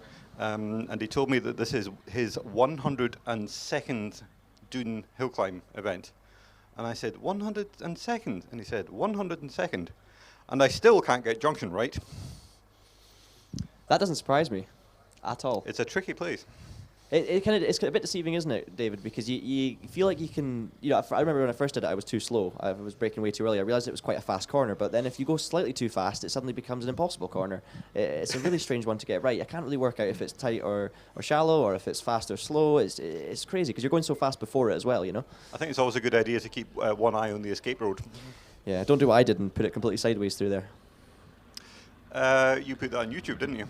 Yeah, I did. That was quite entertaining. Yeah, there are quite a few drivers have found out that Junction is actually a bit sharper than they think it is. Yeah. And the record to sell at the barrier on the outside has had a few hits from a few well-known hill climbers who are here today, shall we say. We've had Jim King going in there before Stuart Sugden, just to name a couple of Scottish competitors that aren't here today. They've found that wreck to sell at the top. Yeah, they're probably listening on the live stream. So you go, no escape. Hello. Yeah, exactly. No escape at all. So again, Nicola will be hoping to score some points with that run. We've got to wait and see who's going to score the points, of course. Someone, if they make a wee mistake in the runoff, and that's what I love about it, if you make a wee mistake, you're going to pay the price for it. You know, you could end up one little problem and you could end up scoring no points. So Nicola's put herself in a great position with that time. Next up, of course, is going to be Harry Pick. Now, Harry did a 41.36 in the timed run, so he needs to find a good 4 or 5 tenths if he wants to challenge Nicola. Delighted he's got into the top 12, though. That's really good news. Yeah, absolutely. And he's flying the flag for the 1100s, of course, this time round, even though we might have expected it to be Steve Marr or Robert Kenrick that was flying the flag. But here goes Harry Pick then. Fantastically quick through Oak Tree, sparks flying from the other side of the car, and again through Garden Gate. 0.02 of a second off Nicola up towards Junction. Braking very late for Junction. Oh, right, okay. He was so determined to power out of Junction that he was on the throttle about 3 or 4 times. He's really pushing for this. He is wanting championship points. Now, the OMS is going to lose out, of course, through the meadow with the power at disadvantage, but he's definitely making up for it in terms of nimbleness through the chicane. He's on it here, guys. This is going to be a good time. It's not going to beat Nicola, is it? 40.73 does beat Nicola. Harry Pick, 40.73, takes the lead in the runoff. He was 100th up through the S's, so he obviously made up in the last corner as well. Fantastic from Harry. So Harry Pick now has the ladies' record. Good on you, madam. He was blindingly quick through Oak Tree. His tunnel speed was 92, so good going. Olivia Cooper off the line. 2.23 to 64 foot. It's a good time. She'll be heading to Oak Tree any time now. Yep. Looking good through here, very smooth. Tiny lift through Garden Gate, looks good. She's a 1/10 of a second quicker than Harry to Garden Gate. Oof, I didn't think Olivia was going to break for Junction at all. She got it down to decent apex speed, which meant she could absolutely fire it out onto the meadow. She was slightly feathering at the end of meadow, but it's looking really good, guys. She's 3/10 up in the split time. 1/10 up only going into the chicane, though. Can she hang on? She's got a 1/10 lead. We could see a new ladies' record once again for Olivia, 40.95. She doesn't do it. She loses it through the last corner slightly. And I tell you what, that's 3 runners, 0.2 of a second splitting them. But Olivia Cooper slots into 3rd, and it means that Harry Pick is guaranteed a point. That's correct, John, indeed. And the OMS crowd down here are excited about that one. Yeah, and they still got, of course, Trevor Willis coming up as well, flying the flag for OMS. So, yeah, plenty of good news then for Steve and for Lynn, of course. So here's Richard Brandt's favourite car coming to line, the Predator, nowadays with a BDG engine in it, but looking beautiful in this new blue colour for the last couple of years. Jonathan Varley on the line, ready to go. I think it's many people's in the paddock's favourite car, to be honest. It sounds awesome, looks awesome. Jonathan's obviously a great guy as well, a great driver, and everyone wants him to do well, so it's good to see. He is off the line though, 2.11 to 64 foot, so he's a 10th quicker than Olivia Cooper was, heading towards Oak Tree. Here comes JV now. Oh, really fast through here, absolutely on it. Brilliant turning for Garden Gate. Did he lift at all for Oak Tree? I don't think he did. No, it didn't sound like from here. He's over a second behind. Blimey, he almost didn't lift for Junction. That's probably the best exit speed we've seen so far. Ooh, a little bit of a wobble at the bottom of his spray, maybe? He's 1.5 seconds quicker, guys, in the split. This could be a sub-40 run for JV. As he battles away with the car in the chicane. It's looking good, though, fully committed. What's the time going to be then? 38.39 for Jonathan Varley. That's a brilliant time. He's over 1.5 seconds quicker than Harry Pick, and that is laying down a marker. Mid-38 for JV. He will be delighted with that. And if that was a class run, that would have taken a whole second off the class record. I was going to say that's easily his personal best, yeah? Indeed. Yeah, that's great to see, and he'll be scoring some decent points with that run, I'm sure. And you know what it does show as well, guys? It shows that the track conditions are really, really good. Yeah, the sun's out down here now too, and he was absolutely bolted to the floor as he came through Oak Tree. Just looked incredible. I think you said he was very quick through the S's. I think he might have been encouraged by the fact they had a bit of a wobble in the later part of the meadow, for which he didn't have to lift, by the sound of it. So he knew that the car could shift around without any problem. So maybe he carried that idea into the S's. It was unbelievable, and he turned in quickly to the left, jigged to the right. He had a little bit of a save, a little bit of a slide, but you could see it was all under control. It was all kind of part of the style. It wasn't like I've made a mistake here and I'm saving it. It was more of I'm going to use this car for everything it's worth, slide it through the corner, and it worked out well for him. I mean, that is a phenomenal time, and it guarantees him at least 2 points in the runoff here. 100 miles an hour through tunnel as well. Nicola was 99, Olivia was 98, Harry Pick 92. So yeah, well done JV. Happy day for GWR as well. So just a slight delay, as I said, for Dave Uren to get comfortable in the car and get the car up to the line. Normally speaking, you're only allowed a couple of minutes between cars in the top 12, but obviously with a double driver, that is given a bit more latitude, and Dave's car now being pushed out towards the line. Still got the plastic of the front tyres, that'll come off shortly, and we'll have action again in about 1-2 minutes time. Sounds good. I think that's one of the other things about being a double-driven entry is it does add a wee bit of stress in terms of, obviously driver change happening. You want to do it as quickly as possible so you can get going. The temperature needs to be down in the car. If there's any issues, you're not going to get a chance to sort them. But you do have warm tyres, so yeah, there's a positives and negatives to it as always. And I know we talk about that all the time, but it is an interesting point. You can see on the live stream, I'm sure as well, we've got the camera down in the paddock, so we've seen Nicola jump out, looking happy enough with their run, cleaning up the tyres, and should be getting going soon. But yeah, you can see a lot of people standing around the clocks down there in the paddock. You've got the timer, so everyone knows what's going on down there. But you've also, of course, got the commentary, so they'll be able to hear us, giving them the times. And it's if you are at Doune as well, it's worth heading down to the paddock and having a wee wander about. We also got a wee wave from Les Much about 20 seconds ago, which was what we all needed. Eleanor's doing a good job here with the steady cam and up towards the line. Dave Uren coming up towards the line, warming his tyres up before the hump in the road. There's a little crack in the road. You have to warm your tyres up before you get to that junction in the road surface. But he's done that and sitting on the line, doing one of those few hills that actually allowed tyre warming before the line. Still, a lot of hills don't allow tyre warming longer. So Dave is off the line then. It's a 38.39 he's looking to beat, set by Jonathan Varley. He's quicker to 64 foot though, and he heads towards Oak Tree. It looks mega quick though here, really smooth and tidy though. That Nick Mack engine sounding awesome. Yeah, a couple of tenths quicker to Garden Gate as well than Jonathan, guys. He's won top 12 runs before, maybe he can do it again now.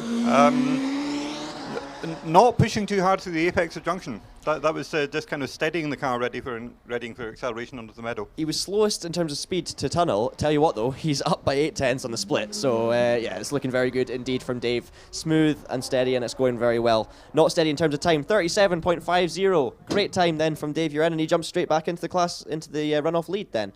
First place for Dave, guaranteed at least 3 points, and a 37.5 is a solid time given any conditions. What was his tunnel speed? His tunnel speed was only 91. Right, and he won't have been coming up through the whole tunnel at 91 because I think that speed trap's in the braking area, and he was visibly slower than the last few cars at the apex of junction, but it obviously worked for him. So he wasn't having to fight the car through the second part of the corner. He could just accelerate through it. Yeah, I think he made up his time kind of early on in the run as well, but I think that the car just got so much drivability that you can get away with it even if it's losing a bit of speed. But Dave's so smooth. Speaking of David Warburton off the line now, and he's done a good time, 64 foot. Big lift at first turn there, just as on the exit. Oh wow, baby Warby got a little twitch as it goes. Oh, flipping Nora, it comes. Well done. Incredible. Well saved, Richard. Really on it. Oh, yeah. Incredible tunnel speed as well. That was very quick through junction. That was substantial. I don't know how much quicker it was than Dave Uren, but through the apex, but it was very good, and he flew up East Bray. He's 3 tenths slower in the split, even though he was 12 miles an hour quicker through the speed trap. But here we go, heading into the final corner now. He's made up a lot of time here. It could be close. He's gonna get it. 37.46. He's made it all up in the S's in the final corner. So Dave Warburton then, by 0.04 of a second, takes the lead in the runoff. Brilliant job. Everybody knows how good a driver he is, but I don't think anybody would have bet more than 25 pence on him being ahead of Dave Uren in a runoff. That is a fabulous result. And hello, Paul, by the way. Yes, I was going to say, yeah, welcome along, Paul. Oh, hello, guys. Yep. Baby Warby had a little twitch as he came through Oak Tree, and then had a massive one as he went through Garden Gate. I think if it was a speed trap right at the bottom of East Bray, we would see that Dave was quickest through there. Just absolutely. There's a lot of tyre warming down here now. He was definitely quickest through tunnel as well. 3 miles an hour quicker than Jonathan Varley. A good 12 miles an hour quicker than Dave Uren as well. So I think that's down to late braking.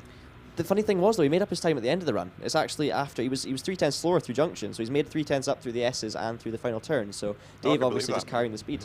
He was saying when I think September last year. He said, here we go. After full season he couldn't believe the turning speed on that car, so I think he's believing it now. How was that, Paul? Yeah, looking great. Yep, perfect speed, good line, not too much wheel spin. Pretty good. Oh, I tell you what, guys, 64 foot time's not great, but Garden Gate time is unbelievable. It was fantastic through Oak Tree, really smooth out of the outside, and then he just went flying through Garden Gate, so smooth. Well, up here it's a maximum attack Sean Gould run. This is going to move. This is going to move the gatepost so far. He's done 117 through the speed trap. Wow. Unbelievable! Watch this, guys. It's going to be an incredible time. 35.56 for Sean Gould. Takes it by a couple of seconds. That's not a marker. I don't know what is. That is unbelievable. When did we last have a sub 36 at Doune? It was a while ago. I think that's going to be at least 3 years ago. We said Sean Gould. Oh, no, hang on. No, sorry, wait a minute. September, there was some. Anyway, it's a really, really good run. That could have won several rounds over the last couple of years. It could win this round still. You know, that's put himself right in the mix. 117 was his tunnel speed, so he's 14 quicker than Dave Warburton. He was a second up to Junction. He was second and a half up to S's. So that's commitment for you. And his 64 foot time was the slowest of a lot of them. As he came through Oak Tree and then up towards Garden Gate, actually pulled the branches went through. Trevor Willis on the line, Paul? Yeah, he's on the line now. He's lining up. Right, revs are up. Launch. Tidy, very clean. A big lift for turn one. Incredible 64 foot time. What was the time? 1.93. Wow. Trevor really smooth, actually right out to the on the right hand side as he almost skirts the Armco, gets it nicely Trevor's turned famous for being very close to barriers here. Yeah, he launched it into Junction and it was too quick because he slid and he kicked up some dust on what is basically the escape road, so he's probably lost a couple there. He's in contention to get second place. I'm not sure he'll challenge Sean Gould though. He's 1.3 down on at the moment. The time to get second is 37.46. Can he beat that? 37.23 he does. So it means Trevor Willis jumps into second place then, ahead of David Warburton, but still a long way off Sean Gould. So a good run for Trevor, not perfect, but not bad at all. It might have been a high 36 if he hadn't launched it into Junction so fast that the car just said, no, I'm not doing this. I mean, his tunnel speed was 109, so again, second quickest through the tunnel, but Sean Gould was a good way ahead of him. So amazing launch as well by Trevor, 1.93 off the line. That Sean Gould speed is incredible because, as I say, we reckon that speed trap, but he was doing 117 miles an hour on the brakes because the speed trap is so late. Should be Alex Summers, not Alex Summers next up, is it? No, it's Richard Spedding. Spedding on the line now, yeah. Richard is the most recent winner of a British Championship round, so... A bit of tail swing. Small left through one then. 2.06 off the line as he heads towards Oak Tree. Oh, he's flying through it. The change of direction on this Raptor's incredible. It just turns in and just goes round. It's incredible. Quickest so far.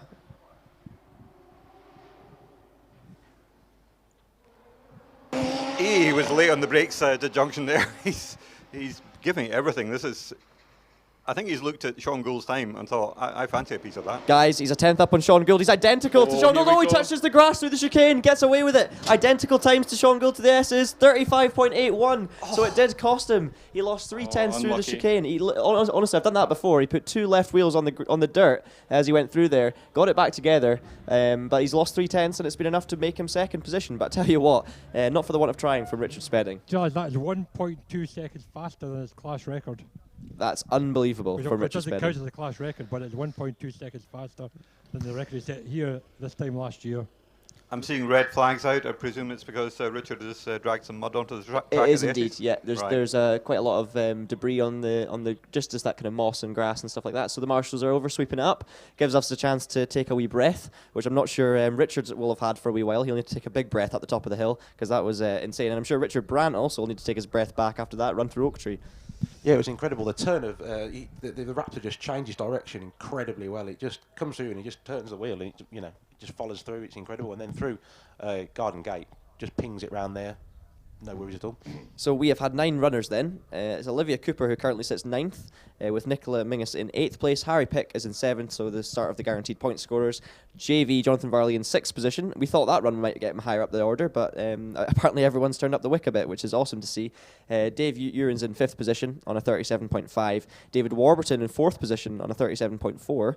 And then you've got Trevor Willis third, Richard Spedding in second on a 35.8, and Sean Gould currently leading on 35.56. And guys, I would genuinely not be surprised at all if Sean Gould gets another win here at Doune like he did 3 years ago, because he seems to just have this place absolutely mastered. But I can see Wallace Mingus thinking, I could get that. I can see all of them thinking I can get that. Well, yeah, but but can you? I mean, that's I mean, obviously they can. They're capable of it. Yeah. But will they? Because I mean, anything a sub 36 here is as you say, going to put you right in contention for a win of a runoff. And you know, the track's obviously there, but there's obviously the chance of overdriving if you know the grip's there and you're so desperate to get such a good time. So you know, it's going to be interesting. But I wouldn't be surprised. I can confirm the track is definitely there. Yeah. Good time, by the way, Paul. Well done. Thanks for that, Jules. What's wrong, David? Looking back at the times for the last many years here at Doune, the last time we had a run-off win in the 35.5 was 3 years ago. In June 2016, we had a win by Scott at a 35.51. So that was the last time we were down that low into the run-off winners. But of course, in September 15, Alex did a 34.8.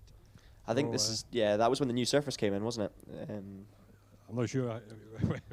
You tell me. You're obviously here more often than I was, but probably because in June 15, September 15, a lot of 35s going on.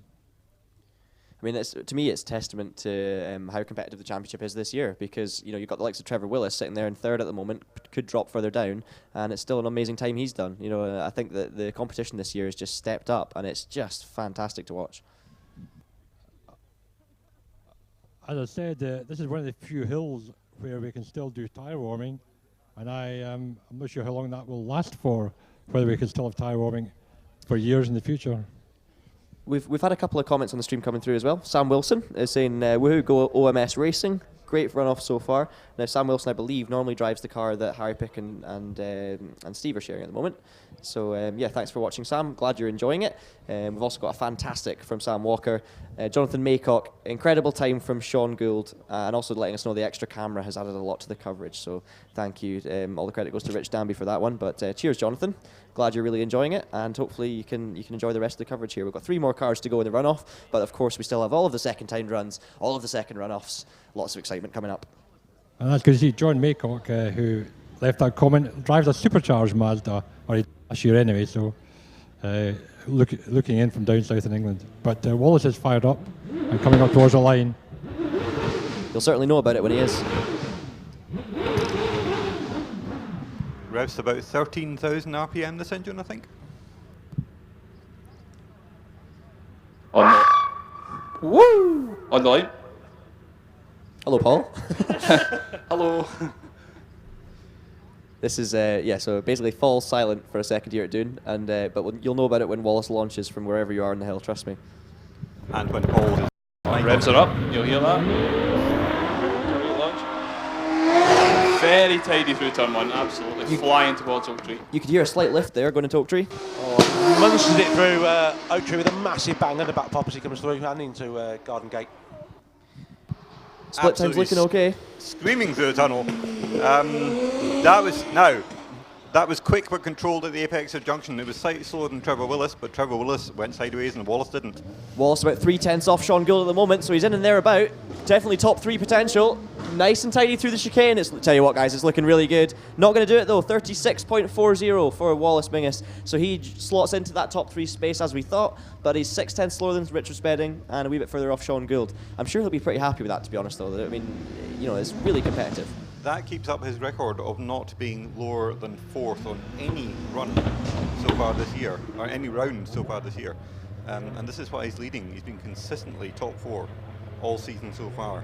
So that's another contributing factor there. He's not going to be lower than... Well, no, he might be. Car on the line. In such a competitive championship, that's what makes a big difference as well. Exactly, yeah.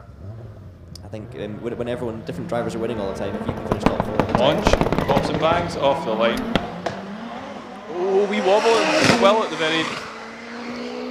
the bump in the first corner there. Towards the Oak Tree.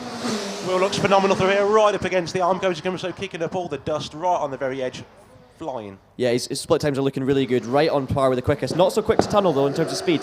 Oh, He's done a Trevor Willis. He carried too much speed into junction and got sideways, kicked up dust on the escape road. He's so quickest to split though. He's quickest to the split at junction. Is he really? So he obviously gained it on the entry. Coming through here now, 29.75. A little bit slower to the split in the S's. Could put him top 3 though. 36.21. It does jump him into 3rd. So he goes ahead of Wallace into 3rd position behind Richard Spedding and Sean Gould. Again though, I think that would have been a high 35 because he definitely lost time. Yeah, and the fact that he's so quick going into it in terms of his speed, in terms of his time, means he probably braked a bit later, so got the better split time, but therefore lost it on the exit through Meadow because he lost his bit of time for the next part. You know. To be honest, I'm not entirely sure he braked at all.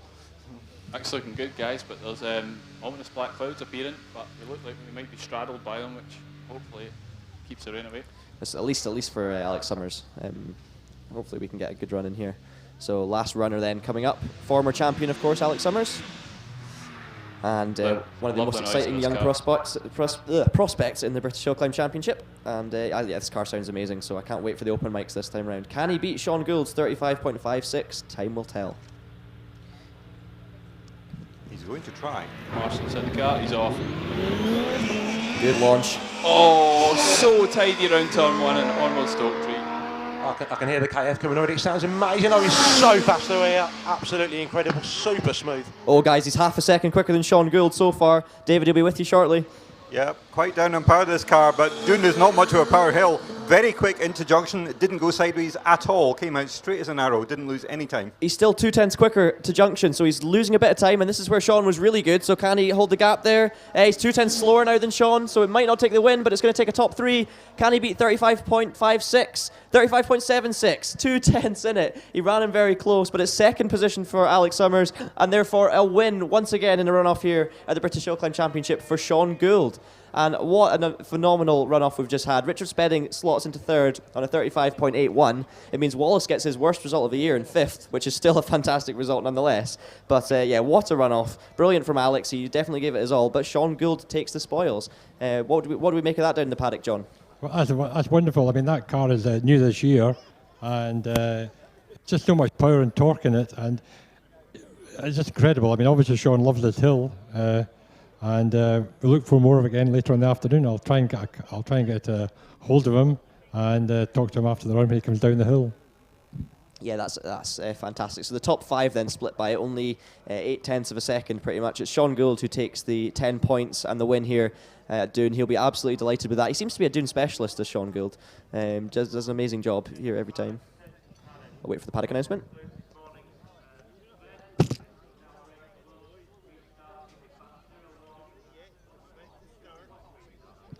Okay, so that's Tim Thomson just announcing over the tannoy that we'll be breaking for lunch now with a 1 o'clock restart.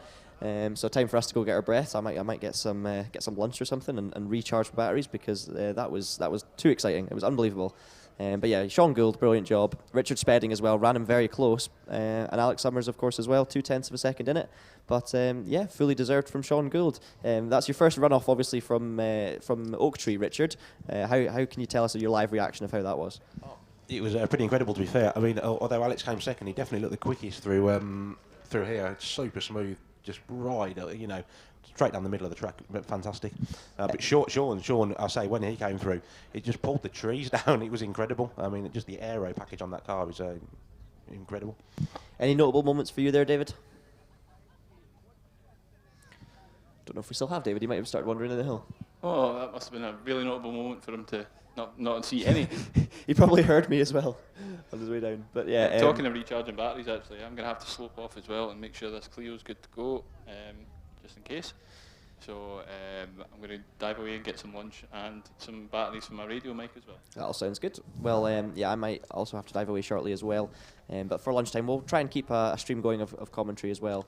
I know once I get sorted, I'll be back up in the box and keep you going. And I'll try and get hold of these drivers and talk to them after those runs and then go for my lunch as well. Don't tell them, just sneak up on them. I always do. Good to hear. Right, so yeah, well done then. 10 points goes to Sean Gould, 9 points to Alex Summers, and 8 points to Richard Spedding. And I believe that means that Richard Spedding jumps ahead of Dave Uren in the British Hill Climb Championship as well to move up a position. And ahead of Scott Moran as well. Of course, Scott's yes. not here. So at the moment now is Wallace in 112, Alex in 95, Richard 84, David Uren 81, and Scott Moran 78 are the top 6. Sounds good. Trevor Willis, of course, scoring some points as well. Just running through the rest of the point scorers, of course, you've got Harry Pick picking up a point in 10th position. He'll be delighted about that. And Jonathan Varley picking up a couple of points. So, yeah, some notable points being taken here this weekend as well, which is good. As the runners now come back down the hill, Sean Gould first down the hill and looking absolutely delighted. So make sure you give him a big greeting when he gets back to the paddock. First car down will be Sean Gould, so I'm sure he'll be getting a big round of applause down there. Paul, do you enjoy that runoff? Oh, Paul's away to get his battery started in the Renault. I've just remembered. So, yeah, what I'll do is I'll sign out for now. I'll hand you down to John Brown. I can just hear you. Oh, nice one. Well, I'm still on the mic as I walk down to sort out the batteries. Awesome. That was a very, very good runoff. Yeah, it was absolutely phenomenal. I'll pass the mic down to John Brown, though, as the cars come back down, so you can get the paddock reaction to the cars coming down the hill. Okay. So I'll be back with you shortly. Okay, thank you, John.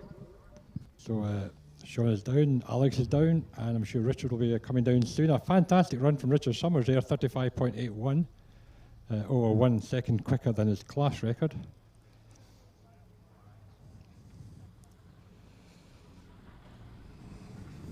I'm still up in the box as well, John, so they're just watching the cars head back down the hill.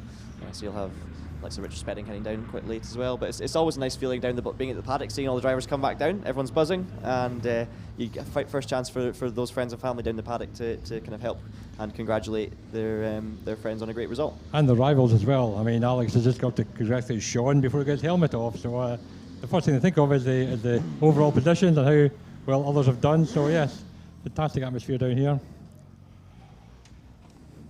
And again, look at those ladies, both Olivia and Nicola in that run are under the old record. So that's 3 runs so far today under the ladies' record. And even with those brilliant runs, they weren't able to score points. Indeed. Just missed out, which is a real shame, but that's the way it goes when it's that competitive. And I'm sure they'll be fighting again this afternoon to get back into the runoff. We've got just a couple more comments on the stream as well, just from Robin Johnson, saying great coverage.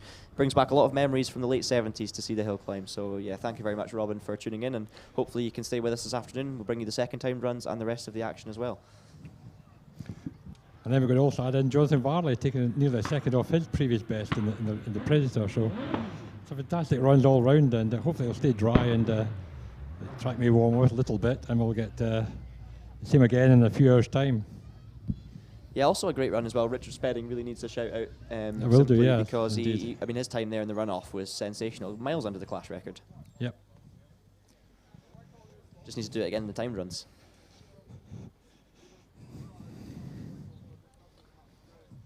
We also just give a wee update on the Scottish Hill Climb Championship, of course, for those that are registered in that. So I'll just bear with me. I believe, though, Wallace is registered, so he will take the... Sean now has to work out where to put his sticker.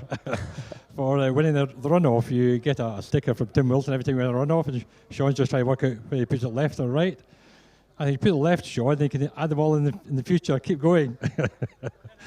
Start in the middle and work out the way. Well done, Sean, for a new car this year. This is the 6th weekend you're running it in the main championship, and obviously it's really a really good car as well. You've been a really good driver, and you love Doune, don't you? I love Doune, yes. I wanted to do a 35-second run in the 1600, but I was the car failed the last time I was here, and I managed a 36.2, but I've just achieved that, obviously in a bigger car. But yeah, no excuses. But yeah, it was a good, clean run. And we will have another go this afternoon and see if we can go a little bit quicker. Obviously, all the cars in the top 3 there are all totally different cars, yourself and Alex and Richard. So what's the strengths of your car in this hill? Say that again? What are the strengths of your car? Which are the main points that make it go quick in this hill? Between the start and the finish line. Well, thank you, Sean. Well done. An all-round car there from Sean Gould. Well done, Sean. And see you again later, hopefully.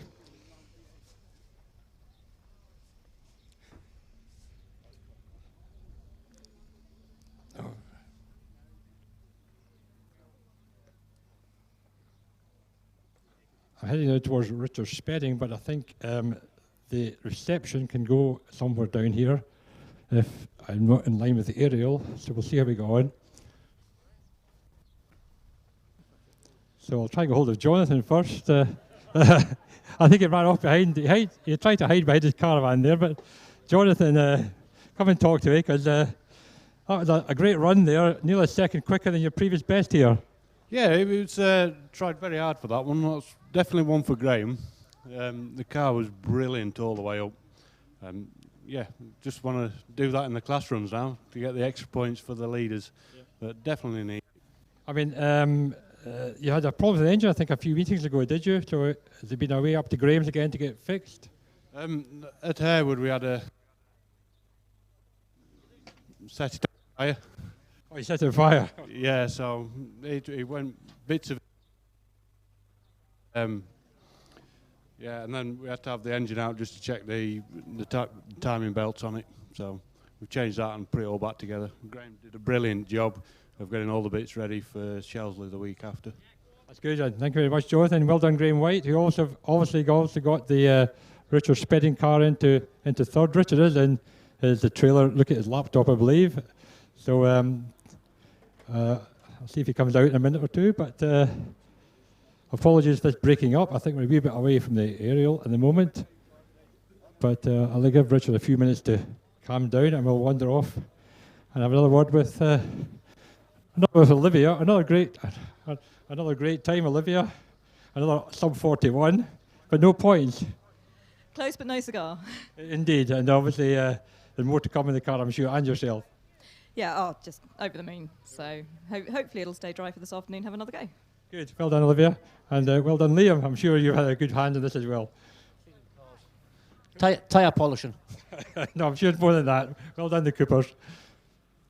Here's Alex Summers, second in that runoff. Looks so close, Alex. Almost there. Yeah. No, well done to Sean. That was unreal. New car to him, obviously, this year, and to get that time is just amazing. So fair play to Sean. Can't take it away from him, but too close. It's a shame, but no, it's great. It's great to be on the podium, obviously, and it's good points. Yeah, you're doing like consistently this year. You're getting your points, but you just need a win, and that would be coming soon, I hope. Yeah, I mean, I suppose you have to tell yourself it's only one more point, but yeah, there is something about obviously winning. It makes it, it makes it special. But no, come here and do that is great, and I really enjoyed the run as well, which is, sometimes when you're other hills, I'm not going to mention them, and it can be quite stressful and it's very quick, but here most of the drivers I'm sure will agree, it's just amazing. It's like a bobsleigh run, so yeah, it's really good. Thank you very much, Alex Summers.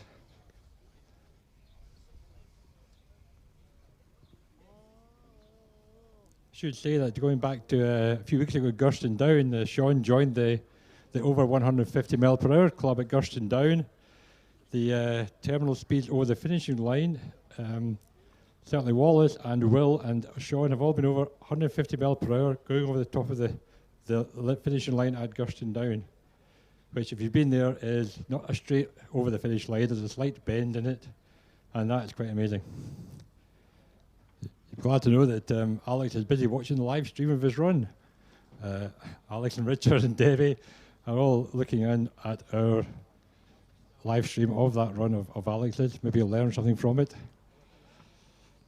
So not only are we entertaining, we're being used as a teaching tool.